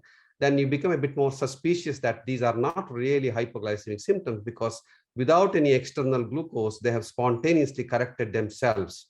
So history is really important in that aspect. Often they may also describe a steady weight gain because they have to keep on eating every 2 to 3 hours to avoid hypoglycemia evolving, which invariably results in calorie excess and weight gain. And also a subtle question like what happens during nighttime, and do you get a full sleep, or they say, no, I have to get up again 2 to 3 hours to eat something, is a very strong indicator that there is something organic going on. If somebody could sleep 8-10 hours without needing external glucose, that means these symptoms may not be a significant pathology associated. We just pay a little attention about normal physiology and pathology cutoffs. On this side of the graph, you have serum glucose in milligram per deciliter, which is the millimole per liter next to that. In healthy normal individuals, what happens is as soon as the glucose starts dropping, you will see that insulin levels in the body starts tailing off. It gets started switching off. Basically, it is rarely about 3. 3 is the cutoff, because you will see that insulin is beautifully switched off and the glucose is taken below 3 or 4. And by then they normally correct themselves. Whereas in typically insulinoma patients, when the glucose levels are between 3 to 1.1, your insulin level ranges between 5 to 50 micromole per ml. So that's the cutoff. So it's usually in insulinoma patient, it is above 5 if you measure the insulin, and the glucose would be less than 3 at the top level. And very similar thing on the plasma C-peptide concentration after a prolonged fast, when I mean 72-hour fast. In healthy normal individuals, the C-peptide gets switched off as the plasma glucose goes below 45 or even 40, whereas insulinoma patients, the C-peptide is still detectable and it's anywhere between 0.2 to 1 nanomole per liter. And also we do the same thing on pro-insulin levels. I mean, I've seen 2 cases of pro-insulin where insulin levels are not typically that high, but pro-insulin levels are sky high. So that's something we need to be aware that there is an entity called pro-insulinoma, and very similar to insulinoma, these cutoffs are quite useful. What's also very important is to remember to check plasma ketone. You can do a capillary ketone, what to use for diabetic patients, or you can send the lab for a proper ketone assessment. In insulinoma patients, after a 72-hour fast, blood ketone level is rarely about 2.5 because insulin suppresses ketogenesis, and ketone suppressed, glucose low, insulin high, C-peptide high, you got insulinoma, or most likely insulinoma, or sulfonylurea poisoning can be a possibility due to malingering. Whereas in normal individuals who have a laboratory confirmed hypoglycemia, if you put them through 72-hour fast, After 48 hours, you will start seeing their ketone levels going up. Often we get ketone level up to 3 or 4 by day 3, which clearly excludes insulinoma as a cause of their hypoglycemia. We also then give them a shot of glucagon sometimes. And in normal individuals following glucagon, there is no rise in the glucose level because they would have depleted their hepatic glycogen source, whereas in insulinoma patients, there is often a twofold increase in the glucose levels. Now, this is what some broad algorithm, which may or may not all that helpful, I understand that, but if somebody is critically ill in the ICU setting or in the hospitalized setting, you always think about medication as a #1 cause, which could be accidental or excessive sulfonylurea or insulin administration. Alcohol is always there. Similarly, quinolones like ciprofloxacin can cause hypoglycemia. You all are very familiar with how quinine causes hypoglycemia. Septic shock, hepatic failure, acute kidney injury, malaria are some of the conditions that can cause hypoglycemia in critically ill individuals. And we see a lot of starvation hypoglycemia in gestational diabetes because some of them are trying to restrict their carbohydrate intake to avoid going on to insulin, despite extensive education, and they come with hypoglycemia and quite significant ketosis. And that is starvation ketosis. And the answer is to give them a lot of dextrose and let them eat.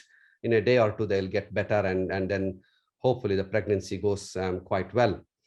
Hypoadrenalism and hypopituitarism, we already heard this morning, and particularly in younger population can be the presenting feature, hypoglycemia in neonates and infants and toddlers. In the adult setting, also, we may see hypopituitarism, hypoadrenalism can be contributing to hypoglycemia. There is a case of a non-islet cell tumor, which I will share later on.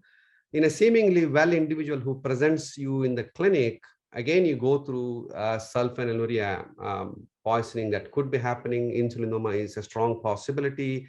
Nesidioblastosis is something we are seeing quite regularly these days, which could be related to congenital mutations in the sulfonylurea receptors. Gastric bypass and gastric sleeve are a significant cause of hypoglycemia these days in our practice, which is actually typically not discussed prior to the operation, and they have the surgery and they come back having recurrent hypoglycemia. Malicious hypoglycemia is a very interesting field. I have a lot of cases in our unit, and which in fact we have published as well. Either there is a cocktail of medications such as SU and insulin, or just pure insulin. Pure insulin is easy because you have high insulin and suppressed C-peptide. We know that's an exogenous insulin. Whereas sulfonylurea poisoning, we send the sample routinely to mass spec for SU screening. And glimepiride is not picked up, whereas all your other medications are picked up. In fact, a couple of years back, there was a beautiful case report from New Zealand where a patient having recurrent severe hypoglycemia with elevated C-peptide and insulin, and CT scan, MRI, everything negative, but still they went for exploratory laparotomy and chopped off her half of pancreas. And she continued to have all that hypoglycemia again, and she died. And then eventually coroner found an injection mark, and sadly her husband was a doctor who had been giving her sulfonylurea, which wasn't picked up, and was giving a cocktail of SU and insulin. So that can be, I mean, eventually he got arrested, but that can be sometimes medical legal consequence of missing a proper diagnosis. Come back to us later on. Here in the insulin autoimmune syndromes, I've seen about 5 so far. They have antibodies directed against insulin. So basically, it can directly occupy the insulin receptors and bring on the cascade of events which can cause hypoglycemia, or more commonly, that can bind the exogenous insulin in diabetic individuals. And then what happens after some time, the antibody insulin complex dissociates, which allows the insulin to go back onto the receptor, bringing a bad hypoglycemic episode later on.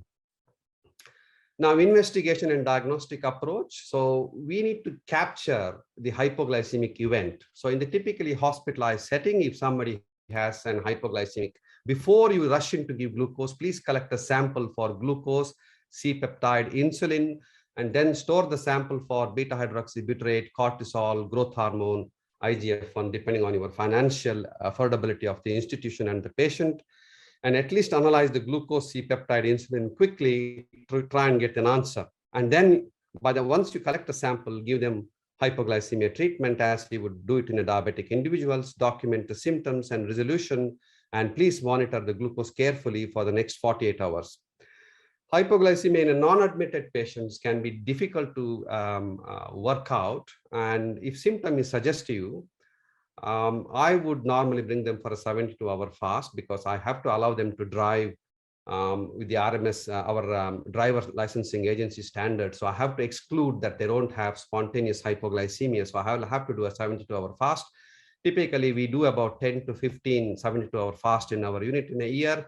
And we deal with about 5 to 7 proper insulinoma in our unit in a year.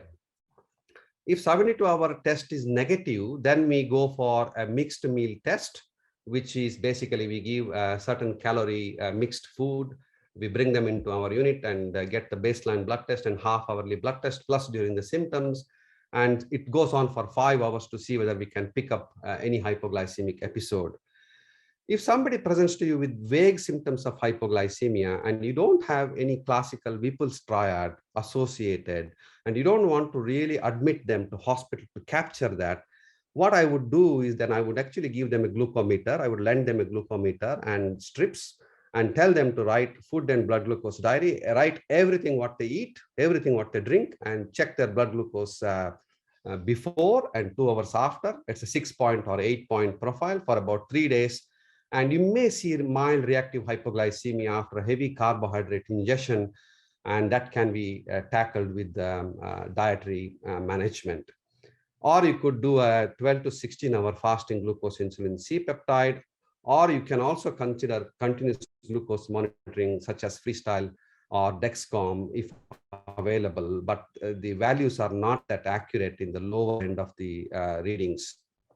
So 72-hour fast is undertaken in a hospital with an experienced setting, 6th-hourly measurement of all these hormones. If the patient becomes symptomatic at any point, you got to collect the additional bloods. And once the lab confirms glucose is less than, ideally less than 2.5, then you can terminate the test once you've collected all the sample and correct the blood glucose, but monitor them and give them glucagon if needed. If the ketones are elevated, then insulinoma is very unlikely. If the ketones are suppressed, glucose is less than 2.5, then you go through what we discussed earlier. Mixed meal test, as I said, is a combination of 50% calorie through carbs, 33% through fat, and 17% protein. Every 30-minute sample collection, terminate the test after a true hypoglycemic episode. Or if there is no symptom after 5 hours, you can terminate the test. Now, the interpretation really depends on lots of things. And as I said before, if the insulin is elevated, C-peptide is elevated, think about SU, you can send a SU screening, or you think about insulinoma. If the ketones are clearly elevated, insulin is switched off, it's starvation. If the antibodies are high, then you think about Hirata's disease. And if insulin is suppressed, ketones are suppressed, SU screening obviously would be negative. Antibodies are negative, then you have to go through IGF-2 mediated pathway. And usually by that time, it should be obvious unless the tumor is very small for it to pick up. So the diagnostic algorithm is elevated insulin and C-peptide, consider SU or insulinoma. Low C-peptide, exogenous insulin. Once you have confirmed both elevated insulin and C-peptide, then you do the diagnostic scan such as triple phase CT pancreas. Tumors less than 1 centimeter may not be seen in this type of scans. We typically go through CT, sometimes MRI, and if anything is seen, we go through gallium-68 dotatate. We can do exendin 4 scans in Melbourne, but currently COVID restrictions, we are not sending patients outside our center. We are also fortunate to have a very experienced endoscopic ultrasound gastroenterologist who also kindly offers us FNA. We do calcium stimulation studies in our center. We do about 10 in a year. And if this is non-insulin mediated hypoglycemia, then as I said, you may need to consider FDG PET or a whole body CT MRI to consider tumors such as sarcomas. But even benign tumors like small fibromas can cause this non-insulin mediated hypoglycemia. This is arterial stimulation test. Basically, you catheterize the artery and give calcium gluconate and collect a sample from the hepatic vein. And by looking at the variant, by looking at the increment of the insulin level and C-peptide level, we can work out which is the territory that is the contributing to the problem or insulinoma if the tumor is very small. However, you have to be very careful that sampling error, anatomical variation in this arterial and venous territories, or inexperienced radiologist can all muck it up. So therefore, we have a dedicated radiologist and we have dedicated staff who do this, and you have to stand there full day, make sure that everything is done according to the protocol. I'll give you 2 or 3 examples in the next 3 minutes. This is a gentleman, 47 years old, previously fit, referred to me because of 2 episodes of collapse. And this is serious, okay? He has had collapse where he had hurt his head. And that I thought was genuine, not a vague symptom. And he clearly says he felt dizzy, shaky, followed by disorientation. And before he could do anything, he fell down and injured his face.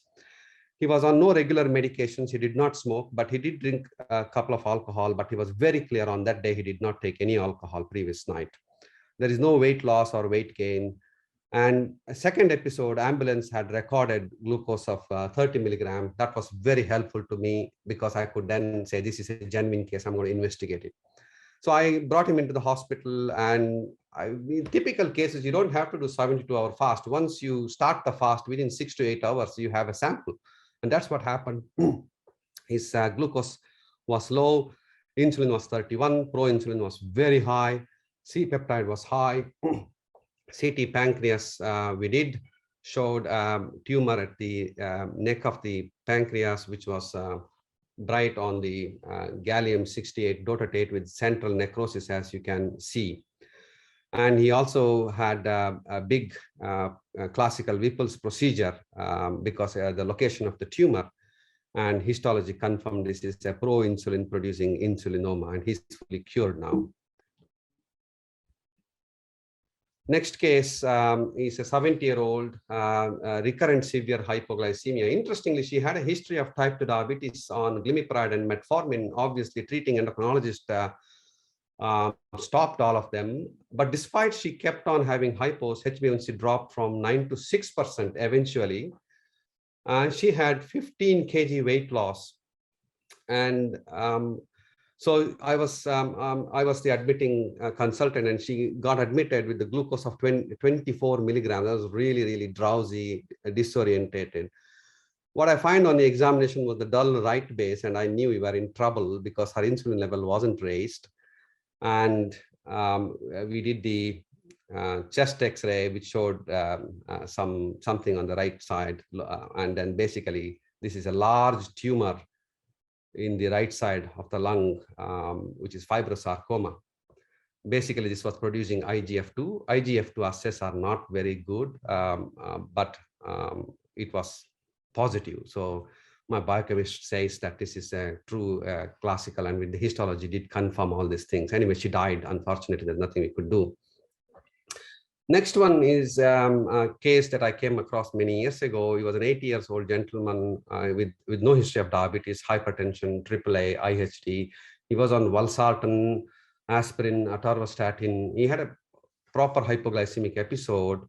Glucose was low, insulin and C-peptide were quite elevated. So I was worried about insulinoma. CT pancreas on that admission was normal. So basically, he went home with an outpatient follow-up, But before the follow-up happens, he got multiple admissions. So when C-peptide and insulin levels are elevated, and you would always worry that this person could have an insulinoma or an SU poisoning or toxicity, but he was not on SU by any means. We had sent the sample, it hadn't come back at the time. So, but anyway, he came back and he died with the hypoglycemic episode. And then we found that he had glibenclamide in his blood. So we had to go back, and he was not on glibenclamide as per the admission history. He had no access to this. There was no one in the family had been on glibenclamide.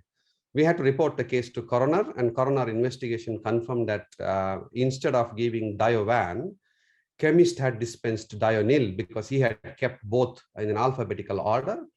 And patient had this Webster pack, means all the medicine covers are removed because he's an old man, and they were put it in a little pockets. So we wouldn't have any, I wouldn't know how valsartan would look or how Dionil would look. I know Dionil is a small tablets, but there was no way we would know this. Unfortunately, he died. So this is next case, 32-year-old lady referred following gastric bypass, 40 kg weight loss. She has classical symptoms, and eating relieves her symptoms. And we did a mixed meal test that shows her glucose at 90 minutes is 35 milligram with a very high insulin level, C-peptide high. This is very likely to be post-gastric bypass hypoglycemia or reactive hypoglycemia, a form of dumping syndrome. And she had to be managed on dietary changes, but sometimes they don't respond to dietary changes. What we give is a limited carbohydrate, slightly high fat, high protein food. May use acarbose, metformin, but in my experience, it hasn't worked. Occasionally, I use diazoxide. That seems to help them. And sometimes I have to ask the surgeon, can you do some reversal process? And I've had to consider that also, but not very good. Unfortunately, we cannot pick up who gets the post-bariatric hypoglycemia. There are no predictors before they have the surgery that whether they will develop these symptoms. I suspect many of them would have had a mild reactive hypoglycemia before they had bariatric surgery, and they just continue to have it and they become more aware. So management is basically collect the sample, please, and then treat with the glucose, investigate as appropriate. Do not go for scans before you get the diagnosis or biochemistry correct. Insulinoma is treated with surgery, and diazoxide may be a treatment or hydrochlorothiazide. Prednisolone or octreotide may be used in some cases of hypoglycemia, particularly autoimmune hypoglycemia. Prednisolone may work very well. And reactive hypoglycemia is treated with the dietary changes. And you also have to think about their occupational risks. Some of them may be electricians, may be climbing the roofs. Some of them may be truck drivers. So you got to consider all these aspects of hypoglycemia. With that, I will stop now. Thank you.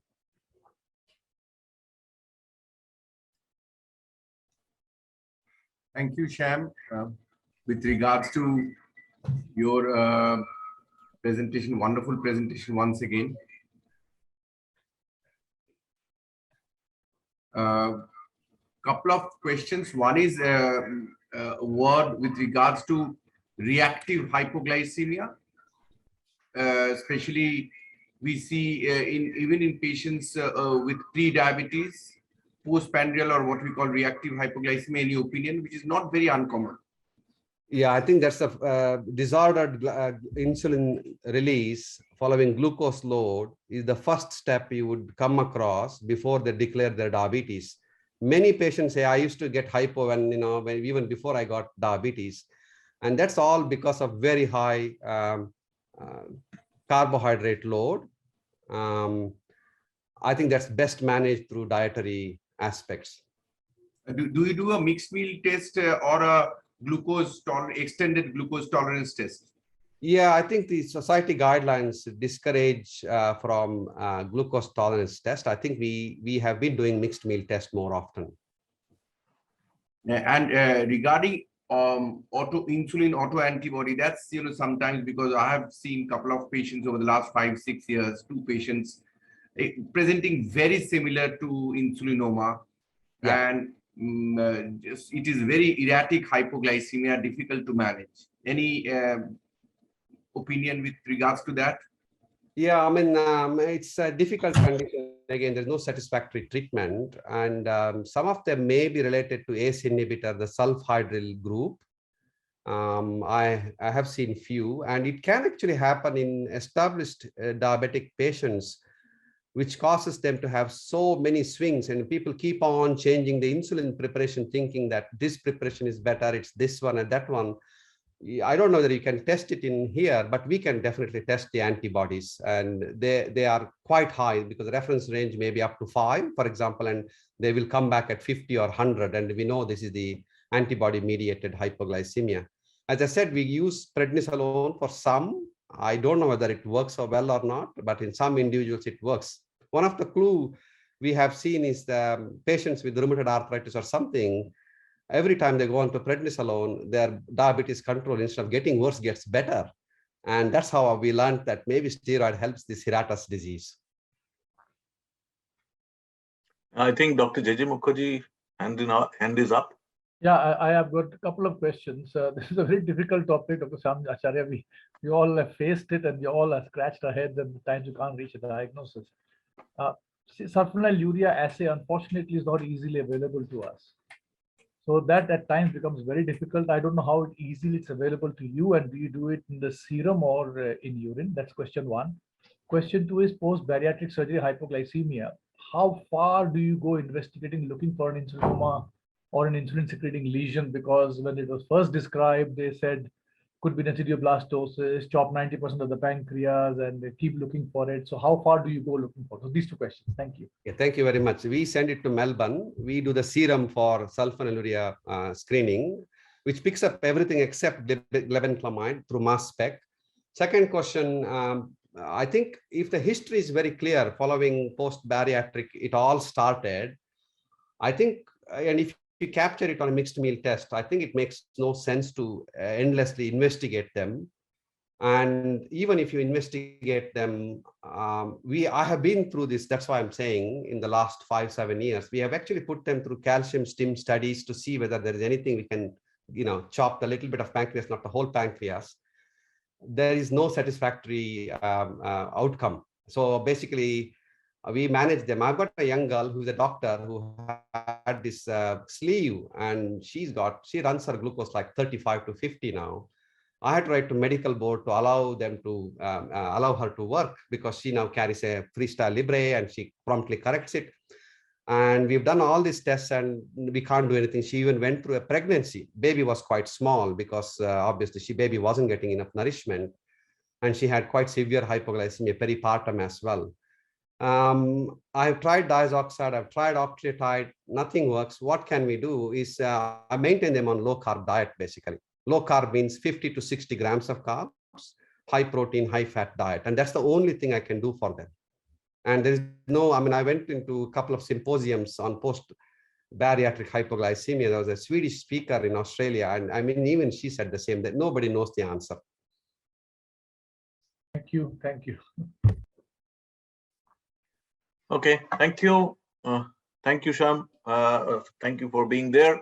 Unfortunate, we could not meet in person due to the situation. And after a vote of thanks from Dr. Ajay Biswas, we'll proceed to the convocation ceremony. A rare privilege to get to hear many people so engaged in such illustrative sessions. Thanks a lot to everyone, with special reference to all our esteemed faculty and everyone's cooperation that we enjoyed for successfully organizing this academic feast, with special mention to Team Cubics for being our technical partner and supporting the whole virtual conference in this platform. I should mention thanks to Dipayan for the graphics and the digital artwork, and obviously Professor Anirban Majumder and Dr. Debmalya Sanyal for guiding the program planning and everything.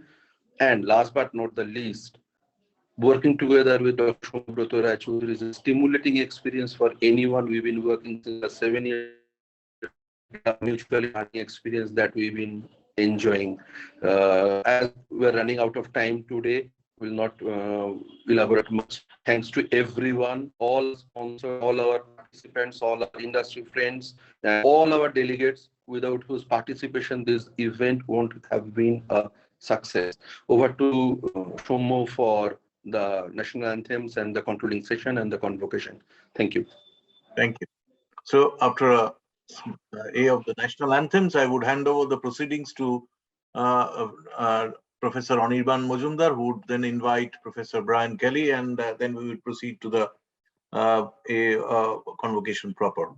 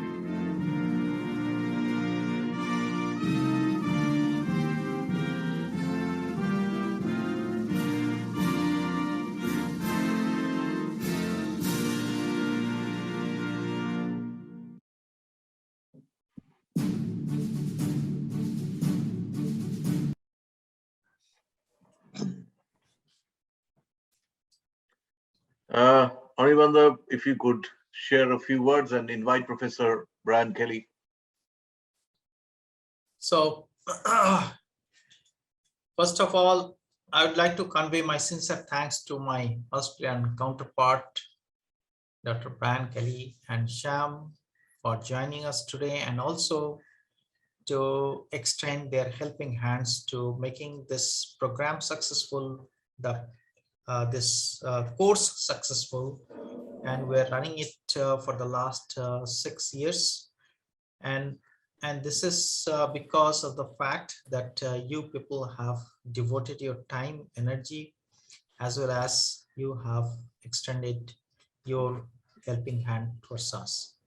So we are going to have this convocation ceremony today, and this year, that means in last year, actually in 2021, we had the participants who had actually appeared in the examination, and they have cleared the examination, and those who have cleared, so we will we have invited them to join the convocation for this year. And I expect that we will start our next course in the March next month, and we are running it in an online mode, and we expect to finish it by December this year. And I expect that the Shyam is going to come in January next year, and I think that the Brian will also accompany Shyam to be here with us, because the situation is progressively improving, and I expect that this pandemic situation will improve further and further, so that we can physically meet, we can physically exchange our ideas, and we can look forward for a better future of our program, our course, and we also can actually spread it out to the other part of the world as well, because we are now running it in the online course. So we need the university, their permission, their their appreciation, so that we can move forward with some improvement in our course, and we can reach to the other part of the world as well. So with this, I would like to invite Dr. Brian Kelly to say a few words from Australia. He's joining from Newcastle University, Australia. He's currently the Pro Vice Chancellor of the university, and we have a long association with him from the very first day. He was very supportive about this program, and it is because of him that we are actually running this course, and we are very much grateful to you, Brian, and thank you very much for joining us today afternoon, even though virtually. So I welcome you, and please say a few words from your side. Welcome, Brian. This is Debmalya. Welcome, Hope to sir. see you also. Hope to see you also next year, or this year, or next year. Next meeting, definitely, both of you. I'd be delighted to, and look, I'm so sorry we can't be there. I think everyone's experienced a very challenging couple of years, and particular congratulations to you to be able to continue the program. What's obviously been a very valuable and worthwhile course and program for everyone involved. To do so under these circumstances is a great credit to your hard work and everything you put into this program and the way you support it. And I particularly want to congratulate yourself, Debmalya, Dr. Majumder, Dr. Chatterjee on your efforts, and particularly congratulate the participants in this program. And I also want to especially acknowledge the work of Dr. Acharya, who really is the driving force and backbone of this course from the Australian perspective. And I want to thank him for all of his work and acknowledge that outstanding contribution to really what's a very important program in addressing a range of very important clinical problems for people not only in your part of the world, but all around the world. So we're hoping that with some of the developments in the program, we might be able to reach more people and make our program as accessible, as they say, as possible to everybody, and also welcome feedback from people about how we can improve that and develop a stronger course over time. But thank you very much for the chance to speak with you. Congratulations to you on the summit and on the course. And very sorry I can't be there. I've always enjoyed a very rewarding time there with the hospitality of my friends and colleagues in Kolkata.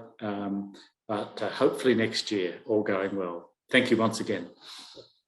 Thank you, sir. I think I would also like to invite Shyam to say a few words before we start this proceeding for the convocation. Thank you, Anirban, Debmalya, and Somu. And I must congratulate Professor Brian Kelly, because he's our Pro Vice Chancellor now. He's in a very esteemed, important position for the university, and that will only strengthen our position, I think, to the program, I hope, Brian. And we were supposed to have launched advanced program this year, and I know there are people who are waiting to join, and we also had this dream or vision of expanding a low-cost, highly effective diabetes endocrinology master's program across the globe, as well as allied health program to pharmacists and nurses. Eventually, we should be able to get thousands and thousands of medical and nursing workforce trained in managing diabetes and endocrinology basics really well. But unfortunately, COVID has affected us so deeply that things have been had to be put on hold. But I'm optimistic that one day, maybe in the near future, we will have the conversation again. And I'm already in India this time. I'm in Bangalore, but I couldn't come to Kolkata because of, again, COVID situation. I was worried about risking my mom's health or my parents' health like that. But next year, definitely we will come to Kolkata. And thank you for all the hard work you faculty have put. And also I must apologize to our current batch of doctors whom we couldn't personally interact. We would have had at least 4 days of interaction in our typical course. When we start, we would be there for 2 days. When you finish, we would be there for 2 days. So this whole season we missed out. So I don't know most of you. I'm really sorry about that. But hopefully you will come back to join us again next year for an extended seminar or a workshop. We will probably host it in 2023 in Kolkata, and I'm sure Brian will be delighted to join us as well. Thank you. Thank you. Thank you, Shyam, for your encouraging talk, and we are looking forward for the course this year, as well as the advanced course and the masters onwards. So, Shomo, can we invite our yeah, we start the program. Yeah, we may start the program, and the students should join. And yes.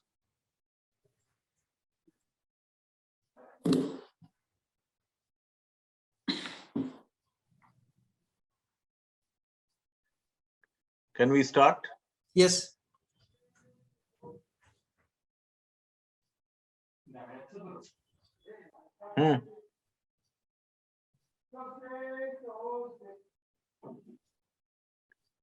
The slide is not moving. No.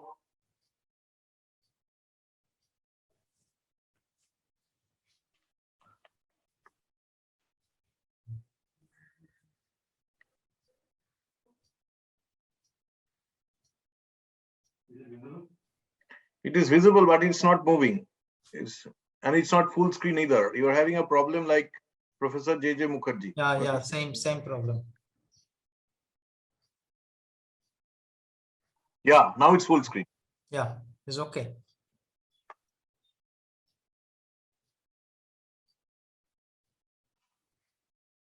Just move the slide. Sir, we are sharing the slides. Okay. You just need to say next slide. Next slide, please. So this is our in KPC Medical College. Brian is there, as we can see. Please proceed. It's got an animation on. Our previous batches, Dr. Shyam, Acharya, Professor Majumder are all there. The pious lamp lighting. Proceed, please.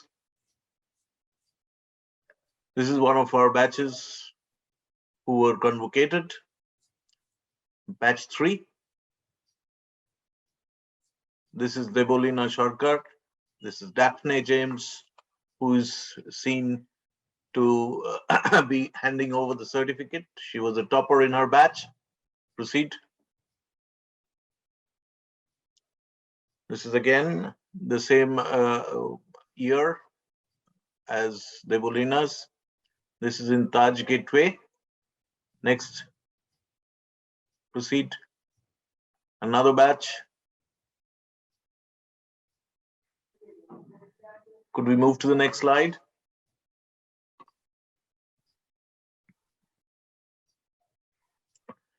Dr. Balaram Ghosh, he's the first one. We are going as per alphabetical order.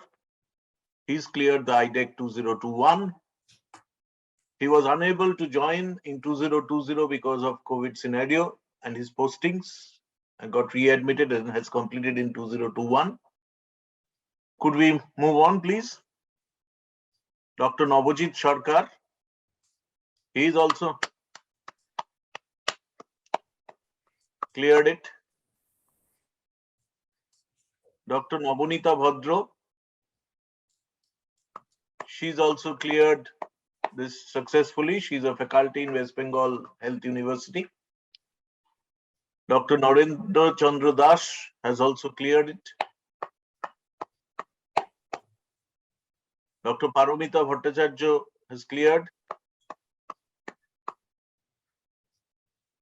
Dr. Pratima Goel, she's outstation. She is also cleared. She is from Delhi. Dr. Rishu Mishra has also cleared. Dr. Saurabh Pandey has also cleared the course and is receiving the certificate of completion. Dr. Sheikh Ajizur Rahman has also cleared. Dr. Subrato Bhandari has also cleared.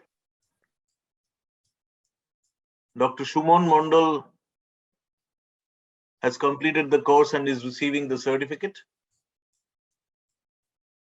Dr. Vishal Anand has also completed and is receiving the certificate. Congratulations, Dr. Anand. He is from the Northeast. Dr. Prem Chandra Singh, he is from the Northeast. He has also completed. Congratulations, Dr. Prem Chandra Singh. This is the top 3 for this year. We haven't done any first, second, or third. His projects were not available. Dr. Pratima Goyal, she has topped 3 out of the 12 modules. Dr. Saurabh Pandey, just a bit ahead. He also topped 3 modules, but if you total their scores, he scores a wee bit ahead of Dr. Pratima. And Dr. Subrato Bhandari is the topper who has topped 5 out of the 12 modules. A big round of applause. Congratulations, Dr. Bhandari, Dr. Pandey, and Dr. Pratima Goyal. And thank you, everyone. And we will see you next year at ENDIAB 2023 and hopefully face to face. As we come out, we see rays of hope that perhaps we'll be able to be out of this pandemic situation and come back to normal life. Thank you so much, everyone. And thank you, Professor Ban, Professor Majumder, Dr. Shyam, and Professor Debmalya Sanyal for being there. Thank you, Dr. Ajay Biswas, for organizing the entire ENDIAB Summit. And thank you, Cubics and Dipan, for taking care of the logistics and the web support. Thank you so very much. Thank you, Somo. And at last, Somo also. Somo has done a great job, and he single-handedly, along with Ajay, has actually done all these, has actually done all the events, programs, and actually brain behind the whole program. So thank you, Somo, for doing it so excellently, along with Ajay Biswas. And we all need to congratulate the participants in the ENDIAB course who have successfully ended it. And all the participants who had joined throughout these 3 days of academic feast. And as every good thing has to come at an end, we end this ENDIAB Summit 2023 with a ray of hope that perhaps we are seeing the light at the end of the tunnel, and perhaps COVID will not be able to restrict our lives very long. And we all expect to see you, this batch. We will invite you definitely for the convocation next year to meet all of us physically. Thank you so very much, everyone. And I won't keep you out away from your lunch, and Brian away from dinner, perhaps early dinner on Sunday. Thank you so very much for being here, sir. Thank you. Thank you, everyone. Thank you. Thank you so much. It's been great to see you all. Bye-bye. Thank you. Bye, Brian.